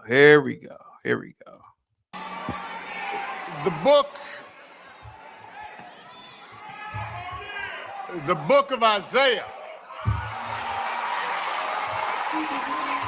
Where are you at? Now, see, I believe in the Constitution.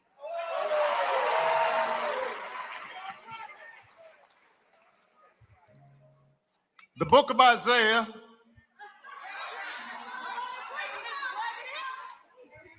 God is looking for a messenger to guide a hardened and resistant people. And the Lord asks, whom shall I send? And who will go with us? To which Isaiah replies, here I am, Lord. Send me. To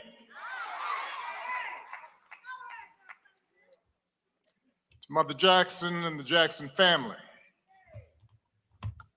to President and Mrs. Biden, President and Secretary Clinton, Vice President Harris, Pastor Dates, my old friend, though he looking good, Reverend Meeks, Reverend Jenkins. Yeah, this is, you know, this is like this is the DNC. Right. DNC convention. This isn't in a funeral. Yo, Obama, man, like you gotta give. I'm telling you, like He is suave. I will admit that. He's suave. But this is a funeral. He's like a AME Baptist preacher / DJ, like rolled into one, like yo, like he like yo, like it was like giving shout outs, like man, I see my people, like that's how it felt. It felt like yo, like I see you standing on that couch over there. What's up, man? Like I'm about to play some good music for you. I got you. That's how Obama, like like yo, you gotta salute to the guys that know how to do and that know how to run, like how to mic control, how to MC. Yeah. Okay. He knows how to MC. Wherever he came from. By the way, man. Hey, no, by the way, I forgot to talk about this, man. I talked about it earlier. You know, I've started going back to the gym again, and I selected a different gym, and it's a high-end gym, 90+% white, older whites, you know, my age and older, playing rap music all damn day. Like, I actually want to go to management and say, who are you playing this music for? Why? Who are you playing it for? The 59-year-old lawyer who's a partner, or the 64-year-old medical doctor? Like, who are you playing this music? Why are you playing this music? Why do they play this music at these gyms? I can see if you play 2 rap songs an hour, 3, but every song is a rap song. Right. What is this, man? Have you been to a gym and they play this rap all damn day? I mean, most of the gyms I've been to, that's all they play. I mean, you know, so I used to be a Gold Gym member, and it was at the time, like it's a long time ago. It was one of the top. It was between here in Charlotte and like Phoenix. It was the only, like I forget what the whatever like they had that was above everybody else, but that's all they played in there, man. Yeah, they played nothing but hip hop, man. Like it was 24/7. I mean, which I believe is good workout music, man. It's a certain tempo, you know. So it is what it is, man. It is what it is. I know it's CT. I know you don't like it, so you might be the first person. You might be the first person to go to management. It's not that I don't like rap. It's child's music, and you know if. I get it. To me, it's children's music. And I don't want to be in the gym. Like, for example, man, if you went to somebody's house and they're watching Teenage Mutant Ninja Turtles, I said this earlier. I'm like, yeah, and they're 40. Right. I'm like, yeah, we grew up on Ninja Turtles, but what is your grown ass doing here just watching it? And they're watching all the episodes. Like they're sitting there just watching all the episodes. But sometimes there's a good episode. I say this. CT, I'm gonna sing you something, man. I'm gonna sing you something. I'm gonna say like so are you? This is a hip hop conversation for a second. Do you listen to the clips at all? Have you ever listened to the clips? Freshman year in college, man. They actually came to my university, man. Yeah. Lord willing, Yeah, generation. Okay, yeah, it's like yeah. I saw them in 2002 or concert. something like that. Yeah. Yeah, yeah. So you know that they perform at the Vatican, right? I Last didn't year. know that. I didn't know So that. they did perform at the Vatican. I would so I'm gonna try to send you is the last album, right? Honestly I forget the damn name of it, but it actually starts off. I want you to listen to the first song on the album and then come back and say, okay, hip hop might have some potential. I agree with you for the most part. Most of the stuff is ABC 1, 2, 3, but there's some moments. They have moments, and I think that's the moment, man. They performed at the Vatican last year. You can actually look up the performance they had at the Vatican. And they had it at the Vatican Yes, yes, like it's straight and it's straight rap. in the Plaza area. Yes, yes, full Who was the audience, headline? Who everything. was the headliner? I don't know that. I can't. No, I'm not gonna lie to you. I'm not gonna lie to sit here in front with you. But I know that they performed at the Vatican, and it was a big thing. But it's a beautiful song. It's a beautiful song. It's actually it's a cool album, but it's a beautiful song. But like it shows you the potential of the ABC and the 1, 2, 3. Sometimes they can get the X, Y, and Z. Sometimes, just sometimes. But there's some Okay. potential there. Sometimes I'm gonna send it to you. I'm gonna send you a link to the actual performance if you don't look it up. I want to get your opinion on it, but I respect your Sounds thought good. process though. Yeah. Go. It is an honor to join you today to celebrate the Reverend Jesse Lewis Jackson, a man who, when the poor and the dispossessed needed the champion, and the country needed healing. Okay, so he started off good. He didn't start off. Okay, he started off talking about Jesse. Good. It's not okay. Good. Okay, let's see where this goes. Step forward again and again and again and said, "Send me."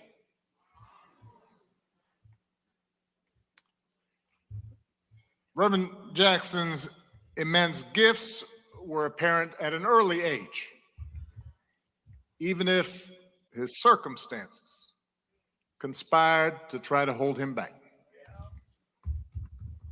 Born out of wedlock to a teenage mom,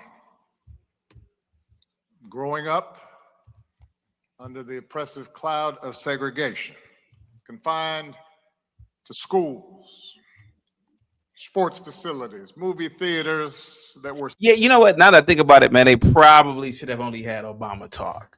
Like now that I look at it, yeah, they messed up by having Kamala, Biden, Yo, man. Clinton. Yeah, he's a wild card, but they probably should have just had Obama. This is getting good. This is he's a good storyteller, good orator. This is pretty good. Right. Yeah. Right. Yeah. All right, here we go. Separate and unequal.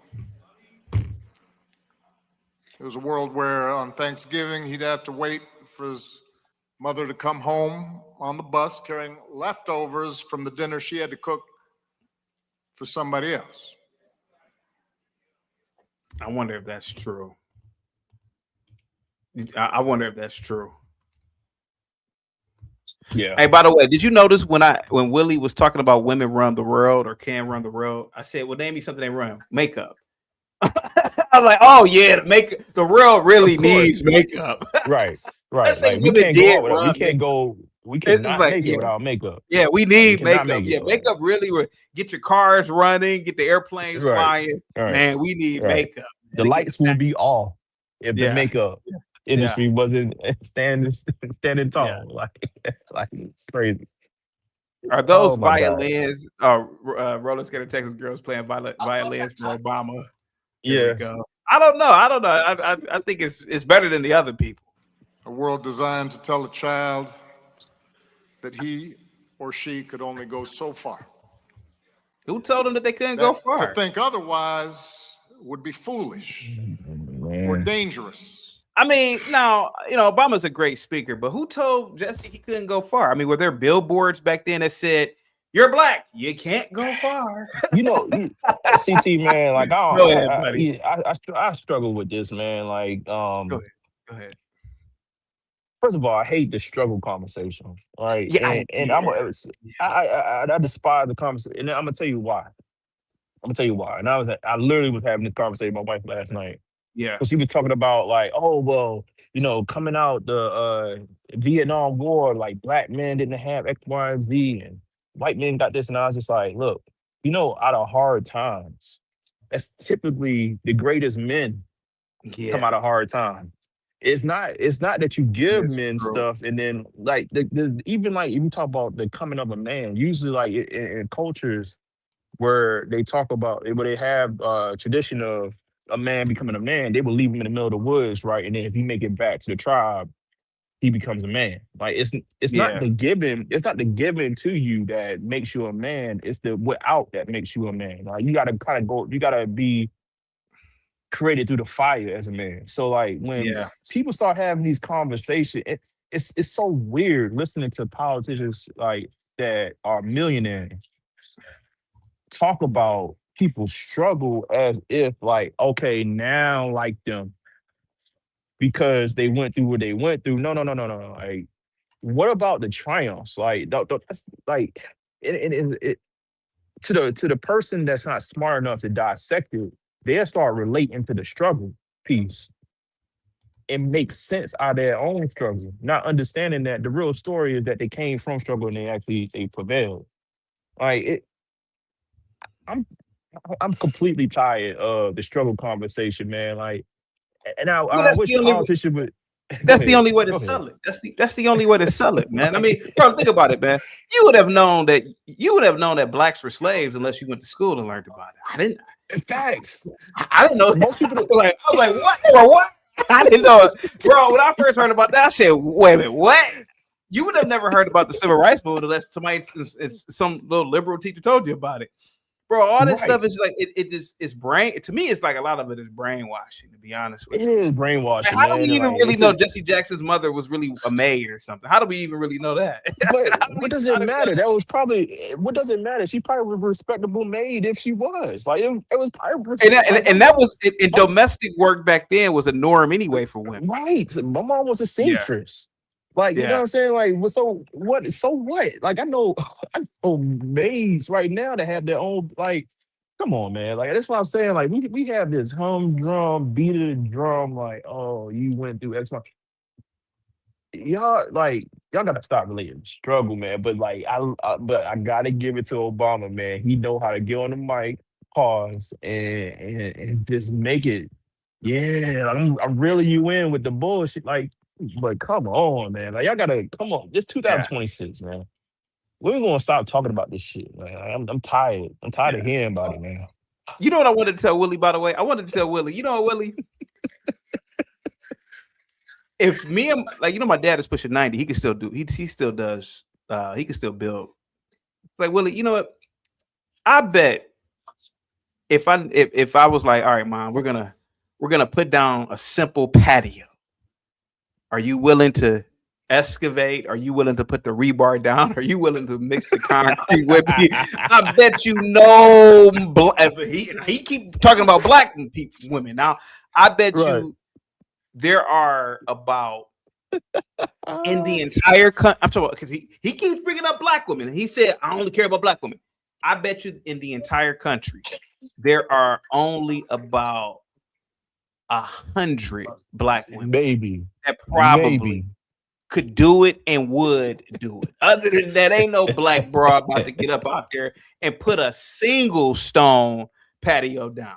Ain't happening. Mixing She ain't about to go out concrete? there. Come on, man. She about to mix concrete, put the rebar down, level, excavate, level.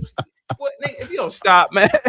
Hey, Shaniqua. Hey, why don't we put this little simple retaining wall up? And most white, you'll get a few white women. You'll probably get you'll get You probably get more. You'll get more of them. You'll get more of you them get a because they few actually thousand white women that'll do it, but you ain't about to get right no black. because their dads was contractors. They probably married to a contract. They actually know They how to ain't do about it. to. Yeah, Like, they come ain't on, doing that. man. Like, they Like, ain't doing that, man. who your mothers? I'm like, my mom wouldn't have the audacity to even come out there and try to, what are you talking about? You can't even do the work. Right. She gonna look Like, at you like, why you asking me? Like, Don't you It's like when you say, it's like when you know when you say you like a certain type of woman. Like for example, like like when a black dude is dating a white chick or sleeping with a white, and some dude comes around or some chick. Well, how would you feel about? Well, what about your mother? I'm like, what kind of what are you saying? Is he trying to sleep with his mother? Why would you even ask him some shit like that? Who cares what his mother would think? Why would I'm telling you, man, people make up the stupidest. They use this mother thing as that's supposed to stop you in your tracks. Oh, they think that your mother isn't white. Why are you dating a white woman? Yeah, they think that it would offend them. Like, but the problem is that you could be offended by something, but is it the truth? Right. Like, I mean, like that doesn't negate it from being the truth. Like, yeah, man. Yeah. And if you are offended by something, I should actually. The second question is, okay, like what we're gonna do? Like, what if you are offended? Like, what we're gonna do from? Like, what's the conversation after the fact? Like, cause if it just stops at the offense, then that's a stupid conversation. Like, we didn't have a conversation at that point. You just mad. It's stupid, man. Makes like, no I don't know, sense. man. It makes no sense, man.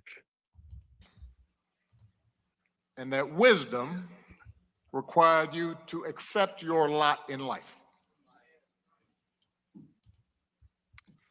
And young Jesse refused to accept that verdict. He was a born leader, an athlete, a talker, knew how to talk, star quarterback, student body president. He could have succeeded within the confines that were determined for him and had a successful life.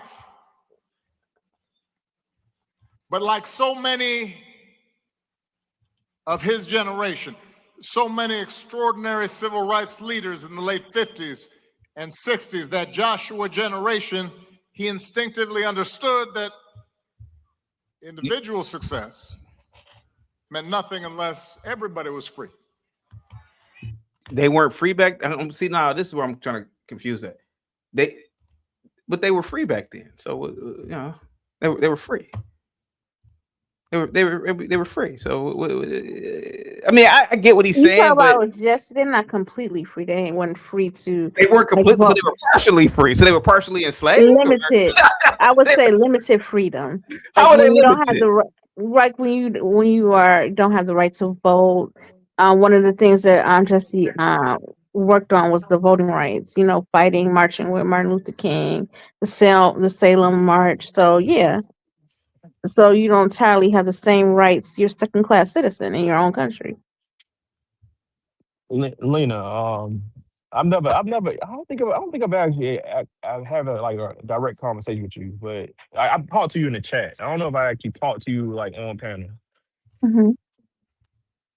Everything that you just said, Mm-hmm. like, I get the plight in it, Mm-hmm. but are you partially free?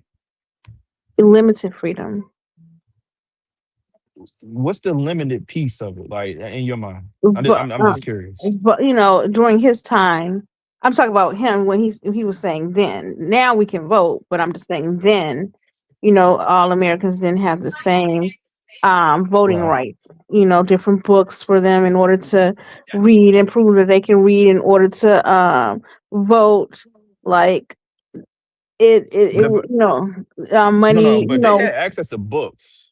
So like, she's talking about the tests that were required for certain areas where voting took place. Like you had to take logic tests. Oh, like okay, yeah, right, to prove that you are literate enough or yeah, but if you really, but looking back at it, maybe they were on to something.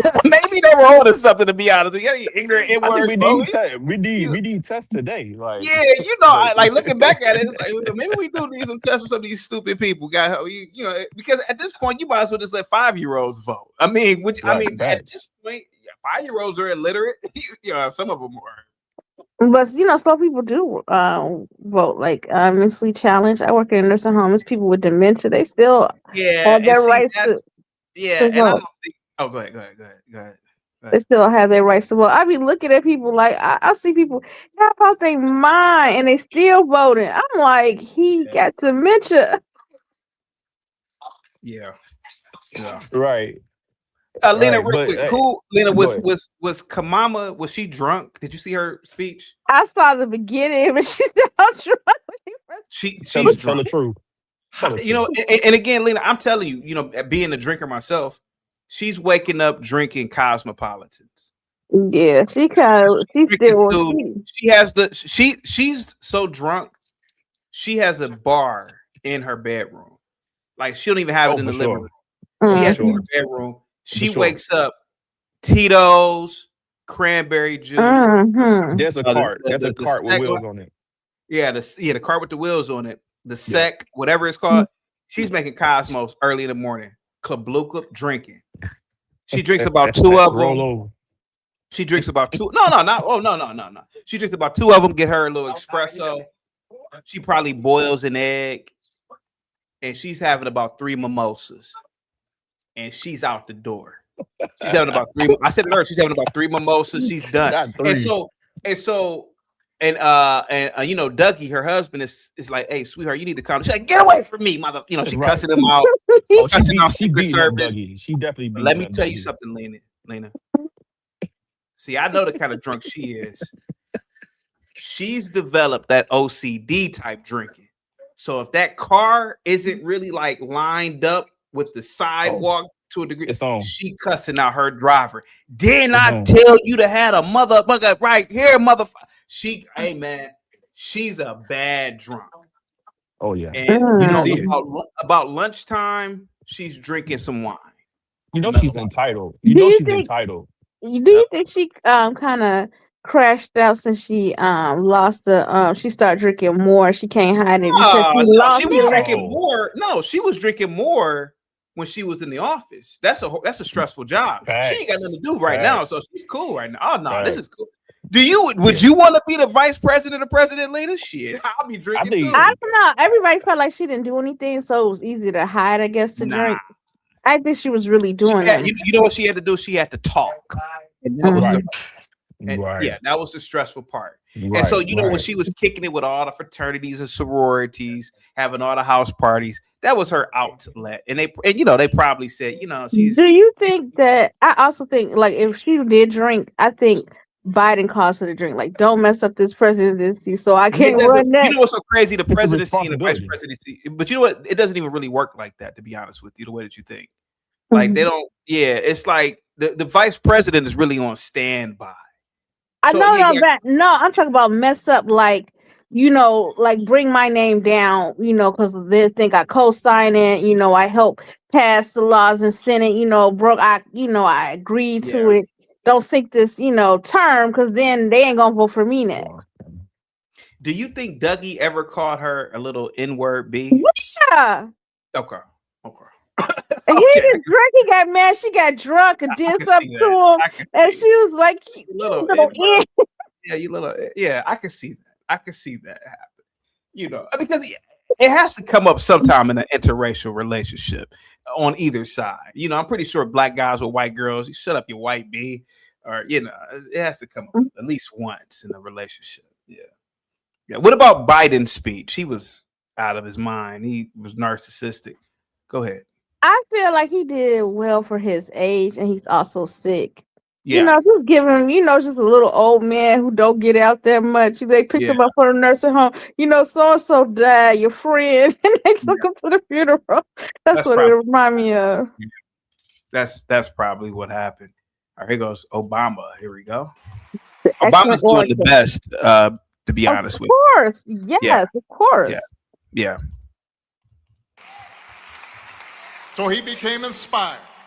Yeah. By the bus boycotts in Montgomery. He led 7 black students into the whites-only library.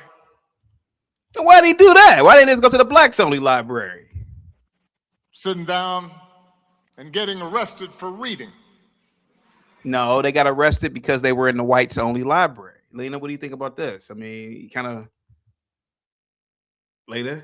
I'll give him a little edge, for reading in the white Yeah, library. What if the but library? It wasn't the only library in town, and the whites had they were only able to go to white you mean to section. tell me that they don't have a blacks only library? I mean, why not just stay at the blacks only library? They don't Kind of. always have the books. They don't have the best books. It's in a poor How do you know neighborhood.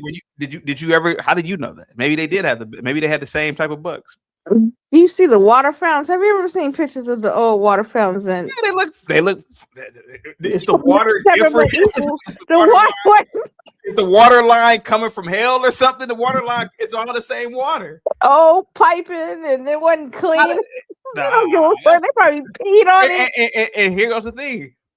Let's assume their water fountain looked bad. Why did it look bad? How come the blacks didn't keep it up? No, because maybe the white people didn't want them to drink water. Maybe they was messing with them then. I'm not saying all white people.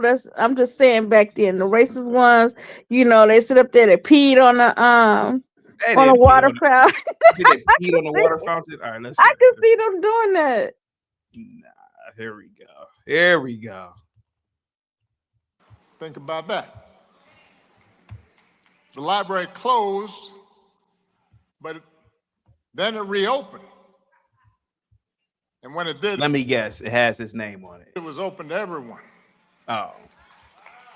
No, it wasn't open to everyone. It was the blacks came in there acting a fool, and the whites said, "Hey man, y'all can just have them on the effing library, man. Y'all can just have them on the effing." That's what happened. Here we go. Send me, Jesse said, even as a young man, and the world got a little bit better. By the time Reverend Jackson graduated from college, he had attended Chicago Theological Seminary. He knew the nature of his calling, and he became, as everybody knows, the youngest member of SCLC, assigned to lead Operation Breadbasket here in Chicago, right around the time that Isaiah Thomas is talking about. And it was during this period, and especially after Dr. King's death, when the optimism of the early movement had begun to fade and leadership had begun to fracture. And when the country Hoshi said, CT, if you went to your gym and they said you could only work out on the black side of the gym, you wouldn't be offended. I would never even go back. I'm not fighting to be any place I'm not welcome. I don't give a shit. I wouldn't go back. I wouldn't go back at all. See, that's the difference. I wouldn't need to be offended. I just wouldn't go. I wouldn't go. I just work out. I work out outside. I work out at home. Man, mother F your gym. Seem to have grown bored, gotten weary of the idea of justice and equality and moved on to other concerns. That Reverend Jackson rose above despair and kept that righteous flame alive. Through Operation Push, he led boycotts and challenged corporate policies around hiring and contracting, recognizing that civil rights without economic justice was an empty promise. He backed unions in their organizing efforts and activists in fair wage campaigns, understanding that if the have-nots and the have-little bits ever learned to make common cause across racial lines instead of fighting each other over breadcrumbs, everybody would benefit. Hoshi says, so you would be offended. No, I wouldn't be offended at all. I wouldn't be offended at all. I would be offended. Like if I paid my month there, if I pay my month gym there, and then I see that, I'd be like, why am I only here? I should be able to work anywhere I want. I pay my money. I wouldn't be offended at all. I just wouldn't Would go. you ask for a refund? I mean, I obviously, you know, whatever they could prorate me, and not. One Yeah. day I'm gonna see the real CT. You're gonna stand up and you're No, gonna I just tell wouldn't go. I mean, I just feel like a gym. What would be the purpose of having the blacks and whites? I mean, to me, it's like to be honest with you, the idea of race is stupid. But if it has to be divided into racial groups, it's like, this is stupid. I'm just here to work out. I don't really give a shit. So if you want to play this race game, I'll just work out at home. I don't care about you. I'm not going to participate in your race game. I just don't give a shit.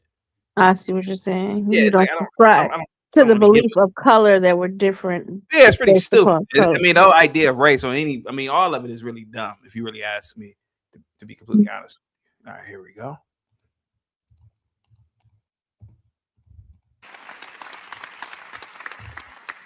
He helped register millions of voters. He fought against biases in the criminal justice system. He drew attention to local abuses of power and called folks at the national level to account. Yeah, just like when you were drone striking people. And by the early 80s, he was delivering that message of change and hope across the globe, freeing hostages from captivity,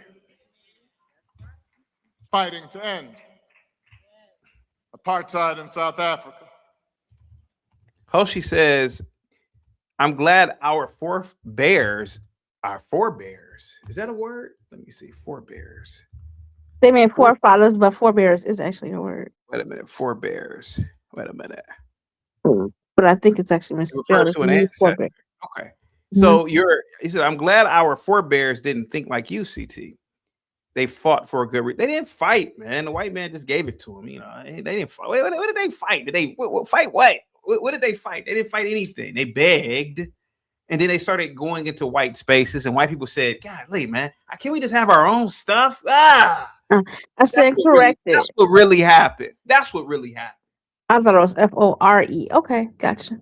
I knew it was a word, but yeah, I thought it was something missing. He said forebears. Yeah, I thought it was missing. That's what it is. But I learned something. Thank you. Yeah, it's the E that is missing. Oh, so there was the E supposed to be there. I was right. Yeah. Oh, okay. I'm sorry. I learned something though too. And then, in 1984,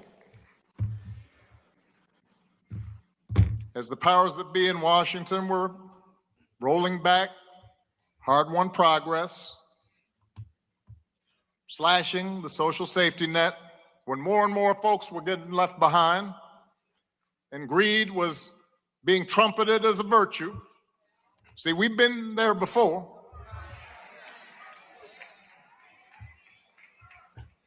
He stepped forward once again and said, "Send me." He ran for the presidency of the United States of America.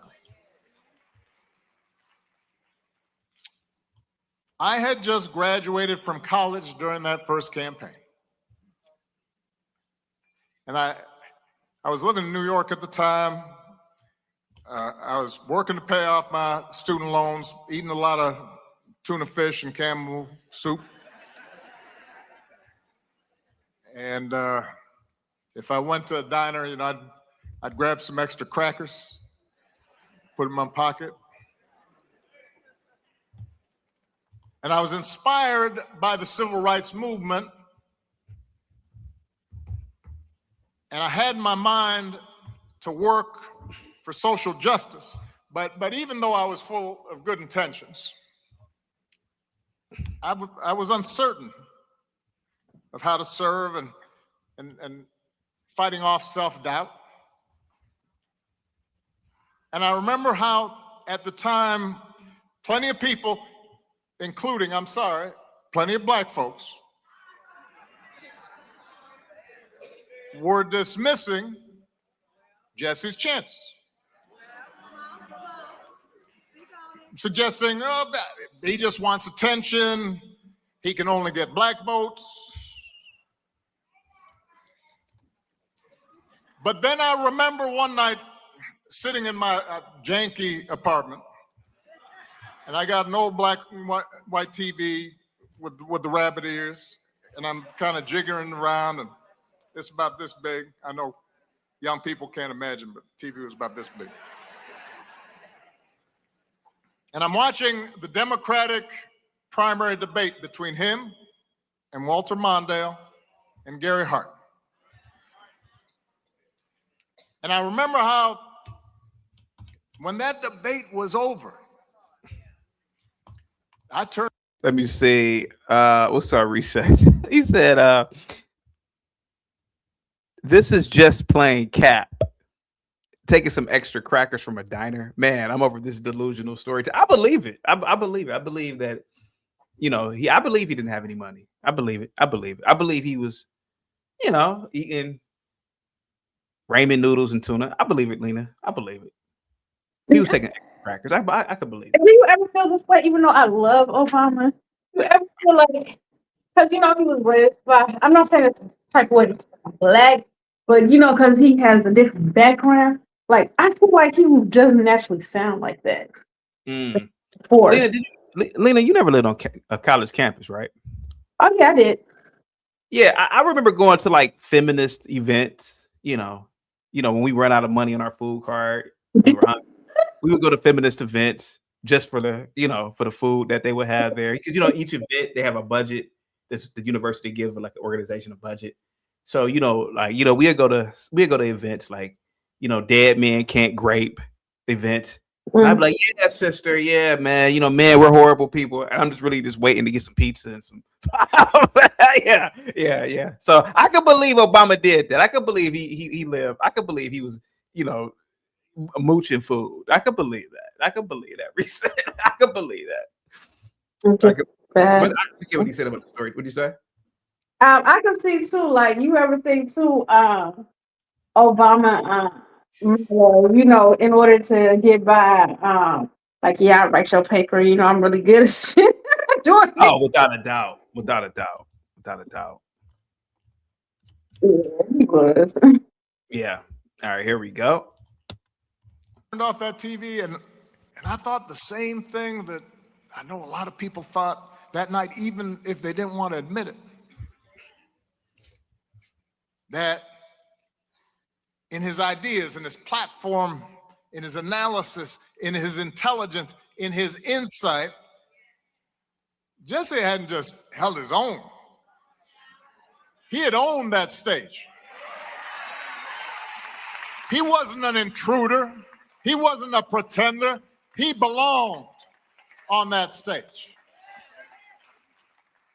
And the message he sent to a 22-year-old child of a single mother with a funny name, an outsider, was that maybe there wasn't any place, any room where we didn't belong.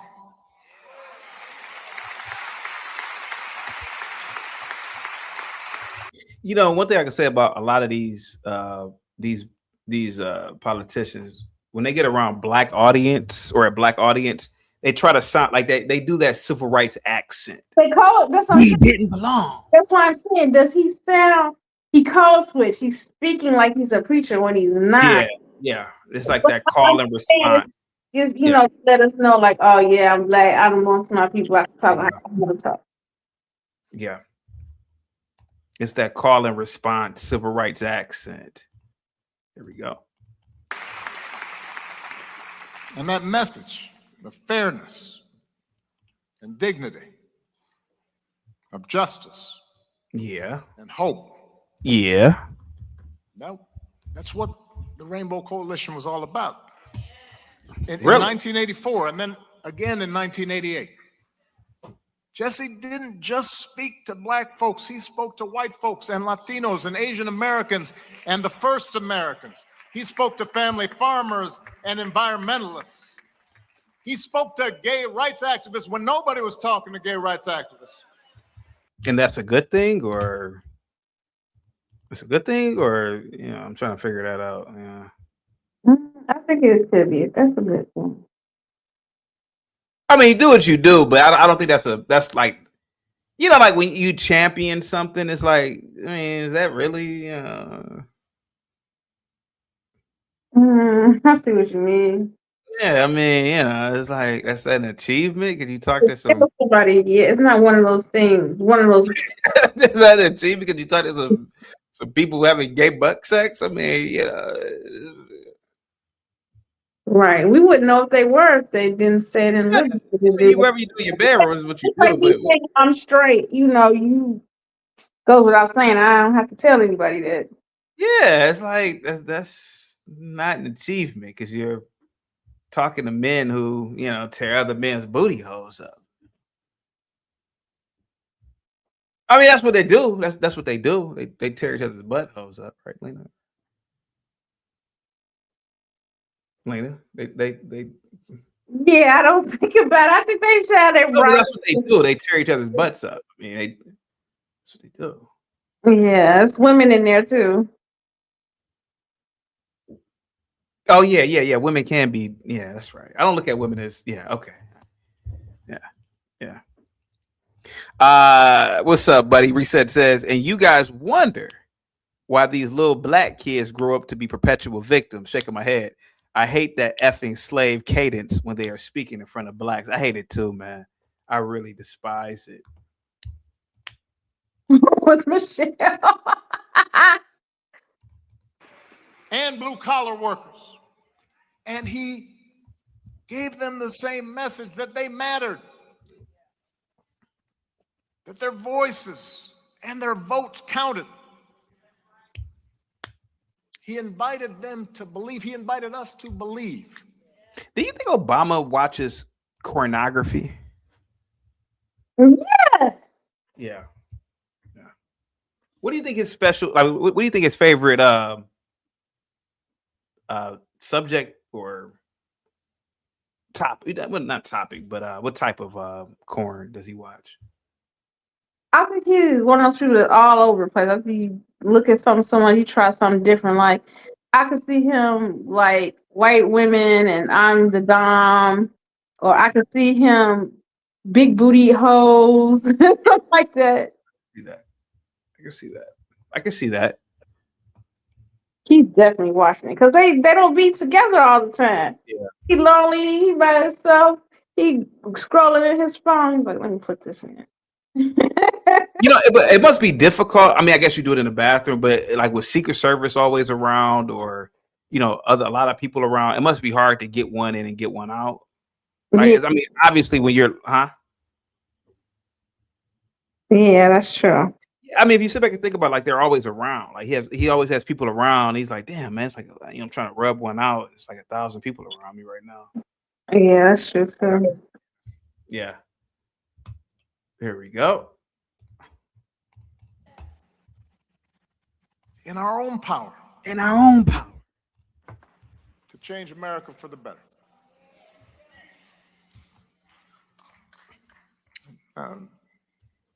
By the delegate count, Jesse's two candidacies ultimately came up short. But he paved the road. It's funny because Bill is the only one that hung out with Jesse. But you could tell Obama is well studied of Jesse, which makes this speech really good. Yes, but one reason why, because they both lived in Chicago, so he would know Jesse's work. Yeah, this is really good. Like he's well studied. Mm-hmm. Yeah, he just say, "Higher, this is what we're facing." Jesse. Yeah, this is really good. Yeah, and I'm not even a Democrat, but this is really good. Yeah, like, I like Obama. It's the reverence of just study. He studied it.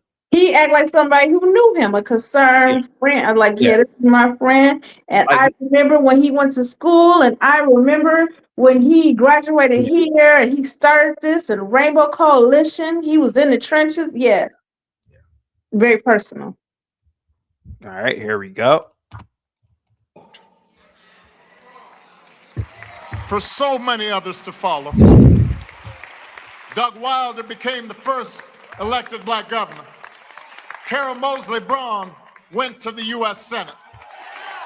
Because of Jesse, The Democratic Party changed its rules, ending the winner-take-all distribution of delegates during presidential primaries, which meant underdogs and outsiders like Bill Clinton or Bernie Sanders could stay competitive and build momentum instead of getting knocked out early.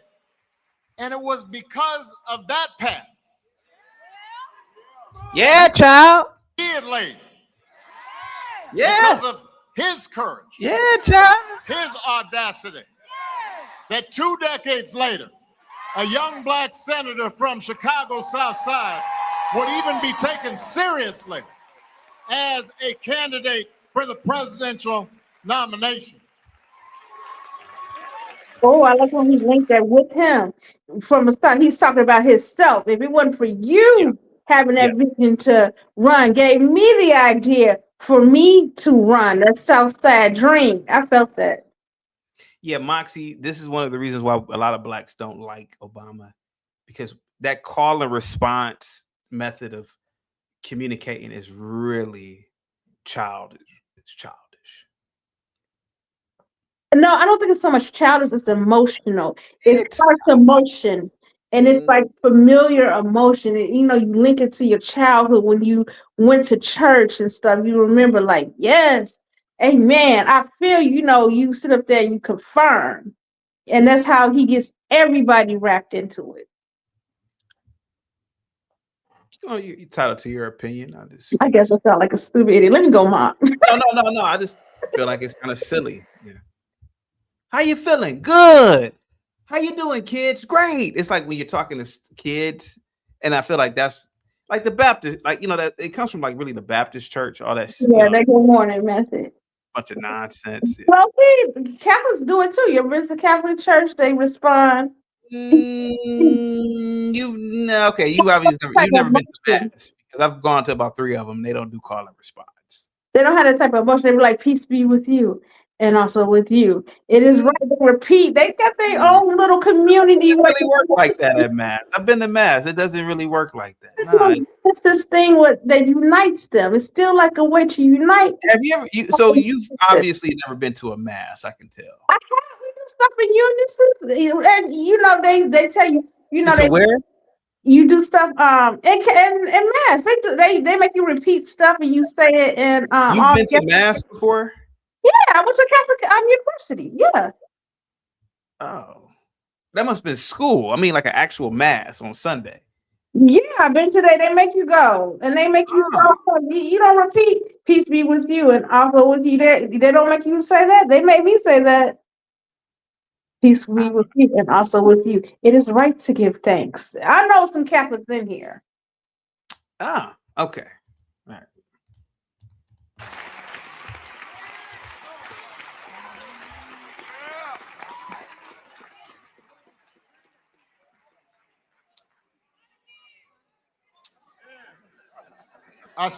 I still credit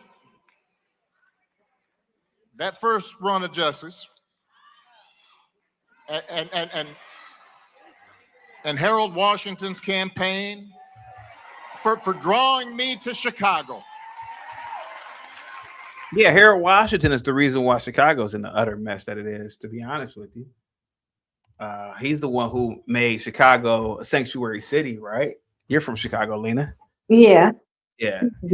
But I don't want y'all to think that I'm saying that Catholic Church is like Baptist Church. No, I'm not. Yeah, I'm pretty sure they got that. I'm saying, you know, they do things together that is part of praise and worship. It's nowhere near as emotional, but I'm saying that that's part of the, you know, fellowship. They do things in fellowship. That's what I'm trying to say. Together. Like, oh, okay, we're gonna say, hey, you know, there's a little bit more, conservative, and we're more boisterous. Like, yeah, we about to say, what, you know, in church, you know how it is.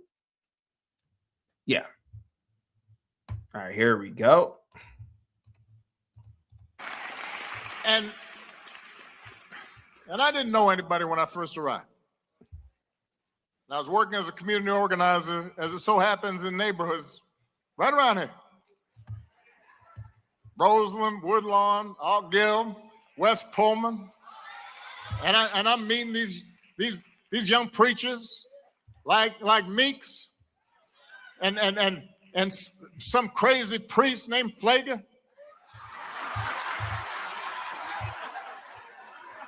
And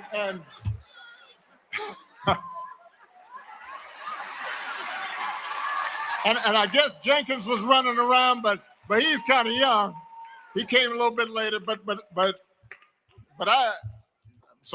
I'm going to churches and I'm listening to all these amazing preachers and it was hard work. And half the time I didn't know what I was doing. And well, you were young. Progress was slow. And I definitely didn't know how I was going to survive these Chicago winters. Because I grew up in Hawaii. But I do remember heading to the Push headquarters some Saturday mornings to listen and learn from Reverend Jackson. And y'all remember how on some mornings, if there was a major issue going on, the room would be packed to the rafters. And sometimes some celebrity just wanders in. And then some mornings it was kind of low key. Either way, though, the announcements would be made, and Reverend Barrow would say a prayer, and Jesse'd sit there, and then finally he'd gather himself up and stand, and he'd start kind of slow, you know. And sometimes he'd talk kind of low, so you couldn't quite catch what he was saying. So everybody lean in. And over time, it was that same boundless energy that would emerge, and that same passion and that same insight. And he'd offer you a master class in economics on a Saturday morning. And he'd give you a seminar in American history and American politics. And he'd make complicated things plain. And he'd tell stories that would make you laugh 1 minute and cry the next. And whether you were a bus driver or a teacher or a business leader or a young organizer, you came away from those meetings with a better understanding of how the world worked, how power worked. And more importantly, he made you believe that if we came together, we could make the world work better. Now, we've been talking about Jesse telling us we are somebody. I am. You know what? We haven't seen him and Michelle together in quite some time. Where is Michelle? That is the big question. On that book tour or whatever. She's on a book tour. Yeah, does something. She need money or something? I mean, why does she? You know, it's like you're already rich. Do you really need to be richer, or? I'm just greedy. She's gonna sell a lot of copies of that book too. Have you purchased the book? No. Okay. I feel bad. Okay. Here we go.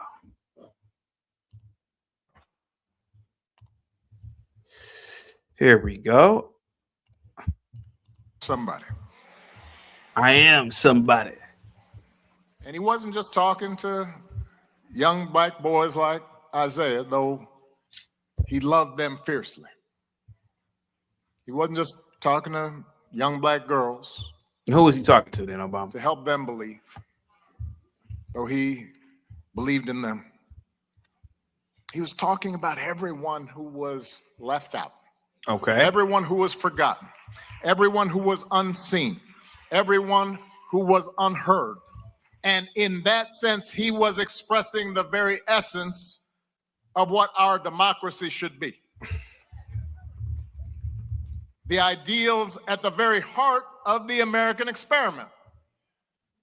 The belief that regardless of what we look like or how we worship, regardless of where our ancestors come from or how much money we got, we're all part of the American family. We're all endowed with the same inalienable rights to life and liberty and the pursuit of happiness. We're all obligated to answer the call and step forward and take responsibility for making wrongs right and for caring for our neighbors and bringing the reality of America a step closer to its glorious ideals. Okay. Answering that call isn't always easy. And Reverend Jackson and his family knew that better than most. To do what he did, he would endure all kinds of hatred and setbacks and betrayals and doubters and death threats.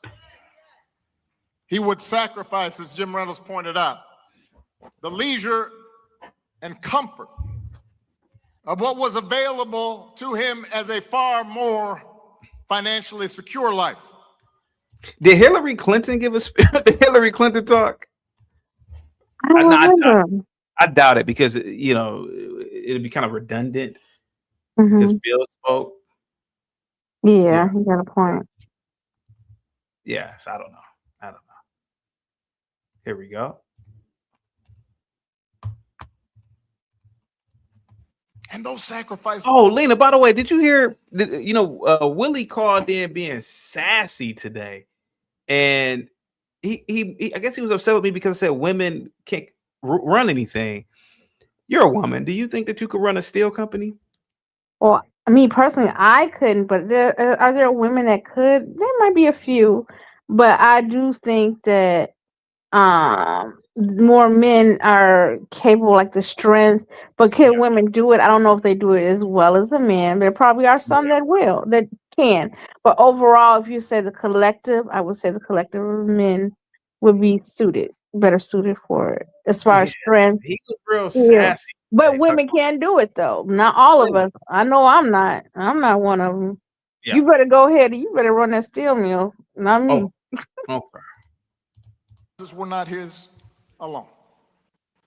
They were shared by his wife and his children. And they bore that burden with grace and strength. I got to know the Reverend and his family over the years, and as I watched his children follow his example of service, I came to appreciate the conviction that drove him, that he had passed on, the faith that guided him and that he had passed on.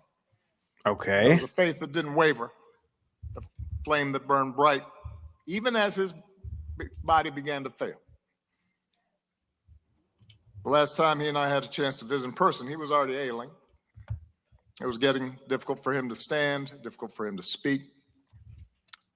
We were in Hyde Park, in a hotel room.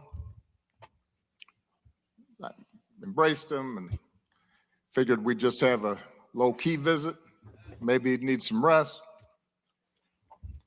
And he starts coming up with this project and this. Agreed, Roller Skater Texas Girl. He's been the best speaker. Whether you agree with him or not, one thing about Obama, he can definitely speak, so you can learn from that. Thank you so much. Guys, get the likes up in the chat, share the video. Here we go. Initiative and issues I needed to look into, and here's some commentary that he would suggest, and some phrasing that he thought might work, and maybe we might co-write an article. And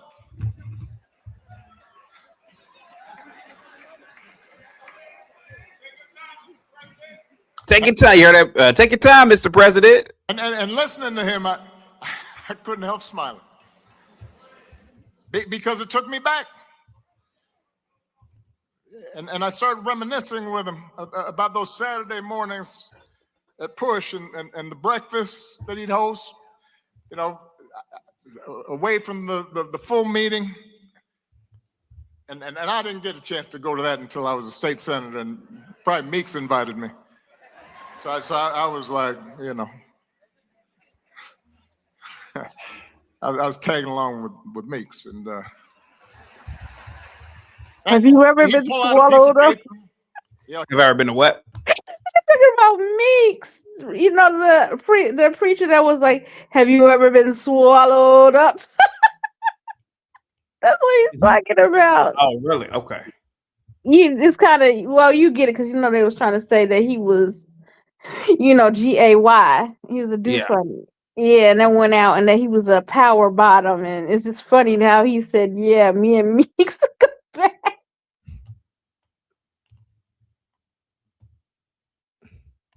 He'd scribbled some stuff and he'd start passing out assignments and pulling together working groups and asking for updates on the latest campaign. And I'll admit, let's face it, those sessions could run a little long and did not always follow Robert's Rules of Order.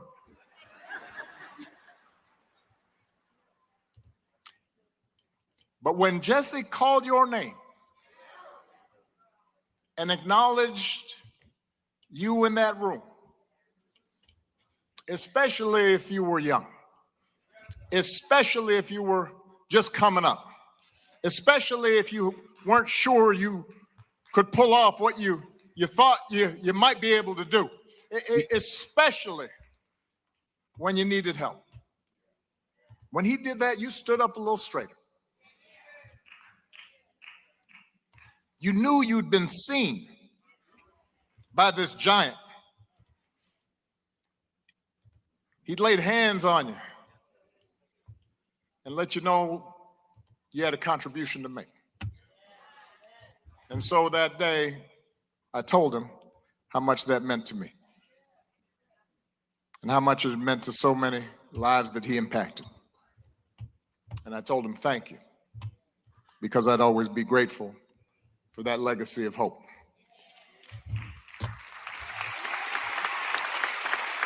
I know I've gone long.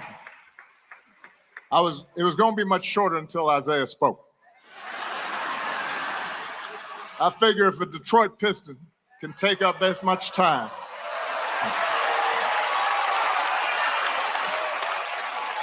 it was beautiful, and I mean that. Love me some Isaiah.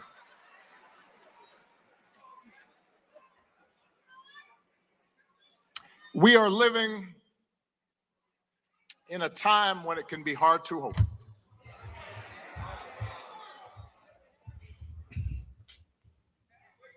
Each day we wake up to some new assault on our democratic institutions.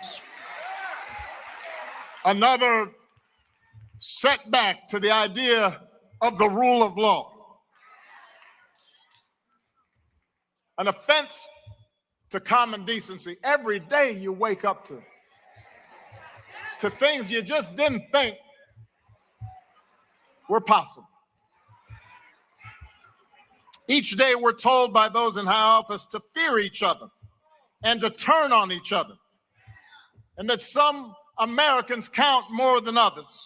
Really? Which sort of like the rich count more than the poor? Or like elite politicians like you count more than the laymen? And that some don't even count at all. Everywhere we see greed and bigotry being celebrated, and bullying and mockery masquerading as strength. We see science and expertise denigrated, while ignorance and dishonesty and cruelty and corruption are reaping untold rewards. Every single day we see that. And it's hard to hope in those moments. So it may be tempting to get discouraged, to give in to cynicism. It may be tempting for some to compromise with power and grab what you can, or even for good people to maybe just put your head down and wait for the storm to pass. But this man,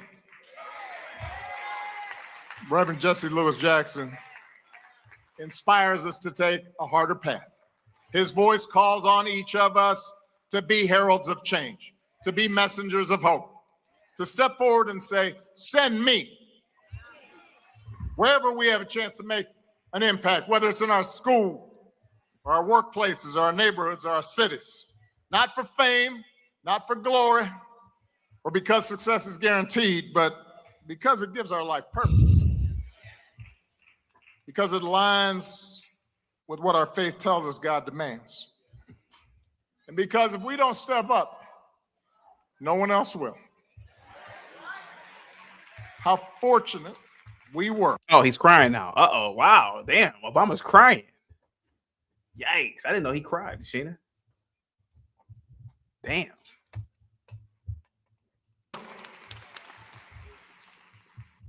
That Jesse Jackson answered that call. What a great debt we owe to him. May God bless Reverend Jackson. May he rest in eternal peace. God bless you.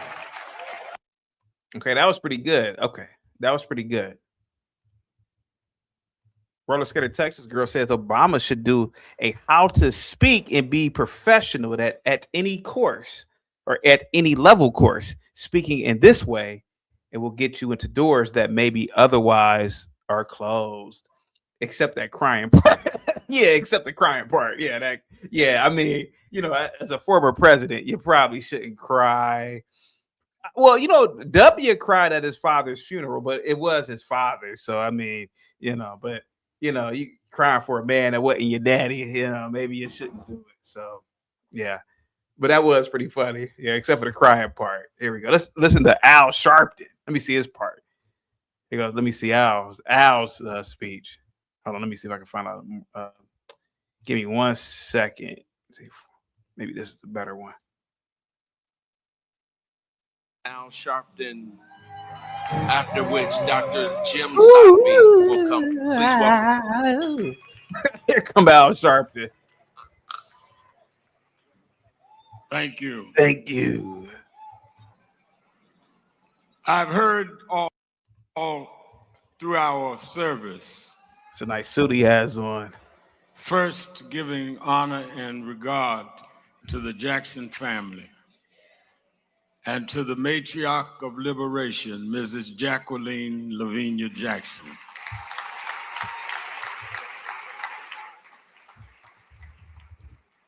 As I listened and thought about, everyone quoted the slogan of Reverend Jackson, but I want to, in my few minutes, and if you take Brother Biden's minutes and other minutes, I come out of the Jackson School of Thought.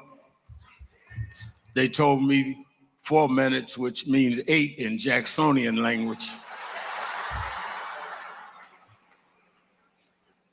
I don't want us, Yusef, to leave here having mourned and then mock what Jackson was all about. We're sitting here acting like our own lack of rising to what he wanted us to be what's the that? reason we are sitting on the brink of some of the most serious Reconstruction behavior being rescinded. Bullshit. That's bullshit. That's bullshit. And Reconstruction was destroyed because of the Democrats. So, but what you talking about is bullshit, man. We're in a global society, man. Seven Still says good God's job on the push-ups. Good job on the push-ups. Yep, absolutely. That we've seen in modern times. To leave here and not follow an assignment would not be what Jesse Jackson taught us. To make us feel good, we went to Jesse Jackson's funeral. It's fume. And that we said nice things about Mrs. Jackson. But people at the same time are killing illegal immigrants. People at the Well, I mean, hello, Al Sharpton. I mean, they are illegal. I mean, they're not legal. They're not legally supposed to be here, but and nobody was killing illegal immigrants, to be honest with you. Uh, I don't remember ICE K-wording any illegals, to be honest with you. They actually K-worded 2 Americans who were, I would say, justifiably K-worded, but that's neither here nor there. But let's keep listening to the great Al Sharpton. Here we go. At the same time, or cutting public funding. At the same time, Public funding isn't being cut, bro. What are you talking about? Affordable Care Act is not being renewed and seniors have to deal with premiums. Don't sit here so holy and sanctified and act like you have no assignment yourself.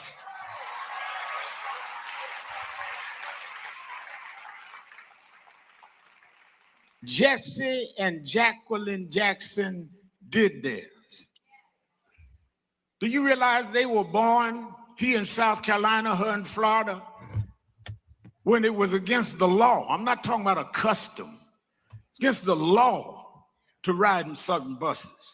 Against the law. Oh my God. To use a toilet downtown. Against the law for you to eat in certain restaurants. And these 2 Southern-born, raised in Southern American apartheid, went on and put 2 of their sons in Congress. No, the United States, whatever congressional district put his sons in Congress, not Jesse Jackson. Come on, Al. Down barriers of voting. They did theirs. They planted a platform that led to an empowerment, and we are the generations behind them that have returned to those that were against us being empowered. Oh, they went against the Southern bigots in the overalls. We're dealing with manicured Fifth Avenue bigots. The ones you live next door to in Manhattan.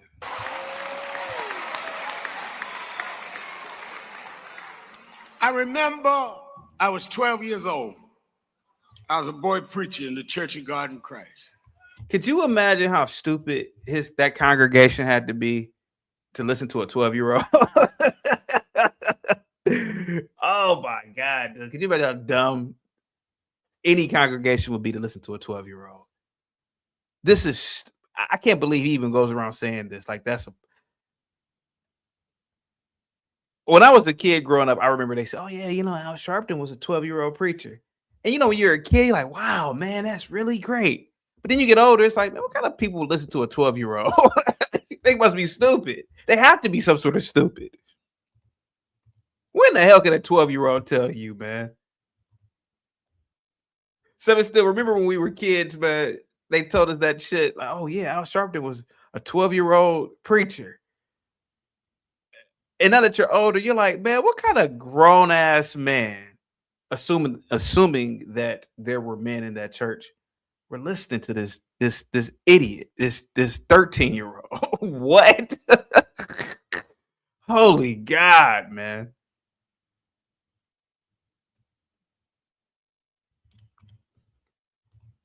Said I was amazed at age 10. Yeah, man, come on, man. I get up and walk out. If some 12-year-old boy came in, I'm like, hey, I'm about to get up out of here, man.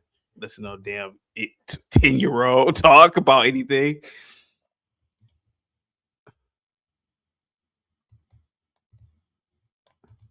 Flowers in Her Hair says, I saw a traveling preacher, a tent revivalist, and they had a kid preach some of it. It was wild, by the way. Man, you out of your damn mind if I'm going to sit there and listen to some damn adolescent talk about anything, man, to be honest with you.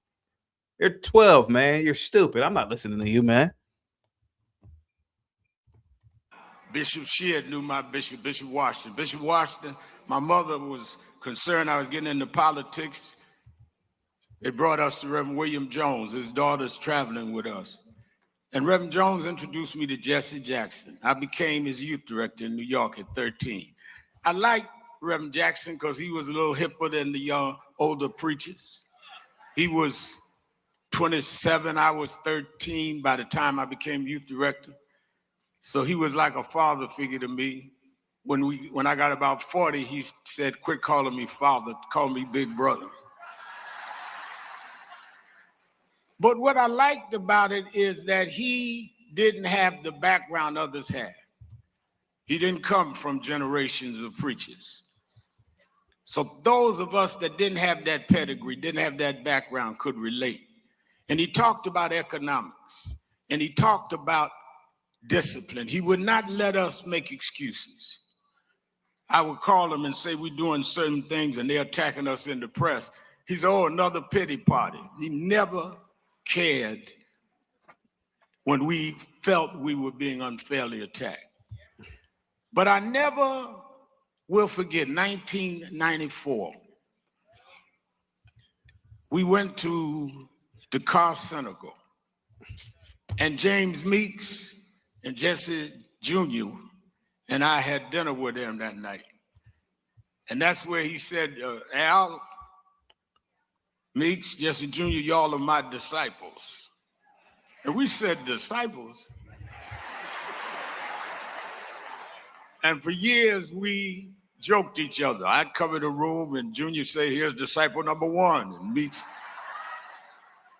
But discipleship meant you carried forth the vision. The next day, he took me on the ferry to Goree Island, Mrs. Jackson. And on Goree Island, he showed me where the slave camps were. Oh, God. And oh, man, is this all they talk about? Is this slavery, civil rights? Oh, my God. Okay, we get it. Your ancestors were punks. Damn. They showed us the slave castles in Dakar and Senegal. Jesus, man. A history of just being bitches, man. After a while, it gets tiring, man.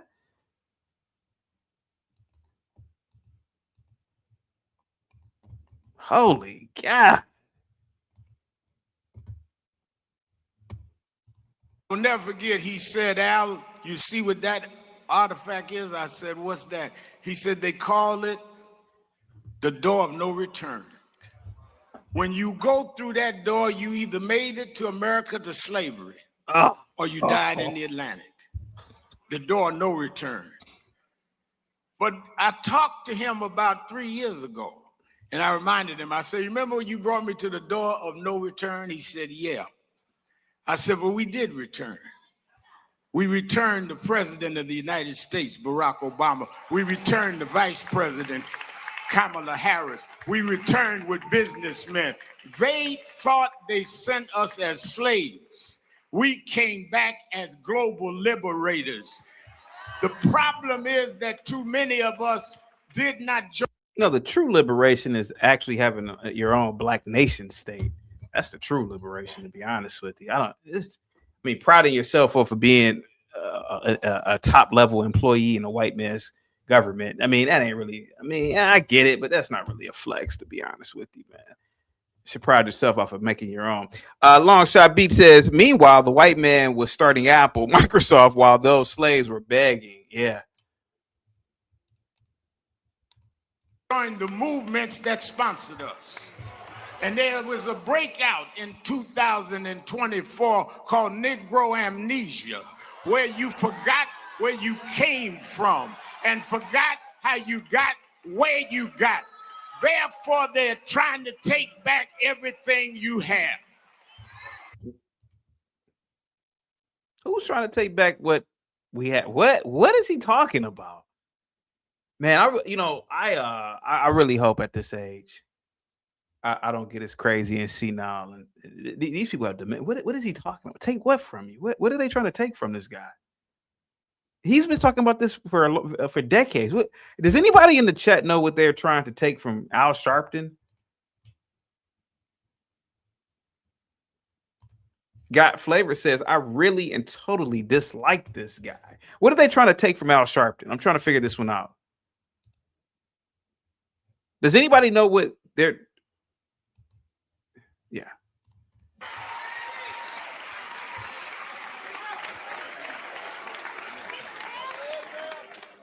I asked Michael Eric Dyson, our prominent scholar, where in history is this? He said, we always go one step forward and two back.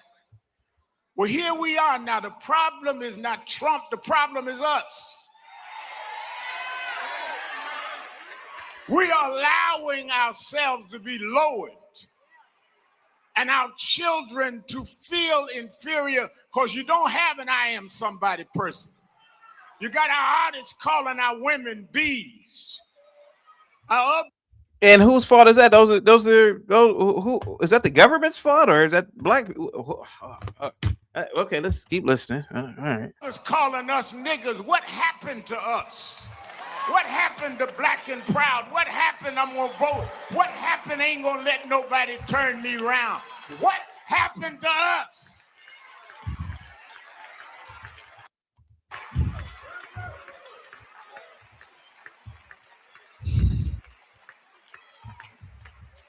We believed our way. And we had the faith to do it. And that's why my challenge to you is that we should do what Jesse Jackson did.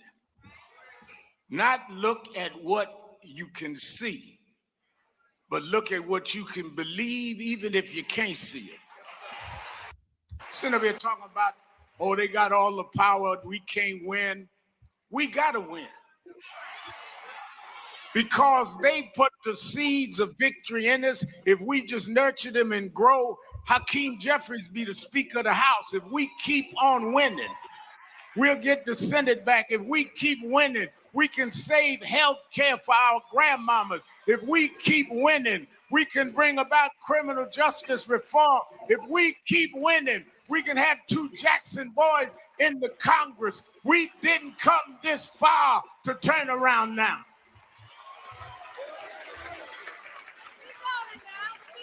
Keep going now.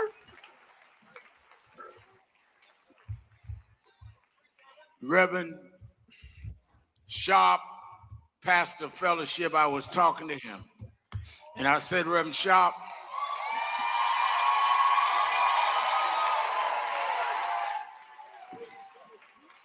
I was saying, Reverend Sharp, Jesse Jackson talked about keep hope alive. And I met a man that Reverend Jackson admired called Adam Clayton Powell when I was a kid. And Adam had a slogan called Keep the Faith, Baby. And I'd like, Tyler Perry's here. He canceled something to be with us. I'd like one day Tyler to do a whole thing on it, Adam Powell, because there's a little risque side to Adam that Tyler know how to handle that kind of stuff.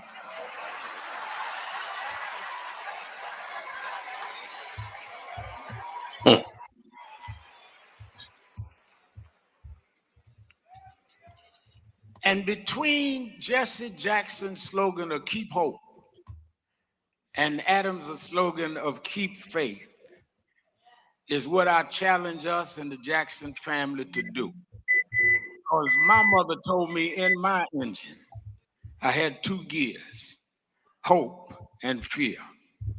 Hope is that I hope a better day will come. Hope is I won't give up. Hope is that we come this far by faith. But she said, but sometimes it's going to get dreary. And that's when your gear goes to faith. Oh, yeah? Faith is the substance of things you hope for, not hope for. The evidence of things not seen. That is when faith. the doctors give up, but you hold on for another doctor. Faith is when you got bills to pay and no money to pay them. Faith is when they write you off and when they write you back. We come this far by faith, leaning on the Lord. Or they getting ready to celebrate the 250th anniversary of the country, but we were not free in 1776. There were a lot of people free in 1776. What are you talking about? It is not our celebration. We got here in 1619. We worked 246 years and never got paid, but we are still here. We come this far by faith. It was against the law to read and write. It was against the law to marry. But we come this far by faith. I don't care what they do in Washington. I care what we do in the community. We beat people bigger than Trump. We fought people harder than them if we stand up and be what we're supposed to be. What the hell is he talking about? Private sector saying they're going to end diversity, equity, and inclusion. Sharif Sharp, we started Wall Street. What? Wall Street. That's your leader. Dealing with diversity. We did that. So you don't want a diversity in your boardroom, then don't have a diversified consumer base.